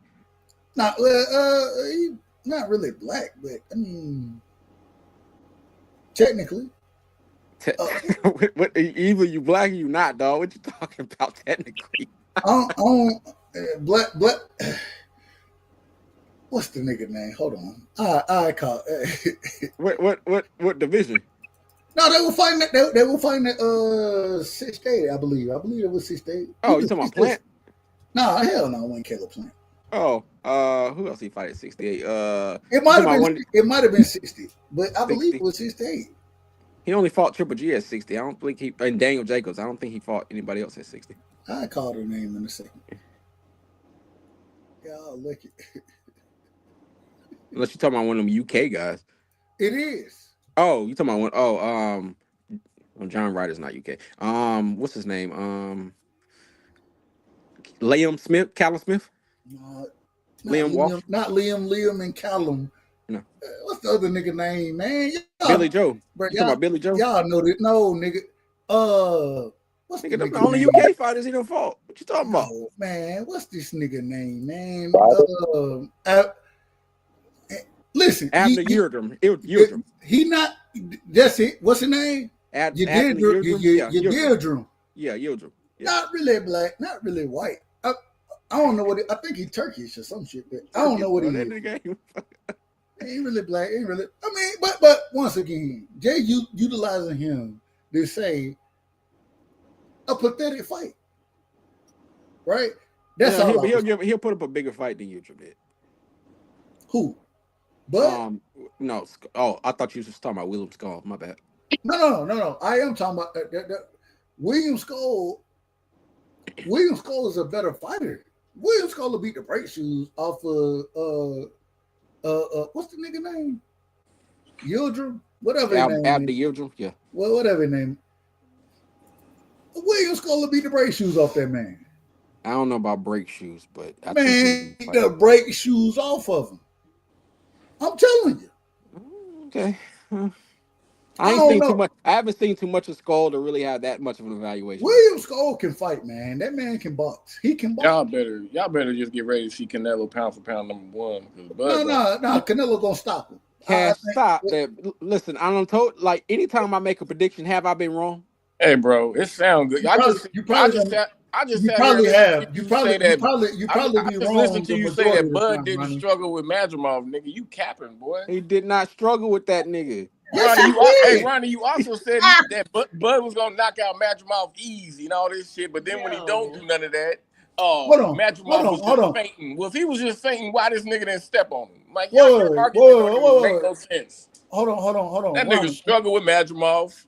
Madrimov was able to rip through his guard easy. He was beating that nigga up. Here's the thing, Cash. Bud's head was swollen for a week, nigga. Like, how is that an easy fight? Running. Will Madrimov not beat a lot of 154 pounds? Running. I gotta ask. So before you and I want you to answer what Cash said. You're saying you didn't think that Bud struggled with Madrimov? You didn't think he struggled? I don't think he struggled with Madrimov per se. I think it was more so him being out the ring rust. What does that mean per se? What does that mean? The ring rust got to him. He's sitting around waiting on Earl Spence and shit. That really got to him. It's the ring rust. He fought Madrimov after EJ. That's what I'm saying. Like, but but it was supposed to be a rematch that didn't happen. So he had to scramble and to get a fight because it had been so long. And he gonna be out of the ring just as long when he fight Canelo, but that ring rust ain't gonna play no effect. I would hope that he would take a tune-up. So hold on. So you're arguing at this current moment in time. I want to make sure I get this correct. Hopes and dreams. That's all I hear right there. Hopes. And hold on, Cash. You out of order. You out of order, Cash. My brother. I want to make sure I get this right. You're saying that the Madrimov fight happened the way it did because Bud had such a long layoff. That's what you're saying, correct? Yeah, that's pretty much what I said. Bud always have a fucking long layoff. Yeah, I know. He always does. The man ain't fought consistently in damn near 5 years. But he ain't had a long layoff going up in weight though. Nah, here we go. Man, this is crazy. This is crazy. It don't cost you nothing to keep it a buck. That's all I'm gonna say, man. I'll keep it a buck. What you talking? I'm like one of the realest people on this motherfucking YouTube street. You keep it a buck. You say he struggled a little bit. Wait a minute. I ain't got no problem with you, Ronnie. I think okay. I'll give you what you want to hear. Hold on. Here's the thing. Let me say this. I think you try to keep it a buck. I told y'all that fight was gonna be close. Y'all was talking about he gonna knock him out easy, man. Hold on, Cad. This is the problem, Ronnie. I think you try to keep it a buck. I do. I think, and shout out to my brother. This, I ain't even gonna say what I was gonna say then. I ain't even gonna do it. All I'm saying is this right here. You're biased. And the same way, Ronnie, you will sit there and tell me I'm biased about Devin. You will tell me that, which would be the truth. The only difference is I criticize the shit out of Devin. I ain't never heard it from you. I ain't never heard it. I've criticized Bud many times. Are you serious? I can go ahead and list off what I've criticized him for right here and now. You want it? I'm listening. All right. I've criticized. Listen, when we were going through that, will he fight Chris Eubank Jr.? I was a heavy critic in regards to that. I said you better not fight fucking what do you call it? The man did it. All right. Let me finish. Hold on. Wait, no. Let me rephrase it, because you going into shit that niggas didn't think was gonna happen anyway. Okay, no. Hold on. I was gonna get to the one I criticized him about Earl. I got you. We're gonna keep it in the boundaries. So this is what the question will be. Where were you critical on anything Bud has done since the EJ fight and any fight that he's had opportunity to actually make? Not speaking on fuck Chris Eubank. That fight was never even, respectfully, in my personal opinion, that wasn't even realistic. So the realistic things that Bud has done at this current moment in time. I got you. Right, I was on Knockouts panel, and they were talking about the coin toss thing, and I said that the coin toss is bullshit. I said there shouldn't be a coin toss because it really doesn't matter who comes out first, who comes out last. I said you give that man Earl his ability to come out last, because that doesn't have anything to do with you about to get your ass whooped. Like, you coming out last ain't doing shit. Run it. We I was critical of him. I was critical. We're not talking about coin. All right. How can I be critical of a guy who beats the shit out of people? Bella, go ahead. Dub, how am I supposed to be critical of somebody beating the shit out of people and knocking people out? How am I supposed to be critical? All right. Bella, go ahead. Yeah, I thought so. I ain't got shit to say. Man. Go ahead, Bella. I don't think I think I've been being as honest as possible on this panel. I don't think I'm a bit offended. I don't lie. I don't, I want to tell the truth. I don't think Bud knocks him out. I think he can win boxing and moving. I think he has the skills to beat Canelo. There be a little exchanging, but won't be in the pocket too long. Get out of there, because he's very dangerous. So, I had a question for you, Dub. Dub, do you think Stan Jonas can beat Boots? Hell no.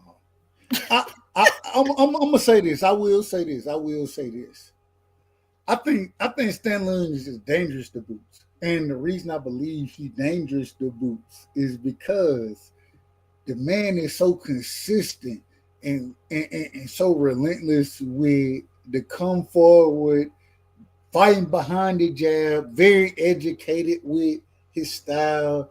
I think Boots get out there and want to be a showman, and against somebody like Stanley Jonas, in my personal opinion, is one of them motherfuckers that just bring their goddamn pill to work. You know what I'm saying? Like, shit, nigga, I'm coming to work. You feel me? Like, it ain't no flash. It ain't nothing about him. And so he struggles. He's tailor made for Boots, man. Come forward, no kind of no. He's gonna get beat the fuck up. I will say this. I don't think when you say tailor made for Boots. I mean, did Karen not step to him? I don't think Boots truly has a real identity. I don't think Boots has a true identity right now.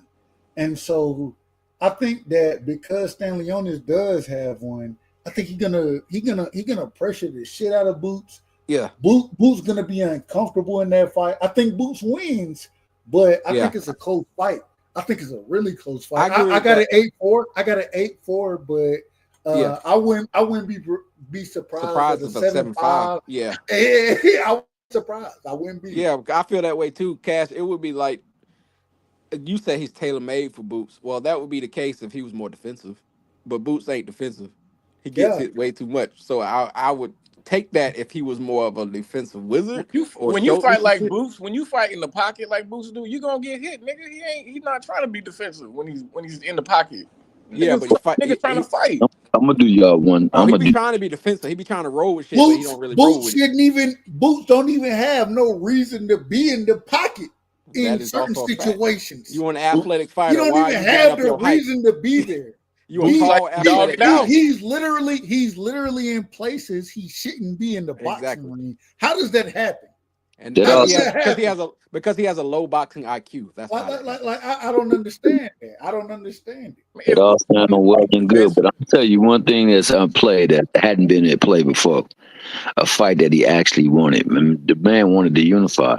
Now he got a chance to unify.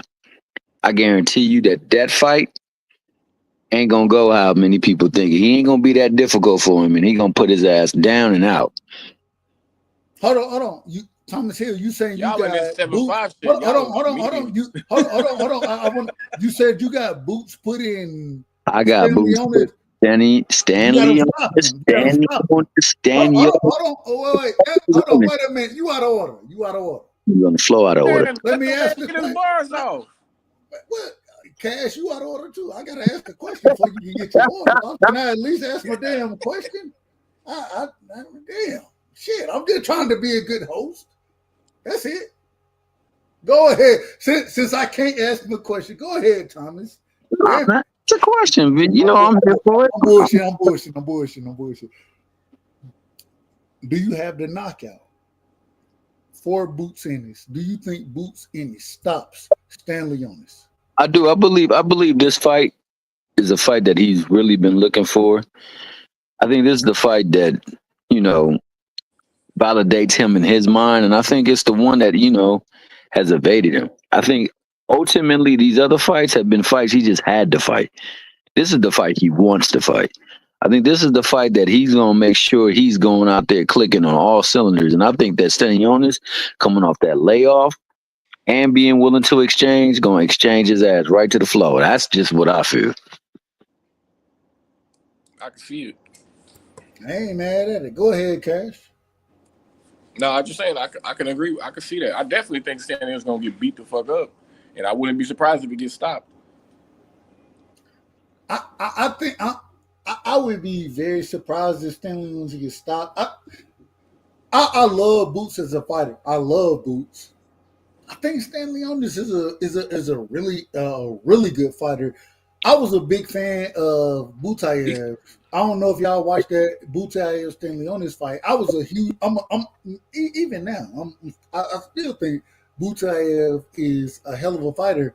I watched Stanley Onis kind of dig a little different and have to go through because it ain't like Butayev fighting off the back foot and nothing like that. No, he gonna fight your ass.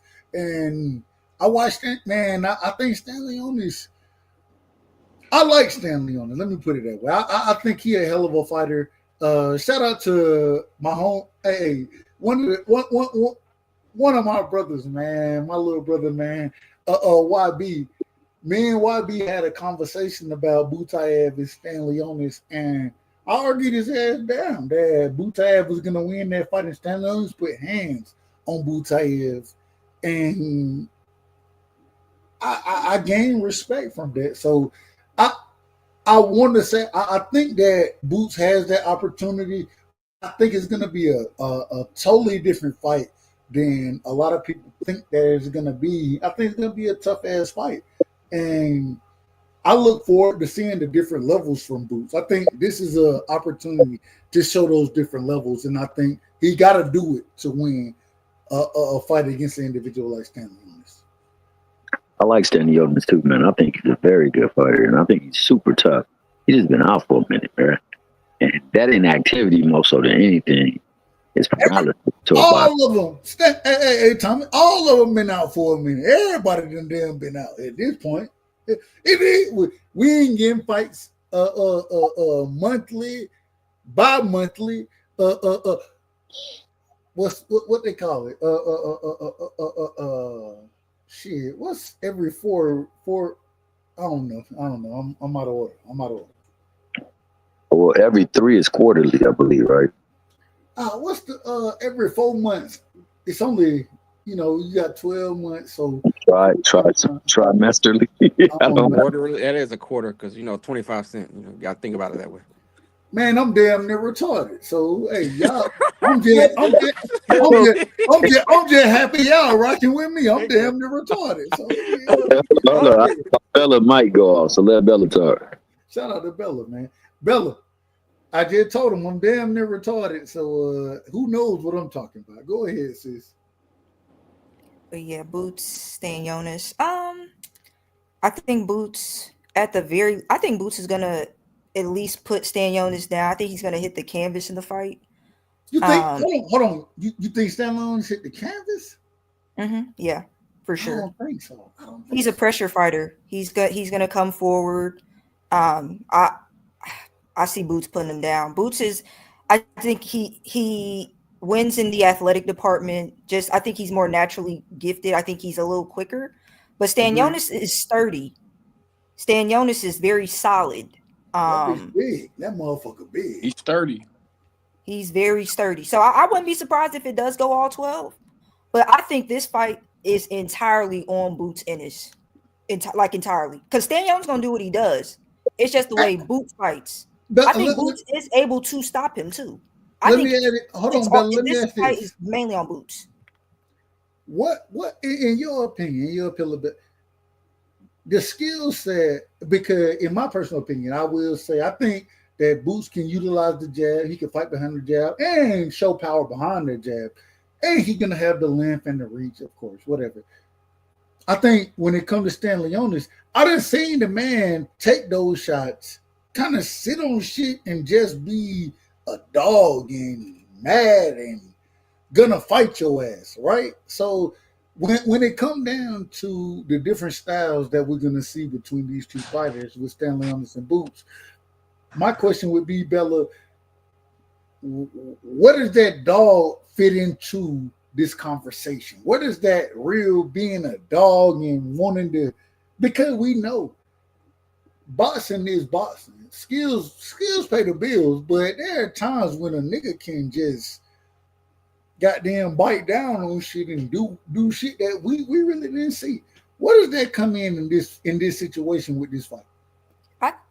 I think it's kind of what Thomas spoke to, right? Like, this is Boots. This is the one for him. This is by far, to me, his toughest fight. If you look at his resume, respectfully, it's not great. I think his biggest name maybe on his resume currently, I'm being serious. The biggest name on his resume currently may be, is it Sergey Lipinets? Lipinets. Okay, I agree with that. Lipinets. I'll give you Lipinets. Okay, so this is the fight for him to finally unify at 47. I think he is going to find that dog. I've seen him bite down in many of his fights. Granted, they weren't the most difficult fights, but he was able to bite down with some tough guys, virtually no elite fighters, but some tough guys. And I think with Stanionis, it's just that Stanionis is a pressure fighter, and Boots, I feel like he falls into Boots's game plan, his strategy with him being that pressure fighter. I do see Boots putting him down. I think Boots, he knows that he should be the guy. He's still, for some reason, I think it's like he's the guy at 47, but this will be the fight that really solidifies him as the guy at 47. So I think that dog is going to come from him knowing this is his moment. Real quick, and I got to ask, when it comes down to Boots in this fight versus Stanley Onis, and what we've seen happen with Boots and Kieran the first time and the second time, right? Which I think we would all agree that Kieran fought different fights in both of those fights. Do you see any of what happened in that Boots Kieran fight, either one of them, translate to the Stanley Onis fight, Bella? It could. I saw in the Kieran fight, Boots gets frustrated. Maybe it's to what Ronnie was talking about, just that IQ. Sometimes, like, I think later in the fight, it was just certain decisions he was making. I didn't understand it. And Kieran was really hitting him with the hook. So he was pretty effective. And Boots, there were shots, a lot of shots Boots didn't have to take, but he took. And and that it's possible for Stanionis. Stanionis is smart. Stanionis, he's sturdy. But I just think that Boots, I think he's going to get up for this one. I think he's going to put on the show that he needs to put on to be the guy at 47. I think this is the one for him. Incredible. Go ahead, Cash, Thomas, Ronnie, respond accordingly.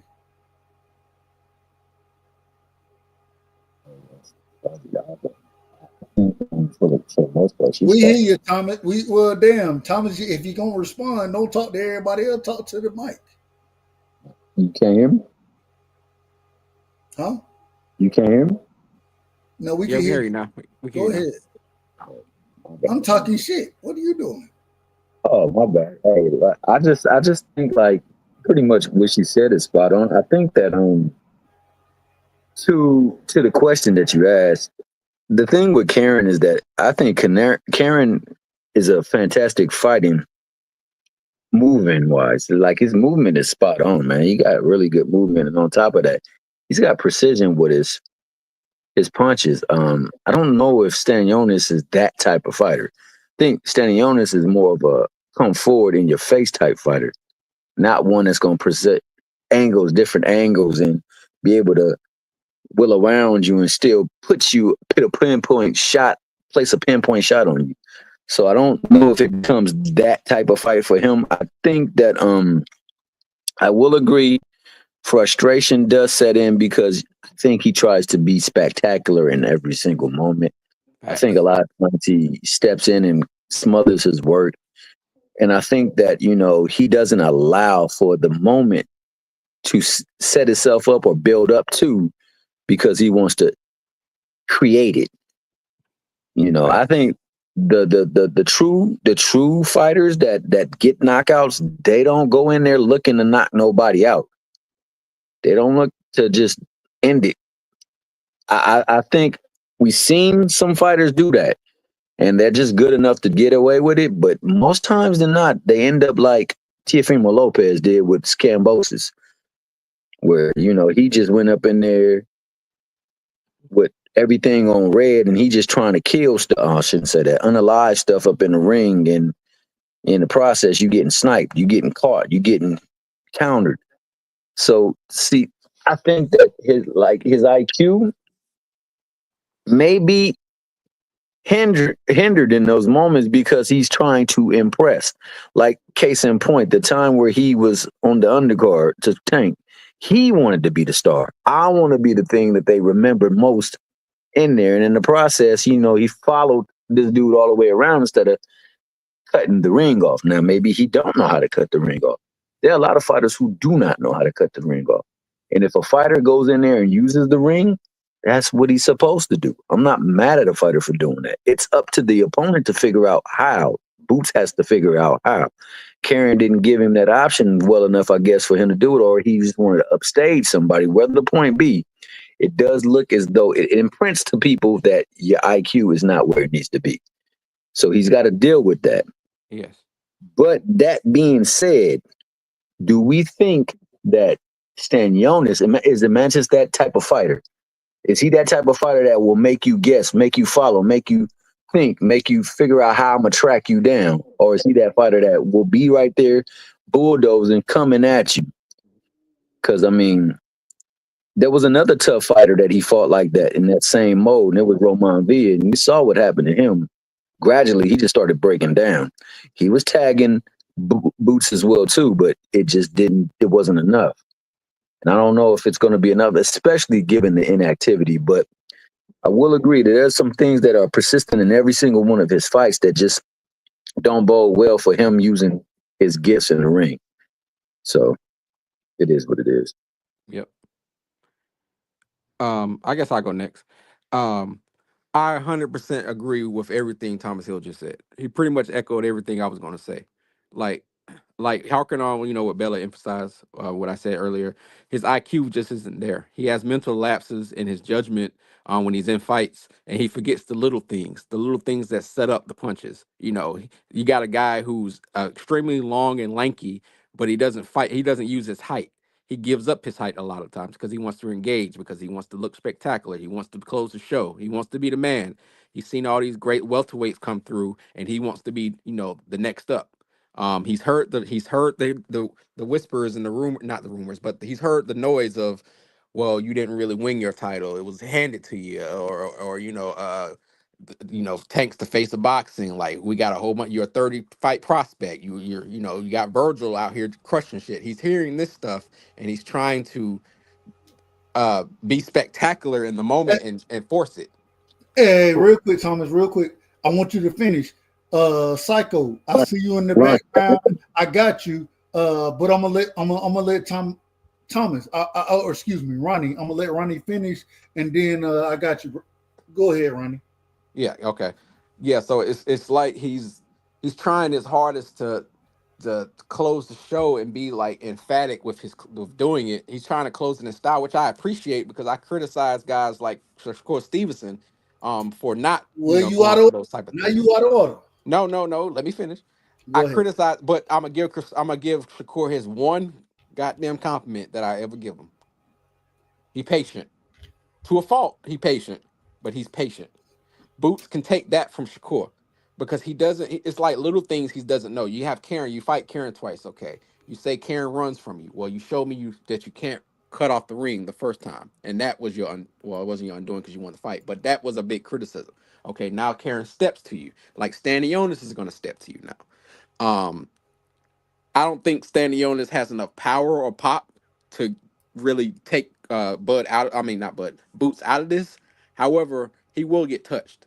There's no doubt, because Boots doesn't have. He's flawed defensively because he's an offensive fighter primarily, and he fights with his hands down a lot. He trusts his athleticism to a fault too much, when he should really rely on his fundamentals. He has that Roy Jones syndrome, except for he doesn't have the Roy Jones talent, I don't think, or the speed. But I feel like like I mentioned earlier, I think it can be an 8-4, 7-5. I wouldn't be surprised if it's 7-5.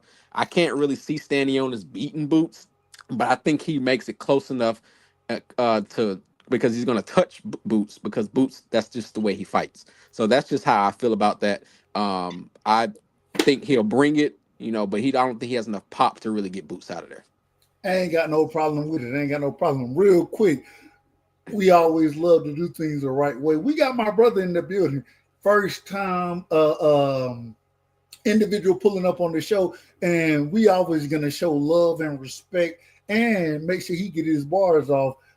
Psychic, I hope I said your name wrong, man. Welcome to the show, my brother. Give me your opening bars. What's your opening statements, my brother? Yo, Psyche, before you even go, Psyche, my man, did you just say, I hope I said your name wrong? No, I said, yes. I hope I said his name wrong. Did I say wrong? Yeah, you did say that. Right. My apologies. I hope it is what it is. Damn, I ain't got no problem with it, brother. Yeah. I apologize to him. It said psyche, my guy. Hey, well, we'll do it this way then. We'll do it this way. My brother, come through.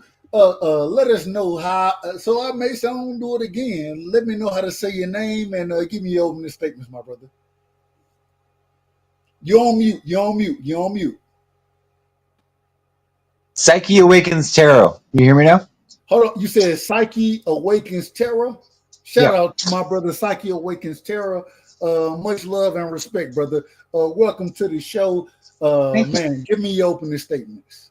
My opening statement is that, okay, people ask me for football predictions. I was friends with Marty. Marty Music Biz passed away, but I would give him sports predictions and things like that. Hold on. Slow down. You said you were friends with who? His name is Marty Music Biz. He's kind of famous on YouTube, but he passed away a couple of weeks ago. But R.I.P. to the great brother, man. R.I.P. And Marty was a really cool guy, but he would ask me for sports teams, and I am a psychic and I do tarot cards. He's like, "Can you pull cards for the team?" I'm like, "No, I can't pull cards, but I will give my opinion based on the color of their pants, how good their butts look in the pants, and how cute their name is of the team." And he would win, and he would send me some money. But let me just say you one thing. I predicted the Super Bowl tonight. You can go back on my channel. I said Philadelphia Eagles under 40, and I was right. And so I didn't bet on I don't do sports betting, but I did predict the exact exact winners, and I was right on the under over. Congratulations. So you picked the game tonight. Congratulations. Let me ask you this, brother. Right now we're talking about Canelo Alvarez versus Bud Crawford. Do you have an opinion on that fight? You're talking about fights. I mean, I predicted the Tyson Paul fight and stuff like that. I mean, really, what color are their trunks? You have to tell me the color of the trunks, and I'll tell you my opinion. Well, the fight isn't going to happen until September, so we don't know the color. We don't know that.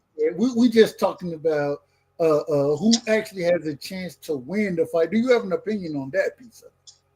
Okay, well, whoever the guys, whenever they pick the trunks out, it's a guy in the green trunks that's going to win. Well, we don't know if they're going to have green. You out of order. No, we don't know yet. We don't know yet. I'm just going to be honest. You out of order. Okay, go ahead. You out of order right now. And okay, I'm sorry. Anybody on the panel would tell you, I call people out of order on a regular basis, and you out of order right now. So we need you to be in order. I say that respectfully. We need you to be in order. Yeah, so, Psyche, do you know who Canelo Alvarez is?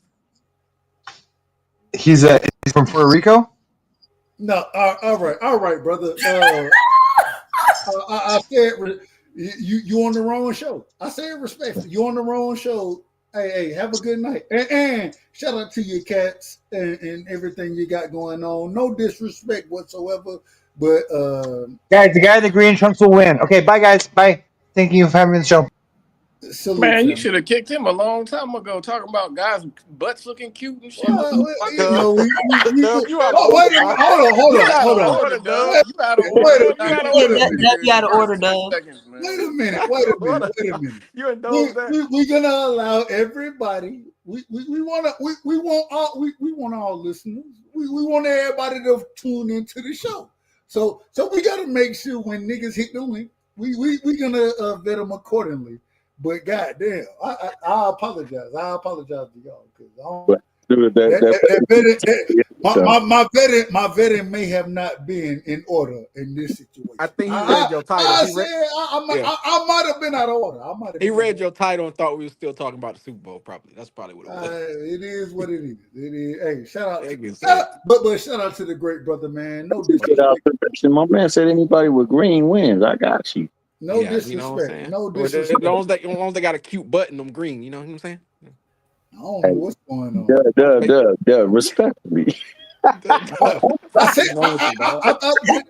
I said respect. Did I say respectfully? I thought I said it. My man said, I hope I don't say your name right.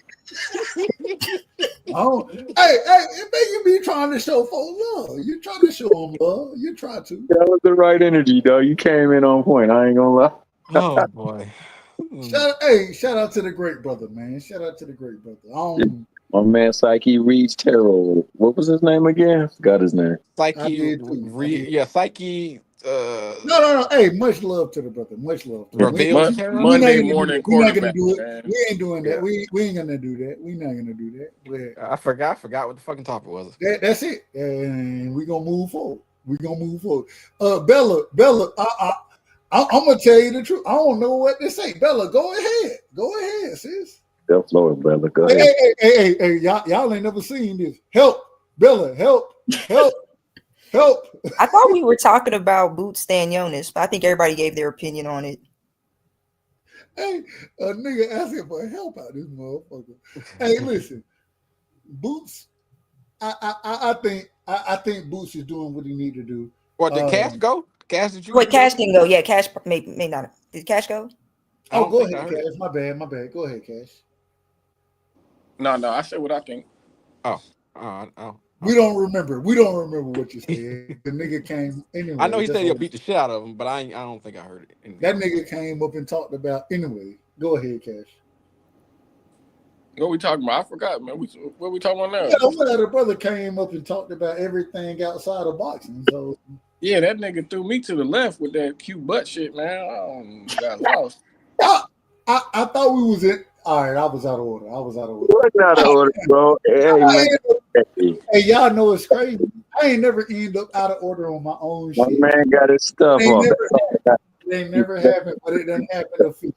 Right. You would have put me in the background immediately if I start talking shit about Devin Haney.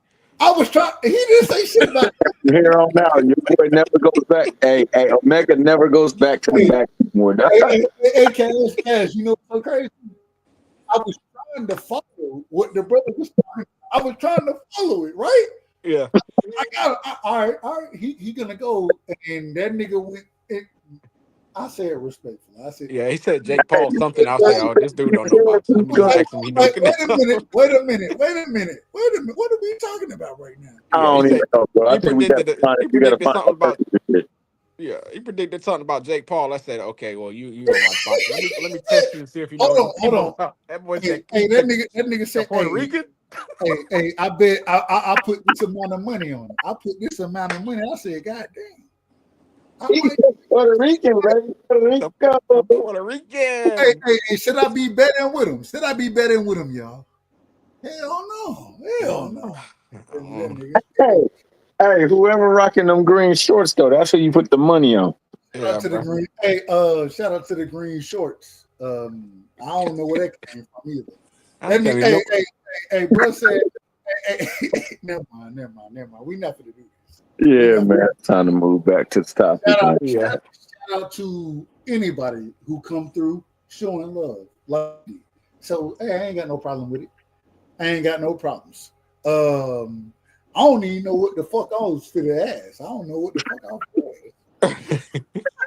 Hey, a nigga forgot a whole question. I don't remember either, though. I'm just gonna be real with you, man.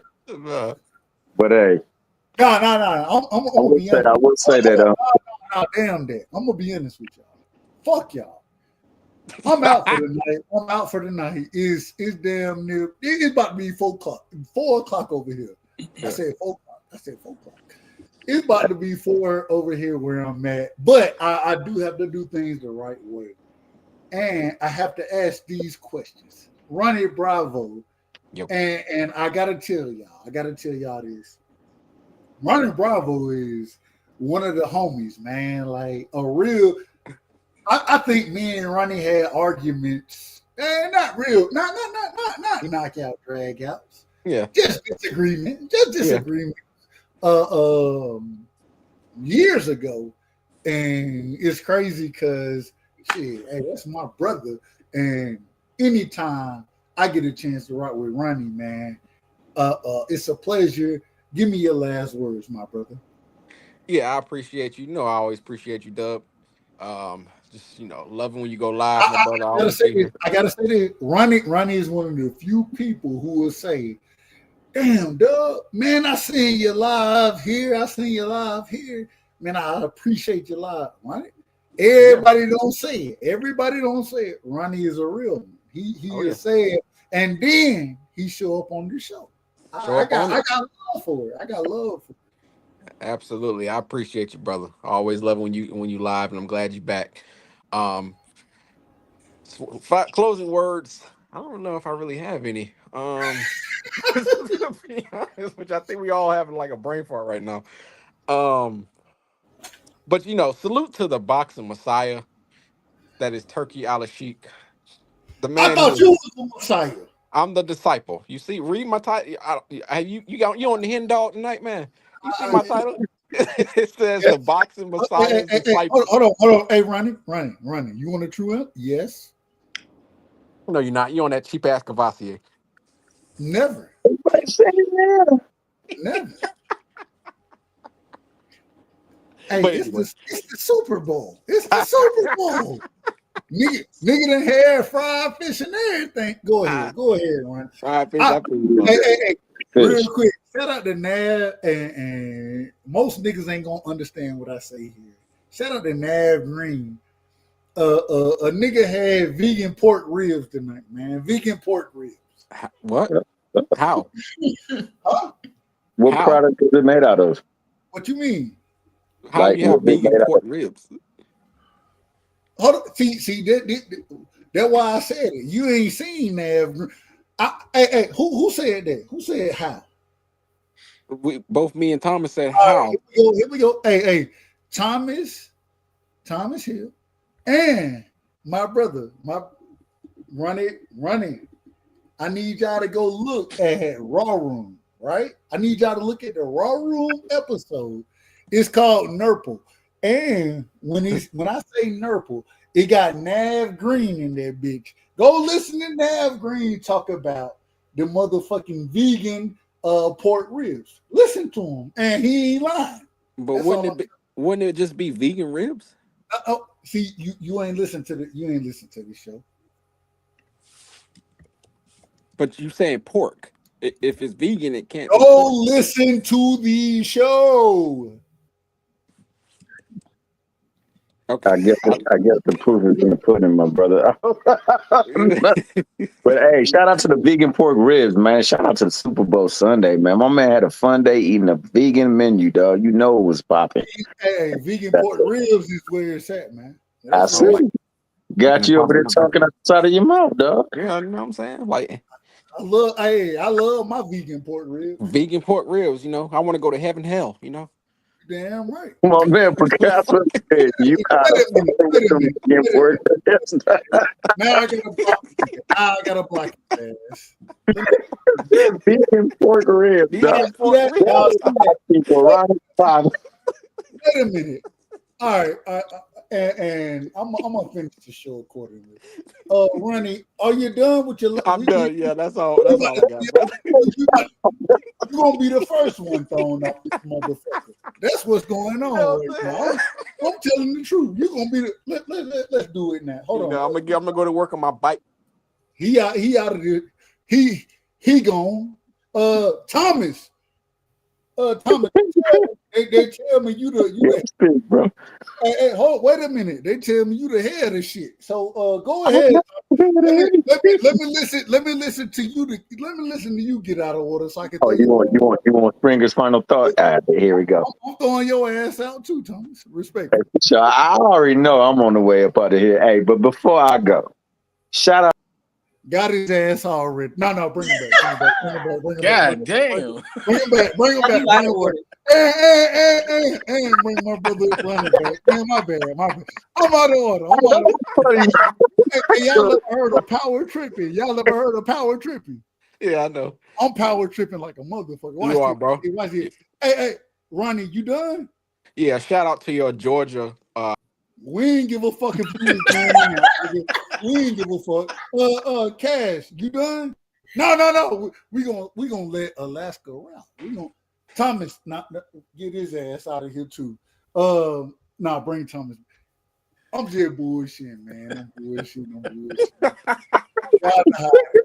Them vegan pork ribs be slapping. Hey, y'all know how it is, man. Y'all know a nigga be bullshitting. Oh shit. Oh, fuck him. Fuck Bella. Bella is the only real nigga in this motherfucker. So Bella, man, bring it out the right way, man. Bring it out the right way, sis. Hey, hold on. Let's get us situated the correct way. Let's get us situated. There we go. Dub, you gonna do me dirty? Gotta nah. I ain't gonna do you dirty. I ain't gonna do you dirty. And I'm gonna bring the real niggas back, man. I'm gonna bring my bad. I'm gonna blow this motherfucker up. I already told y'all I was tripping. I told y'all that. So yeah, we know. We heard it. It is what it is. It is. But we gonna do. And I put it on everything. I ain't throwing y'all motherfuckers off no more. Even though I could, we got to do it the right way. Before I give my last words, the first person I gotta allow to give their last words is my sister. You know what I'm saying? Out of everybody, she got thrown off for a quick second, but not long, because a brilliant individual, one of the bright minds in the sport, and she's one of the queens cooking. And I ain't even gonna lie to you. I put Bella up against any females and a lot of you niggas. I put her up against y'all because she be cooking like that. Bella, give me your last words. Sis, appreciate you and thank you for coming. Well, I appreciate that. Wait. Dub, you out of order now, bro. You out of order now. He gonna keep this nigga gonna tell me well, we can get his ass out of here quick. We gonna get him out of here. We gonna get and get who else?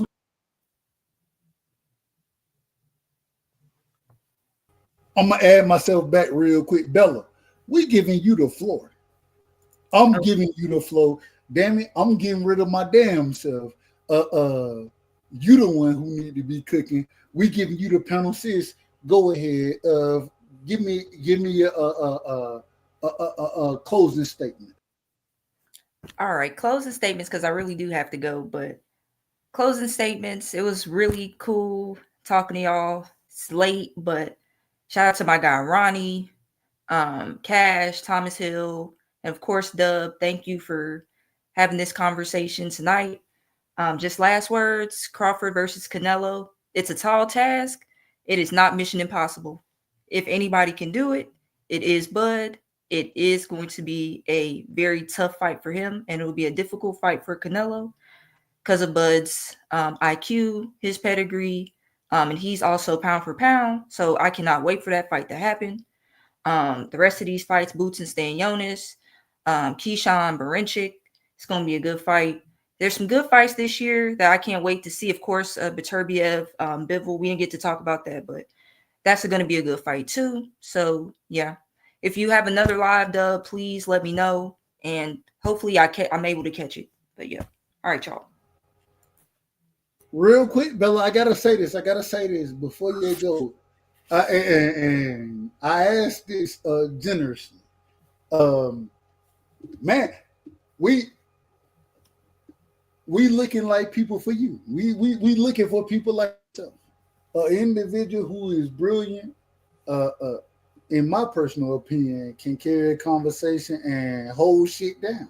We looking for like individual like you to carry this boxing conversation, especially from the female perspective, and move it forward.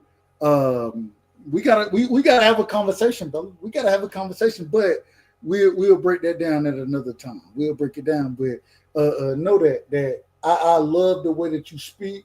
I love how you come with the passion, and you're wrong. No. When it comes to boys, you be wrong. You be wrong. I'm just telling you. But at the same time, I ain't got no problem with it.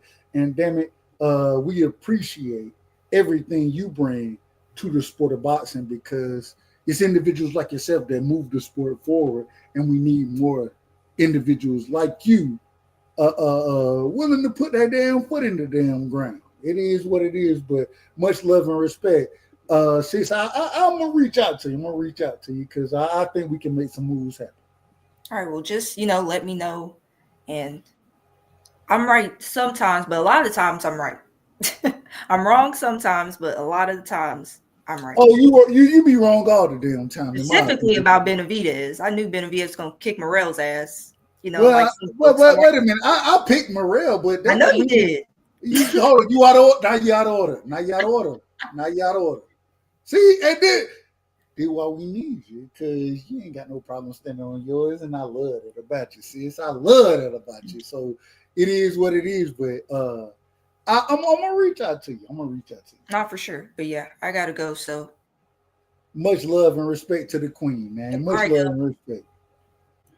We gotta bring on, and in this situation, I don't normally do it this way. Matter of fact, we'll do it for her. But man, y'all some niggas, man. Fuck y'all niggas, man. Goddamn, let me do that shit, man. Bring all these motherfuckers on. Y'all regular ass niggas. Bella's special. Damn, I don't get no full screen, motherfucker. Nah, you don't get none of that.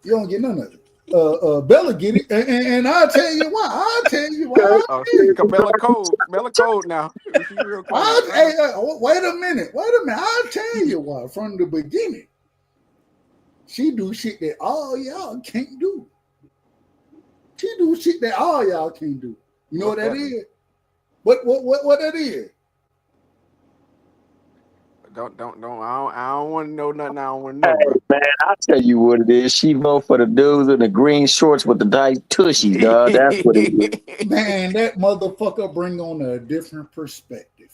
Oh, okay, I got you. Okay. And the perspective that y'all bring on, I can kill y'all shit easy. I can't kill her shit nearly as easy, which Man, is you ain't killing shit over You here. ain't killing shit, Dub. What the fuck you mean, bro? y'all niggas don't even have perspective. What you talking about, bro? Man, Oh, Dub, don't get cooked on your own panel, dog. Like, here we go with niggas that don't know shit about nothing. Here we go. damn Georgia Bulldog. You ain't never tell these niggas nothing, Hey, man. shout out to Thomas Hill. I gotta say this. Shout out to Thomas Hill because Thomas, a real nigga, same way Cash and my brother Ronnie, all real niggas. But I gotta give Thomas a tad bit of credit. He done set some shit up that y'all don't even know is popping yet. He done set some shit up that's fitting to be in the works. Shout out to Thomas Hill for being a real CEO. Shout out to the brother, man. Shout out to Cash Crypto, being one of the first niggas that I've ever, not one of the first nigga I've ever met from Alaska. But a brilliant individual, an individual that'll sit there and I'll be like, shit, if I bring this shit up, do I need to run this by Cash? Damn, can Cash? I already know he can talk to it. What the fuck this nigga gonna say? Hey, I love it. I love it. And shout out to Ronnie Bravo for being one of the realest boxing heads that just keep it a buck. Don't give a fuck about the bullshit. A nigga that just keep it a buck. You know what I'm saying? And I appreciate all that from y'all, but I will tell y'all can't hold Bella. Y'all can't hold her motherfucking shoes. Y'all can't hold none of it. She'll cook all of y'all niggas, in my opinion. Here we go, y'all. Here we go. Hold on. Wait. Bella's still in the background. Bring it back up. Y'all can't touch a motherfucking ass. Here we go, y'all. Let's see what we got. We got Ronnie Bravo. What's up? Me and Bella have the same talking points, so it'll be like, she'll fry the shit at you. Ain't no nigga on YouTube fry the shit out of me, bro. I'll fry your ass. Dub, you out of your weight class now. You know that, Ronnie. I don't set it up then. If you feeling so confident, tell me when and where. What you want to do? What do you want to get cooked? You pick it. You pick the date. Hey, knock out my brother like. Hey, no. Wait a minute. You said I get to pick it? Yeah, you pick whatever you want. BVO. What? We gonna debate on BVO. Okay. Whenever you want to do it, let's do it. You tell me the topics and you pick a time. I get to pick judges. Yeah, well, we have to disagree on it. I got Bella, I got Cash Crypto, and I got Thomas Hill. Those are my judges. Well, you already lost then, brother. So you agree with the judges, right? Yeah. All right. So we agree on the judges. We agree on the place. Now we got to agree on the topic, correct? Correct. Canelo and Bud is the topic. Okay. Let's do it. Let's do it. What's the day? It's Monday now. Wednesday. Let's do it Wednesday. Wednesday. Okay. So what you said, Canelo and Bud, just the winner? Like what's the like the inner topics with it? Canelo and Bud is the topic. No, I'm saying like are we doing like who's gonna win, or are we doing anything else besides that? Like what are you saying? Canelo and Bud is see you don't need you the great one. You the great one. I'm actually begging you for a debate in what you're saying. So I mean you make it. Yeah. I said Canelo and Bud was the topic, and that's why I left it at. If you want to move beyond that, go ahead. You want the questions? That's pretty much what I'm saying. Like, are you just saying straight up who wins? What are we debating here? I'm giving you I got it. All right. Let's do it this way. First things first. Cash, can you judge that debate? Yeah, for sure. Thomas, can you judge that debate? Yeah, I can judge it. Bella, can you judge that debate? I can. Bet. I would say my first question, and I think we go back and forth. First question for me would be, does Bud win the fight against Canelo Alvarez? That would be my first question. Okay. What's your what would be your? I can ask all of them. You want me to ask all of them? Yeah, you can ask all of them because I'm trying to figure out where we're going with this. Because really, you want me to ask all the questions? Yeah. All right. Okay. All right. No, that's not fair. I want you to ask all the questions for when I smoke you. You have no excuses. I don't live my life that way, so you gotta ask something. Okay, all right. So being hard ass now. So are we just doing Canelo, or are you doing other topics too? Whatever topics you want to do. I thought this was a Bud Canelo debate, but whatever topics. Whatever. So who wins the fight? All right. I'll play your game. I'll play your little game. No. Wait. I ain't trying to play no game. Whatever. That's why I say whatever topic, because you think it's a game. It is what it is. Ask your question. Ask your question. All right. So Bud versus Canelo. It ain't got to be Bud Canelo. Okay. So who you want to who you want to debate now? Whatever your question wants to be. Okay. So you are. I really don't want to debate no Tank versus Devin, but I can if you want to. Let's do it different.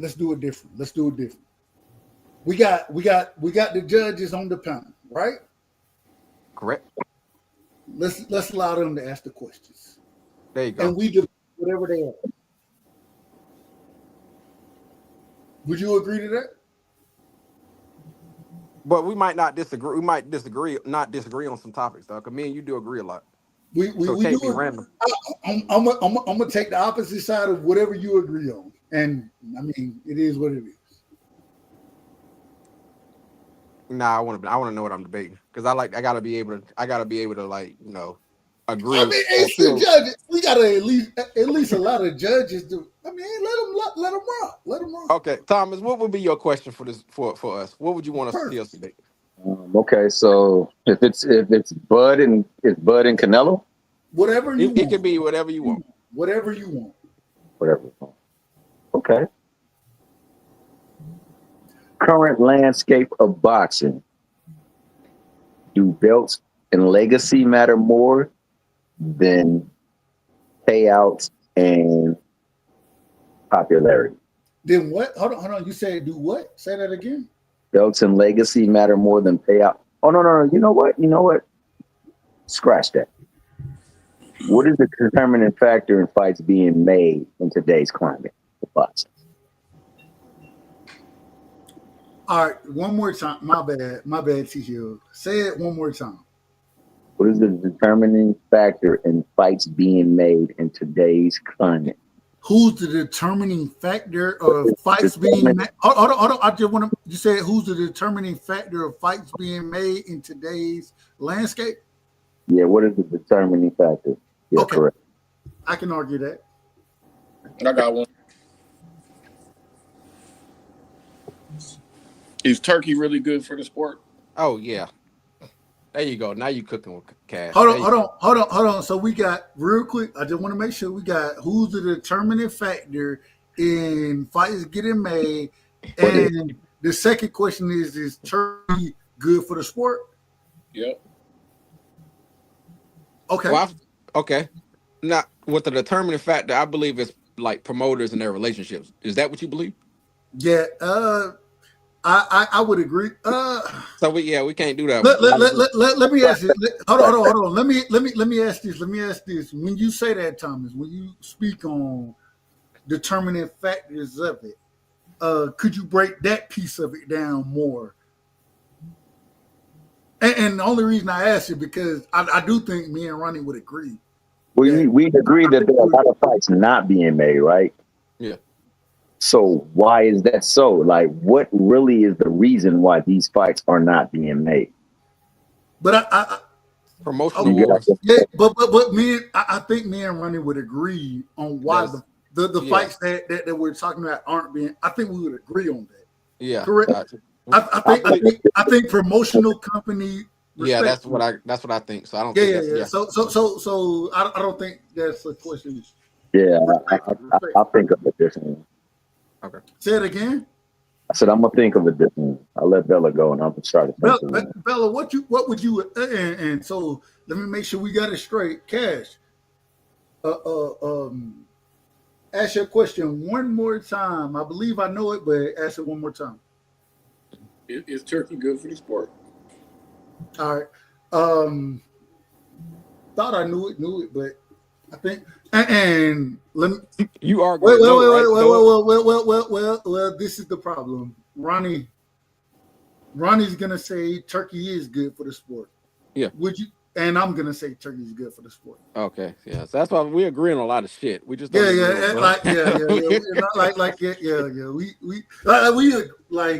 it's really it's gonna be a handful of shit that we don't. It ain't gonna be a handful of shit that we don't agree on. Probably. Don't you guys agree?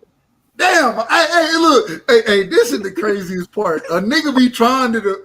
We got to set something up. Hey, nigga be like, yeah, we'll argue with each other about some shit, right. And then be like, well, we agree on that. And the only thing we disagree on is Bud, bro. Right. And then even with that, you be like, well, we can kind of agree on some of the. Hey, we disagree on the major part, but we can kind of see some of the shit that go on. How we say, like, we can kind of see that. Yeah. Like, yeah. Bella, what you got, man? Tell me something good, sis. Hey, Bella said, God damn it. Bella said, I need to go to bed, motherfucker. She said, I'm trying to see Still riding though. Hey, real quick, shout out to the sis, man. Y'all make sure y'all show Bella love because out of everybody, and I love a lot of the sis in the game. Man, Bella a real one, man. And Bella a goat, nigga, it's 4:00 in the morning, and she up trying to figure out how the fuck me and my nigga Ronnie can debate. She like, fuck it. I'm trying to help. I'm trying to go ahead, sis. Go ahead. Okay. I wonder if you all disagree on this. Has the PBC lost its grip on the boxing world? Absolutely. Yeah, I agree on that shit. Y'all agree? Okay, so you guys agree. Okay. You agree. That shit too. But and this be the problem with a nigga like Ronnie. He a real nigga, man. He a real nigga. That's why I like to argue against him. He a real nigga, but we agree. We agree on that. Yeah. I'm surprised you took that stance though. I thought you would argue for the PBC, honestly. But who, me? Yeah, I thought you would argue for the PBC. Why? I don't know. You've never heard me argue. I mean, I don't hate the PBC. Yeah. It's like Top Rank. I don't hate Top Rank. I don't hate Eddie Hearn. I don't really give a fuck about him. I don't give a fuck about him. I just want to see the best. That's it. I don't really give when niggas was at this current moment in time, nigga telling me Eddie Hearn trying to do this, that, and nigga gotta fight it. Yeah, damn right, nigga gotta fight each other. That's what we want to see. What are you talking about? I want to see niggas fight each other. So I don't all that shit, bro. Like that shit ain't got nothing to do. Yeah. Well, shit, we'll find something, goddammit. Right? It ain't gonna be tonight, though.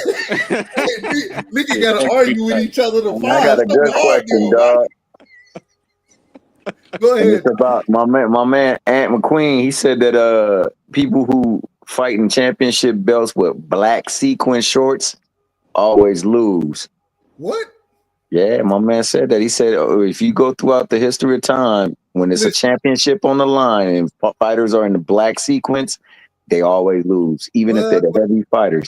tell So you the truth. the Wait a minute. favorite. Wait a minute. I'm just gonna tell you the truth. If a nigga worried about looking at sequence, I don't even know what sequence shorts are. I don't know what that means. If a And what does that nigga mean? What wear does that mean? Shimmery. It's the what's up, shimmery shorts, the one with the shimmery like material sequence. and you done missed all of everything I got going on in life, so I don't know. I don't know I nothing was else. gonna juxtapose it with the shiny green ones that my man came on here and said, whenever they wear, they win. One day, I hope. One day, I hope I get an opportunity for Lil Dub to wear. You said Black, black. You said black sequence. Did you say sequence?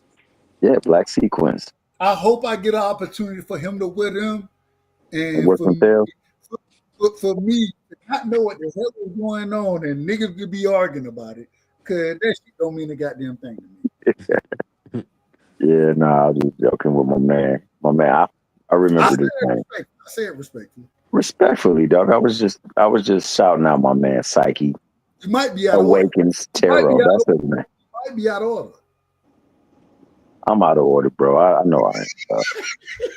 I ain't gonna even lie. Hey, Hey, shout but out to all the real niggas who know they out of order when I say they out of order. Shout out to the real niggas. and being out of order, man, I'm gonna go on and give this shout out. Shout out to my main man, It's 4 o'clock. Ronnie Bravo, dog. Don't let the baby face fool you. He get up in there and he'll be straight out assassin with you. Shout out to my man Cash Crypto from the picture. You can tell he all up with the smoke.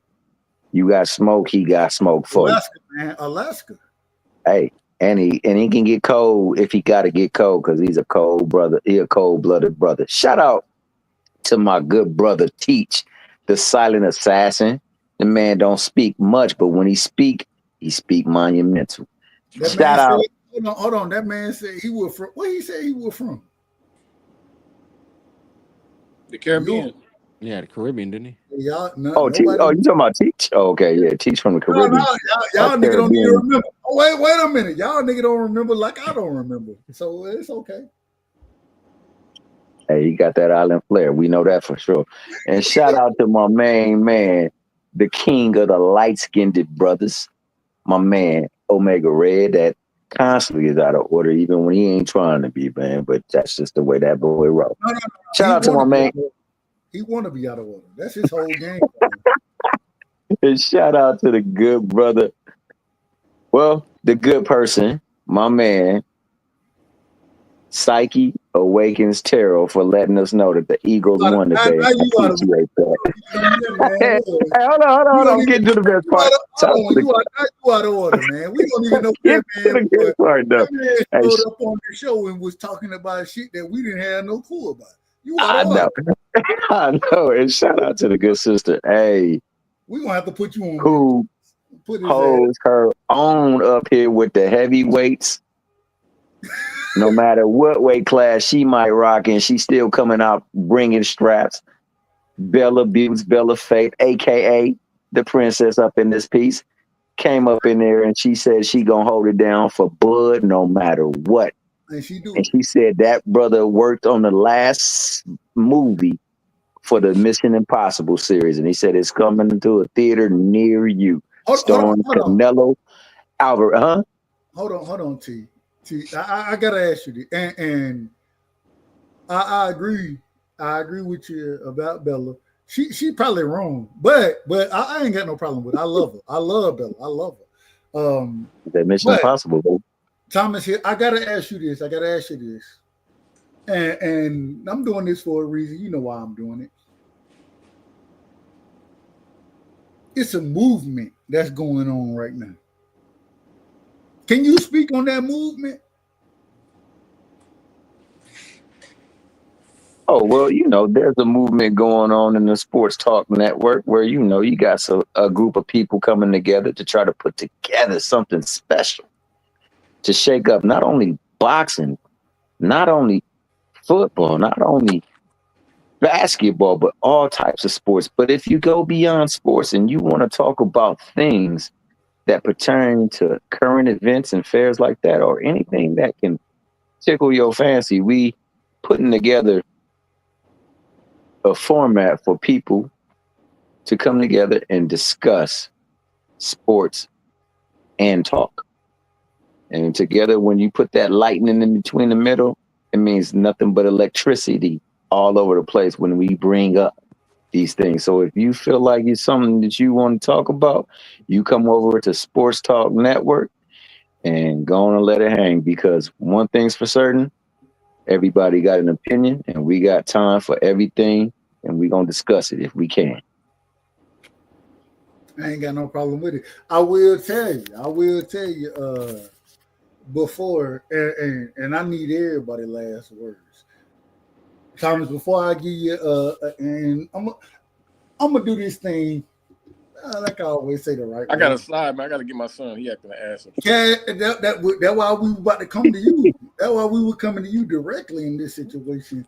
Cash, go on, tell me before you go get your son. Give me your last words, my brother. Shout out to Cash Crypto. Oh, he got. Oh no, well, somebody got the hell. That boy wasn't playing. Shout out to Bella. Oh, Bella said enough of this. It's always good talking to y'all, man. I'm gonna catch y'all next time. Hey, Cash. Hola. We gonna and if anybody don't know, Cash, I gotta stop him real quick. We will be doing, because we got a lot of things we gotta interrogate and look into as far as extraterrestrials, different phenomena that's happening in the world. Oh, that's what I'm gonna say real quick. I was out of order. Hold on. Okay, I was out of order because I missed the show. I missed it. Go ahead. Remember how I was talking to you about binary star systems? Mm-hmm. I found something. I'm gonna bring it up next time. This dude found something from Pioneer 10 and Pioneer 11 that the government done wiped from the they done wiped out all the information about this except for this. Wait a minute now, Cash. I will say we are getting more information at this current moment in time than we've ever gotten from government, especially when we're speaking on these different star systems, the different things that the government has quote unquote explored, and we're getting. Man, you out of order, nigga. This is my last words. You gonna cut Man, let him get his last words off. He gotta go check his phone, bro. Hold on. Hey, tell me if I'm wrong, Cash. Tell me we ain't getting new information. It ain't got nothing. It ain't like nothing like this though, man. This is like a piece of information that kind of proves that we are in a binary star system, and they've been hiding it from us. But Hold on. You saying we in a binary star system at this current moment in time? I mean, if you're in a binary star system, you're in a binary star system. It ain't nothing to do with time. Amazing. Well, it has everything to do with time. It has everything to do with time because we anyway. That's a whole. We'll get. Yeah. I'm gonna catch y'all later. Shout out to shout out to one of the most brilliant individuals that I know. Straight out of Alaska. Nigga had a son going for low cash. hours. We never know, but much love and respect to my brother Cash Crypto, man. That's my brother, and I ain't got nothing but love and respect. Ronnie Bravo, Ronnie. Yo, I gotta tell you, I got smoke for you. Oh, okay. You know I got smoke for you. It's called crime. Yeah. Got heartburn for you? Got your tummy all tired because I'm talking about your favorite fighter? No, it ain't nothing like that. You know I got smoke for you? Why? What you got? Because you can deal with it. Oh, yeah, I'm all here for it. It's different to deal and to talk and argue with a motherfucker that don't know shit about shit. Yeah. But when you meet a motherfucker that knows something about something, you gotta pick their brain. Argue with a motherfucker to get to know what a motherfucker know. That's what you gotta do. In my opinion. You're right. So that's why I gotta stop trying to argue with niggas in chats. Hey, one thing I tell you, playing in the mud. Hey, if I argue with you, it ain't because I respect you. That's it. It's because I respect you. And Ron, I think you already understand. I got a lot of respect for you, man. Give me your last words, brother. Oh yeah, I appreciate you. Appreciate you, Dub, as usual. And I'm glad you're back, brother. I'm gonna hop on anytime you online just to support you. Have some good conversations. Appreciate you, Thomas Hill, holding it down like you always do, always keeping it real. So I appreciate you being up here. Cash Crypto, that's the homie, always up here. One of the most brilliant people, one of the most brilliant minds in this. regardless of boxing, like in real life. So, And people don't even understand how yeah, like brilliant that brilliant. brother is. Absolutely, They don't absolutely even brilliant. understand it. Right. So like topics outside of boxing, I like to like pick his brain just to listen. Yeah, Just to sit. yeah. I just sit back and just listen, and not even to contribute to it, just like listen to him. So salute to him. And then Bella Faith is one of the coldest. She the coldest chick in the game. To be honest with you, Facts. like her and Key, some of the coldest people Shout in the out to game. Key, hey, Right. shout out to Key Alexandra, man. Shout out Absolutely, that she cold too. So that's the homie. to her. Hey, shout out to the queens too, man. The queens of the ring, man. Oh yeah, Much love shout out to Nick J and Nick J. Bastiana. Absolutely, man. Yeah. We show love to all Bastiana the got a big females. debate this week, I believe, right? With 2 Well, cents. who? I believe she's debating 2 cents. She got Oh, that's what's hold up. on. Yeah. Hold on. Who she got? She got 2 cents, don't she? Yeah. 2 cents. I think it's Monday. Is it Monday? Bro, Is that tomorrow? Bro, that's that's crazy. the day. Bro, that's Yeah, today. crazy, Yeah, bro. today. Hold on, Ronnie. So hold on, Ronnie. I know you get the call like I'll get to judge some shit, right? Yeah. I ain't got the call for that. I ain't got it, and I'm happy I ain't got it. I'm happy. I thought you were a judge for that one. I ain't got the call. If I am, I ain't got the call. I'm Oh, gonna tell you I this. probably know why they didn't give you the call though, bro. Because I think one of them was on the panel when you got they gave somebody else the victor debate over that you. Say Was it that again? King G? Hold on, Was what it King happened? G? Remember in the debate series last year? What did I say? I said what I said. No, you were in I thought you won the debate, but they gave it 2-1 to somebody else. No. Well, I don't know. I think one of them was a was a judge that night. I don't know. I'll tell you this. I don't. Man, I'm wouldn't be gonna be surprised. quite honest. I don't remember shit about that damn. And I don't. It ain't that I don't remember it. It's just, it was debating. You feel me? So Yeah, that was a it long. wasn't nothing crazy. But my thing is when I'm looking at this debate, when I'm looking at 2 Cent, when I'm looking at Bassiano, man, that shit is, man, that's gonna be a spicy ass debate, man. Like 2 Cent ain't taking shit. She gonna get up there and argue with us. Bassiana gonna get up there and cuss our motherfucking ass out. I ain't got no problem. I love it. I love all that. Yeah, Y'all boxing get on it in. something else, boy. It's been a Y'all while get since it in, man. Y'all. Yeah. I'll be honest. I'm happy. I'm not a judge. I just want to listen. I just want to listen and listen. Yeah. I always get excited listening to Baxiana and Nick J.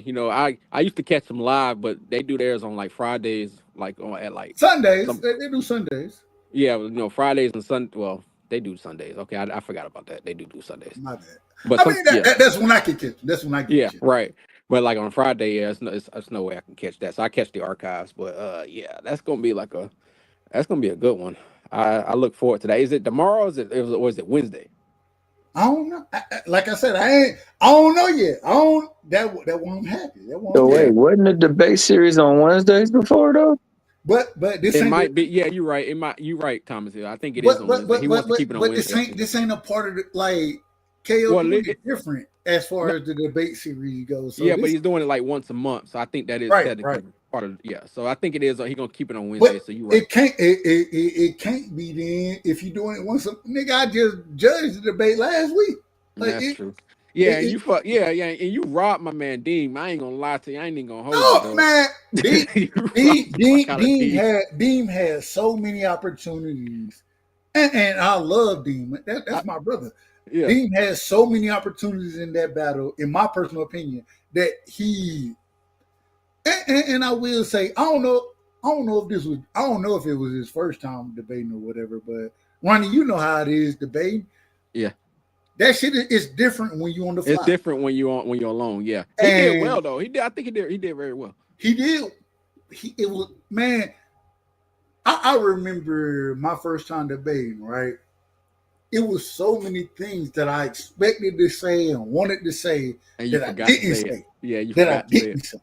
That I had prepped for it. That I had kind of. But then you get into kind of like it's just different. It's different because you try to. It's like you It's different because you think you're gonna prepare for like if he say this, I'm gonna say this, but then you go into a point a little too long and the time run out on you. So then you forget to say it. You know what I'm saying? It's just different. Yeah. And so I think Dean did a hell of a job, but at the same time, I think, man, BF is very crafty with the way he does shit. And I think the craft that BF came with versus Dean just wasn't prepared for it, in my opinion. I don't think he was prepared for it. And I thought he did a decent job at certain times. My thing is especially and whatever other round, if you want to tell me you gave him 1 and 3, if you want to tell me that, no, he lost the first round clearly. I thought he won the second round clearly. How can you win the second? What was the question of the second round? It was something about boots, I believe. No, the question was not about boots. The question was about ducking. And when BF brought up how the IBF moves and the rule system behind it, it's hard to. I've looked at boxing so long, and I know the IBF rules. I know these folks' rules. And when he brings it up and speaks to it and breaks it down the way he breaks it down, it's like, bro, how can you duck when you have? Even if you would have made that fight happen, it's not a unification. We will always say, Ronnie, unifications trump mandatories, right? Yeah. How the fuck can you go fight for a quote unquote unification when a nigga gonna get stripped if he fights you? I have to go back and look at like that round because it was something he said in there. I can't right now it's escaping me, but it was some stuff that he said in that round that was like, oh yeah, I remember that. What he said in the round, and which I wanted to give him credit for. The problem is what I just said. I wanted to give him credit when he said, how can you turn down this fight, your biggest payday? How was that not ducking when you turn down your biggest payday, right?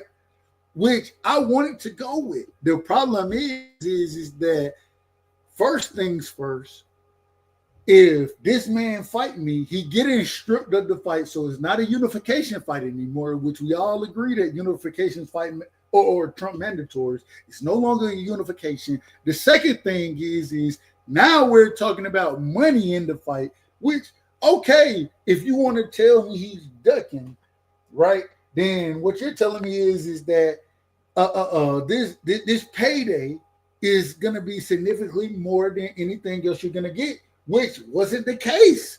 And because it wasn't the case that way, it's hard for me to say that the man was ducking. That's that. And I do think, I still think that it would have been Brian Norman's biggest payday, but from the individual I talked to, the whole 1.5 or 1.3, whatever it was, to 4,000 wasn't the case. That wasn't how things worked out. And I don't know. It's just hard for me to say you ducking when it wasn't for unification. I don't know, bro. Like, I don't know. That shit, it's hard for me to say. So what stance was Dean taking on that? Say it again. What stance did Dean take on that one? Because I didn't catch the debate. No. So Dean was speaking on Boots ducking Brian Norman Jr. And he said he ducked him? Yeah. And my only thing going with what BF was arguing, first thing, well, not only thing. First, no, thing, he was opposite. He was arguing the opposite, wasn't he? Like Boots didn't duck. No, he. Well, why would he argue that? He's a huge Boots fan. Who? Dean is. He's from Philly. He would never argue that. I think it was the other way around. I think BF was arguing that Boots ducked. Yep. Yeah, like you got it wrong. Like Dean was arguing that he didn't duck Brian Norman Jr. But to me, I mean, the case against the duck, saying that he didn't duck, was a couple of things.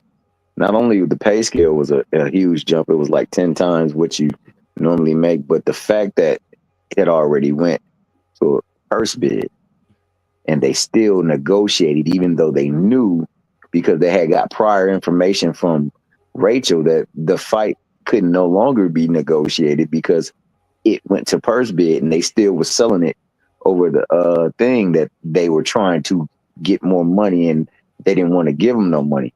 To me, it wasn't more so that they were using this moment to build their fight that's coming up and not to try to actually negotiate the fight.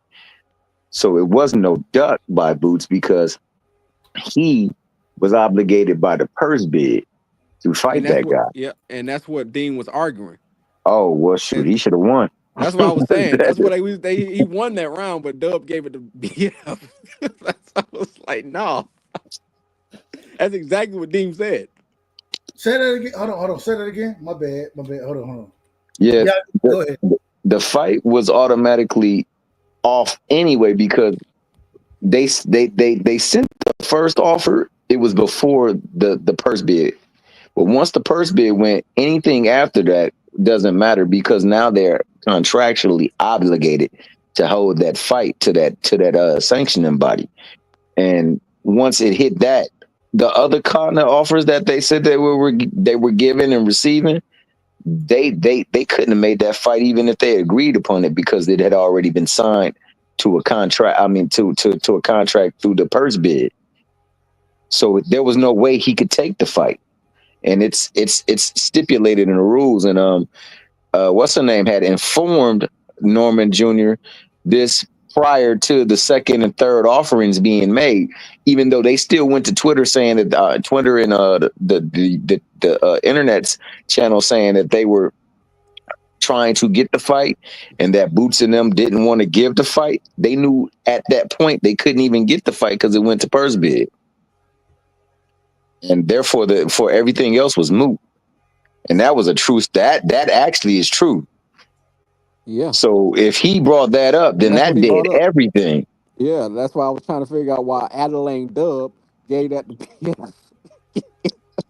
Yeah, unfortunately, that say it again. Okay, so the first offer, the initial offer, they when they asked for the fight and it was sent to them and they turned it down, that happened before the purse bid. But like 2 days after, no, wait a minute. And okay. I got you. The problem and see, and this is the craziest thing about all of it, right? So I'll be honest with you. When it come down to that situation, you're saying it happened before, right? The first offer did. The one that was rejected. What the argument was in this situation, and I will say this, because the argument BF made is that the offer came, I don't know, 3 days after it should have came or something like that, or that it could have been accepted or whatever. It wasn't that this was rejected and came to this. It was when the offer came. And when the man broke it down, which my thing is this: if you rebuttal it and say, no, this is how it really happened, then I can give credence to it. I can't give credence to anything you don't say. If I believe something is one way in a debate, I can believe whatever I want to. If you don't say it, then I can't give you credit for it. You know what I'm saying?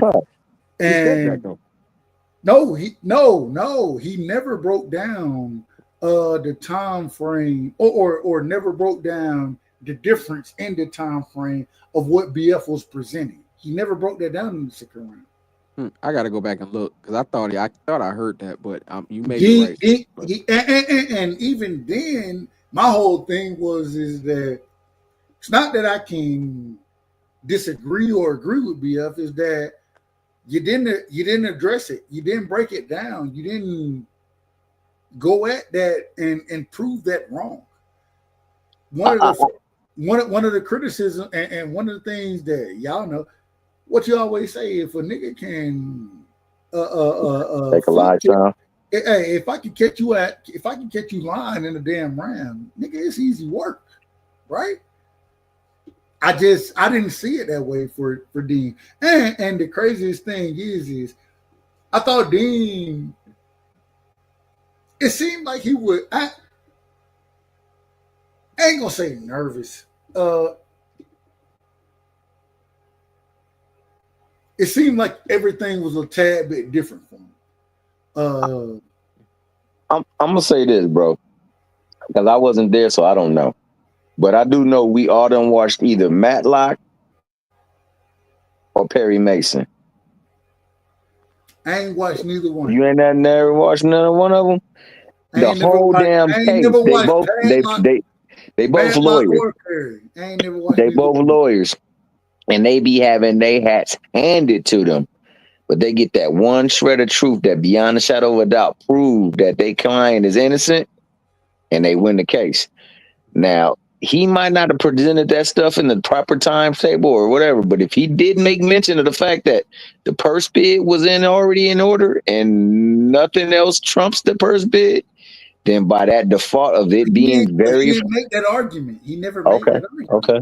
Okay. Well, like I said, I didn't hear it, but if Ronnie say he did it, and he didn't get awarded, and that was kind of one where he should have been awarded. Ronnie didn't say that. Ronnie said, "I got to go back and listen to what was said." That's what Ronnie said.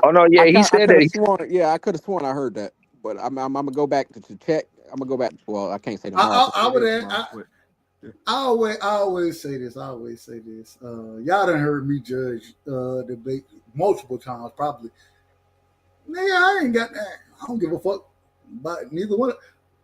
I don't care. I don't care who wins the damn debate. I judge this shit off of how I see this shit. Oh no doubt, and you're right about that. If somebody is slinging a lot and you can't catch them on a lie, that's on them.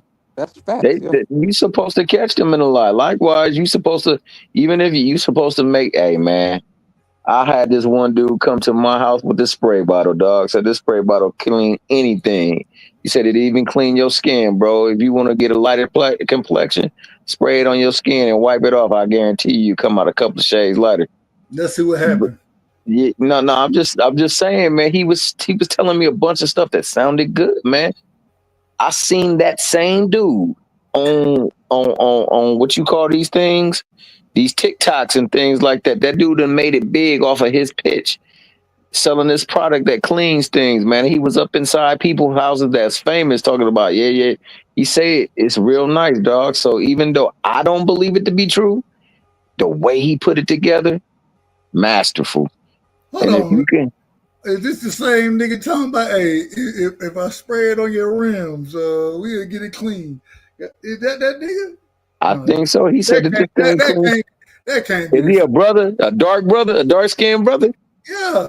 That nigga came to my door. I seen him on some shop like hold on, with a gap? What a gap, yeah.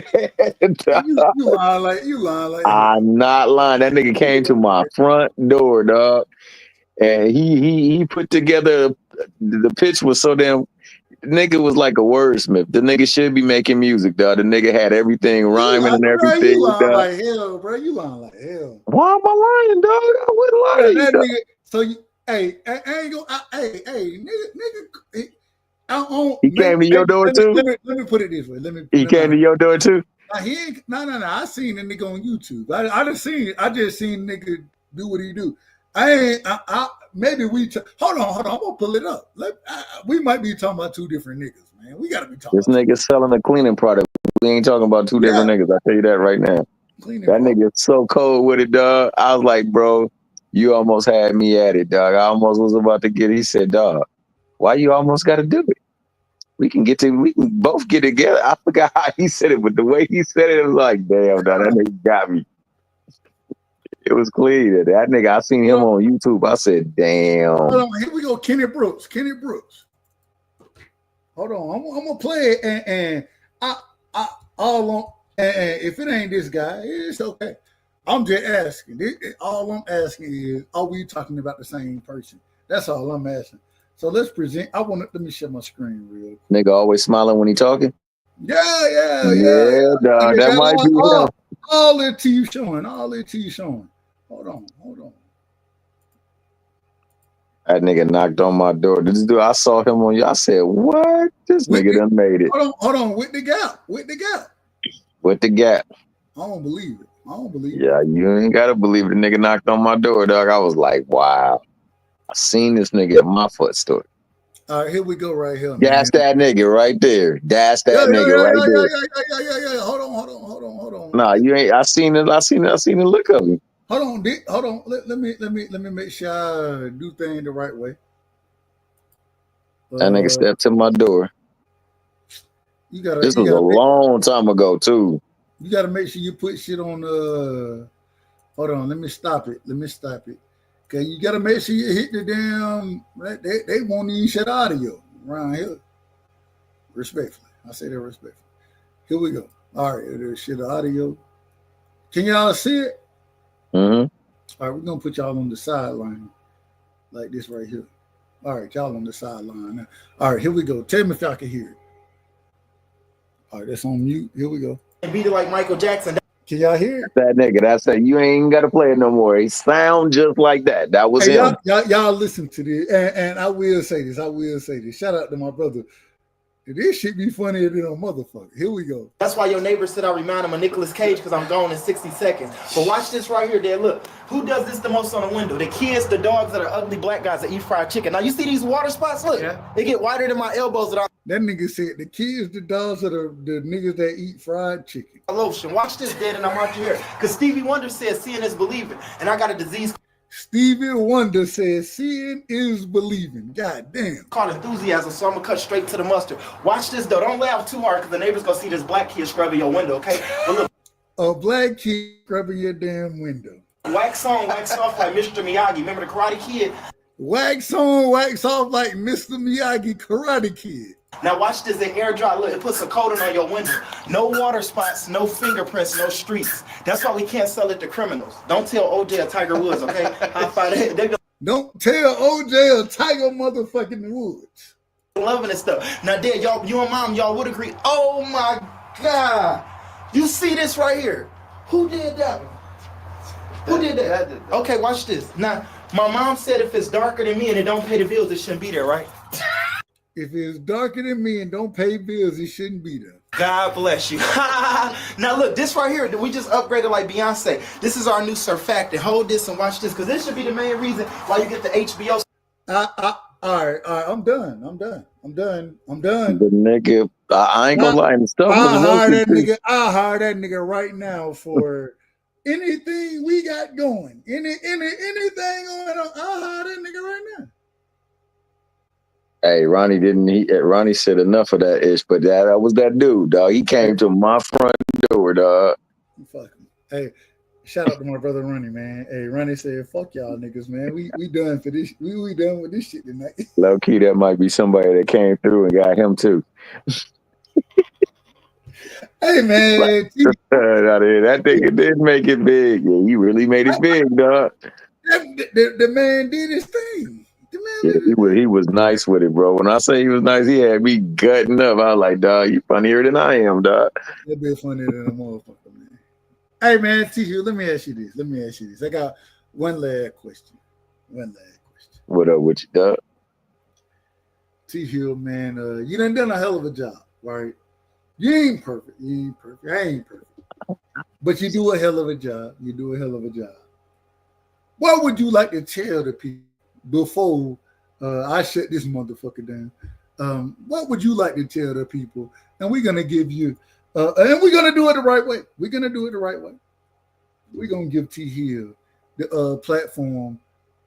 Get the people and let the people know what you would like to tell them before we shut this motherfucker down. Well, what I would like. And I apologize for cussing to anybody who's listening to me cuss like a sailor. If he cussing like a sailor, that's because he love you like a mother, bro. And you know, you can't never turn down a mother's love, dog. That's passion. And passion is always good, especially when it's placed in the right position. So with that being said, let's make this move to the right side. Shout out to my guy, Doug, right side. You know what I'm saying? The panel that you can come up here and speak your mind, and it might vary off into other topics, and that's all right, because you know what? One thing we got is time and time to talk. So let's talk it out. One way or another, we gonna come to the solution of the matter. If not, we gonna have a good time trying to get to the part of it. Likewise, if you're not rolling on our time, that's cool, man. We still got room for you. Just make yourself acquaintable by following the rules, being courteous, being respectful, because it's all about being respectful over here at the right side. And also make sure that you have a little bit of facts to what you speak. Otherwise, you get cut. And I'm talking about like when the wind blows, it's cold, and you get that razor cut, make it sting. So you don't want to come over here and get stung. So you keep you on your pins and your toes. Come up in here and get sharpened up, because that man got nothing but smoke for you. And it's all in love, respectfully. See you the next time whenever he come on. Same bad time, same bad channel. Make sure you come prepared, because if not, he gonna say you out of order. And that's it. Hey, man, shout out to one of the greats, man. Shout out to one of the greats in Thomas. If y'all don't know, I want to say this. I want to say this first. We got Crush the Legend. Crush finna be live in a second. I'm going to tell y'all the truth real quick, Thomas. I'm going to tell the truth. No truth on it. I ain't, nigga just said I was going live after the Super Bowl. Nigga, it's 5 hours and 36 minutes later. I see. With 40-something seconds on it. This is how we do it. It is what it is, man. Niggas just love No Montel Jordan. Niggas love to talk to sports. Niggas love to be around others that's gonna keep it real. I'm gonna tell you, I'm calling it out tonight. I don't know if it's gonna happen. I'm calling for a co-host, and I got an individual in mind to be a co-host on the show over here. I got an individual in mind. We're gonna talk about it. T Hill. I want folks to know this too. I want y'all to know this. If it ain't me, BVO gonna be rocking. If BVO ain't rocking, Crush rocking. Thomas Hill, he ain't gonna be rocking, but he gonna be everywhere, and he gonna be showing up and showing love. Man, y'all make sure y'all tap in, man. A lot of good things are going on, and we're gonna make big moves, and things will change soon, and we're gonna have a lot happening. So shout out to my brother Thomas Hill. Shout out to everybody who came through tonight. You know what I'm saying? Shout out to everybody in the chat. It's gonna be crazy coming up. Shout out to Picasso, man. I gotta say this. I gotta say Picasso. Well, shout out Picasso. That's my guy right there. I've been. Hey, look. Picasso, the man got more lives than. Never mind. I plead the fifth on that one. But shout out to my Picasso. Shout out to Texas G, man. Shout out to Texas G. Showing up and showing out, dog. Salute to you, Mike.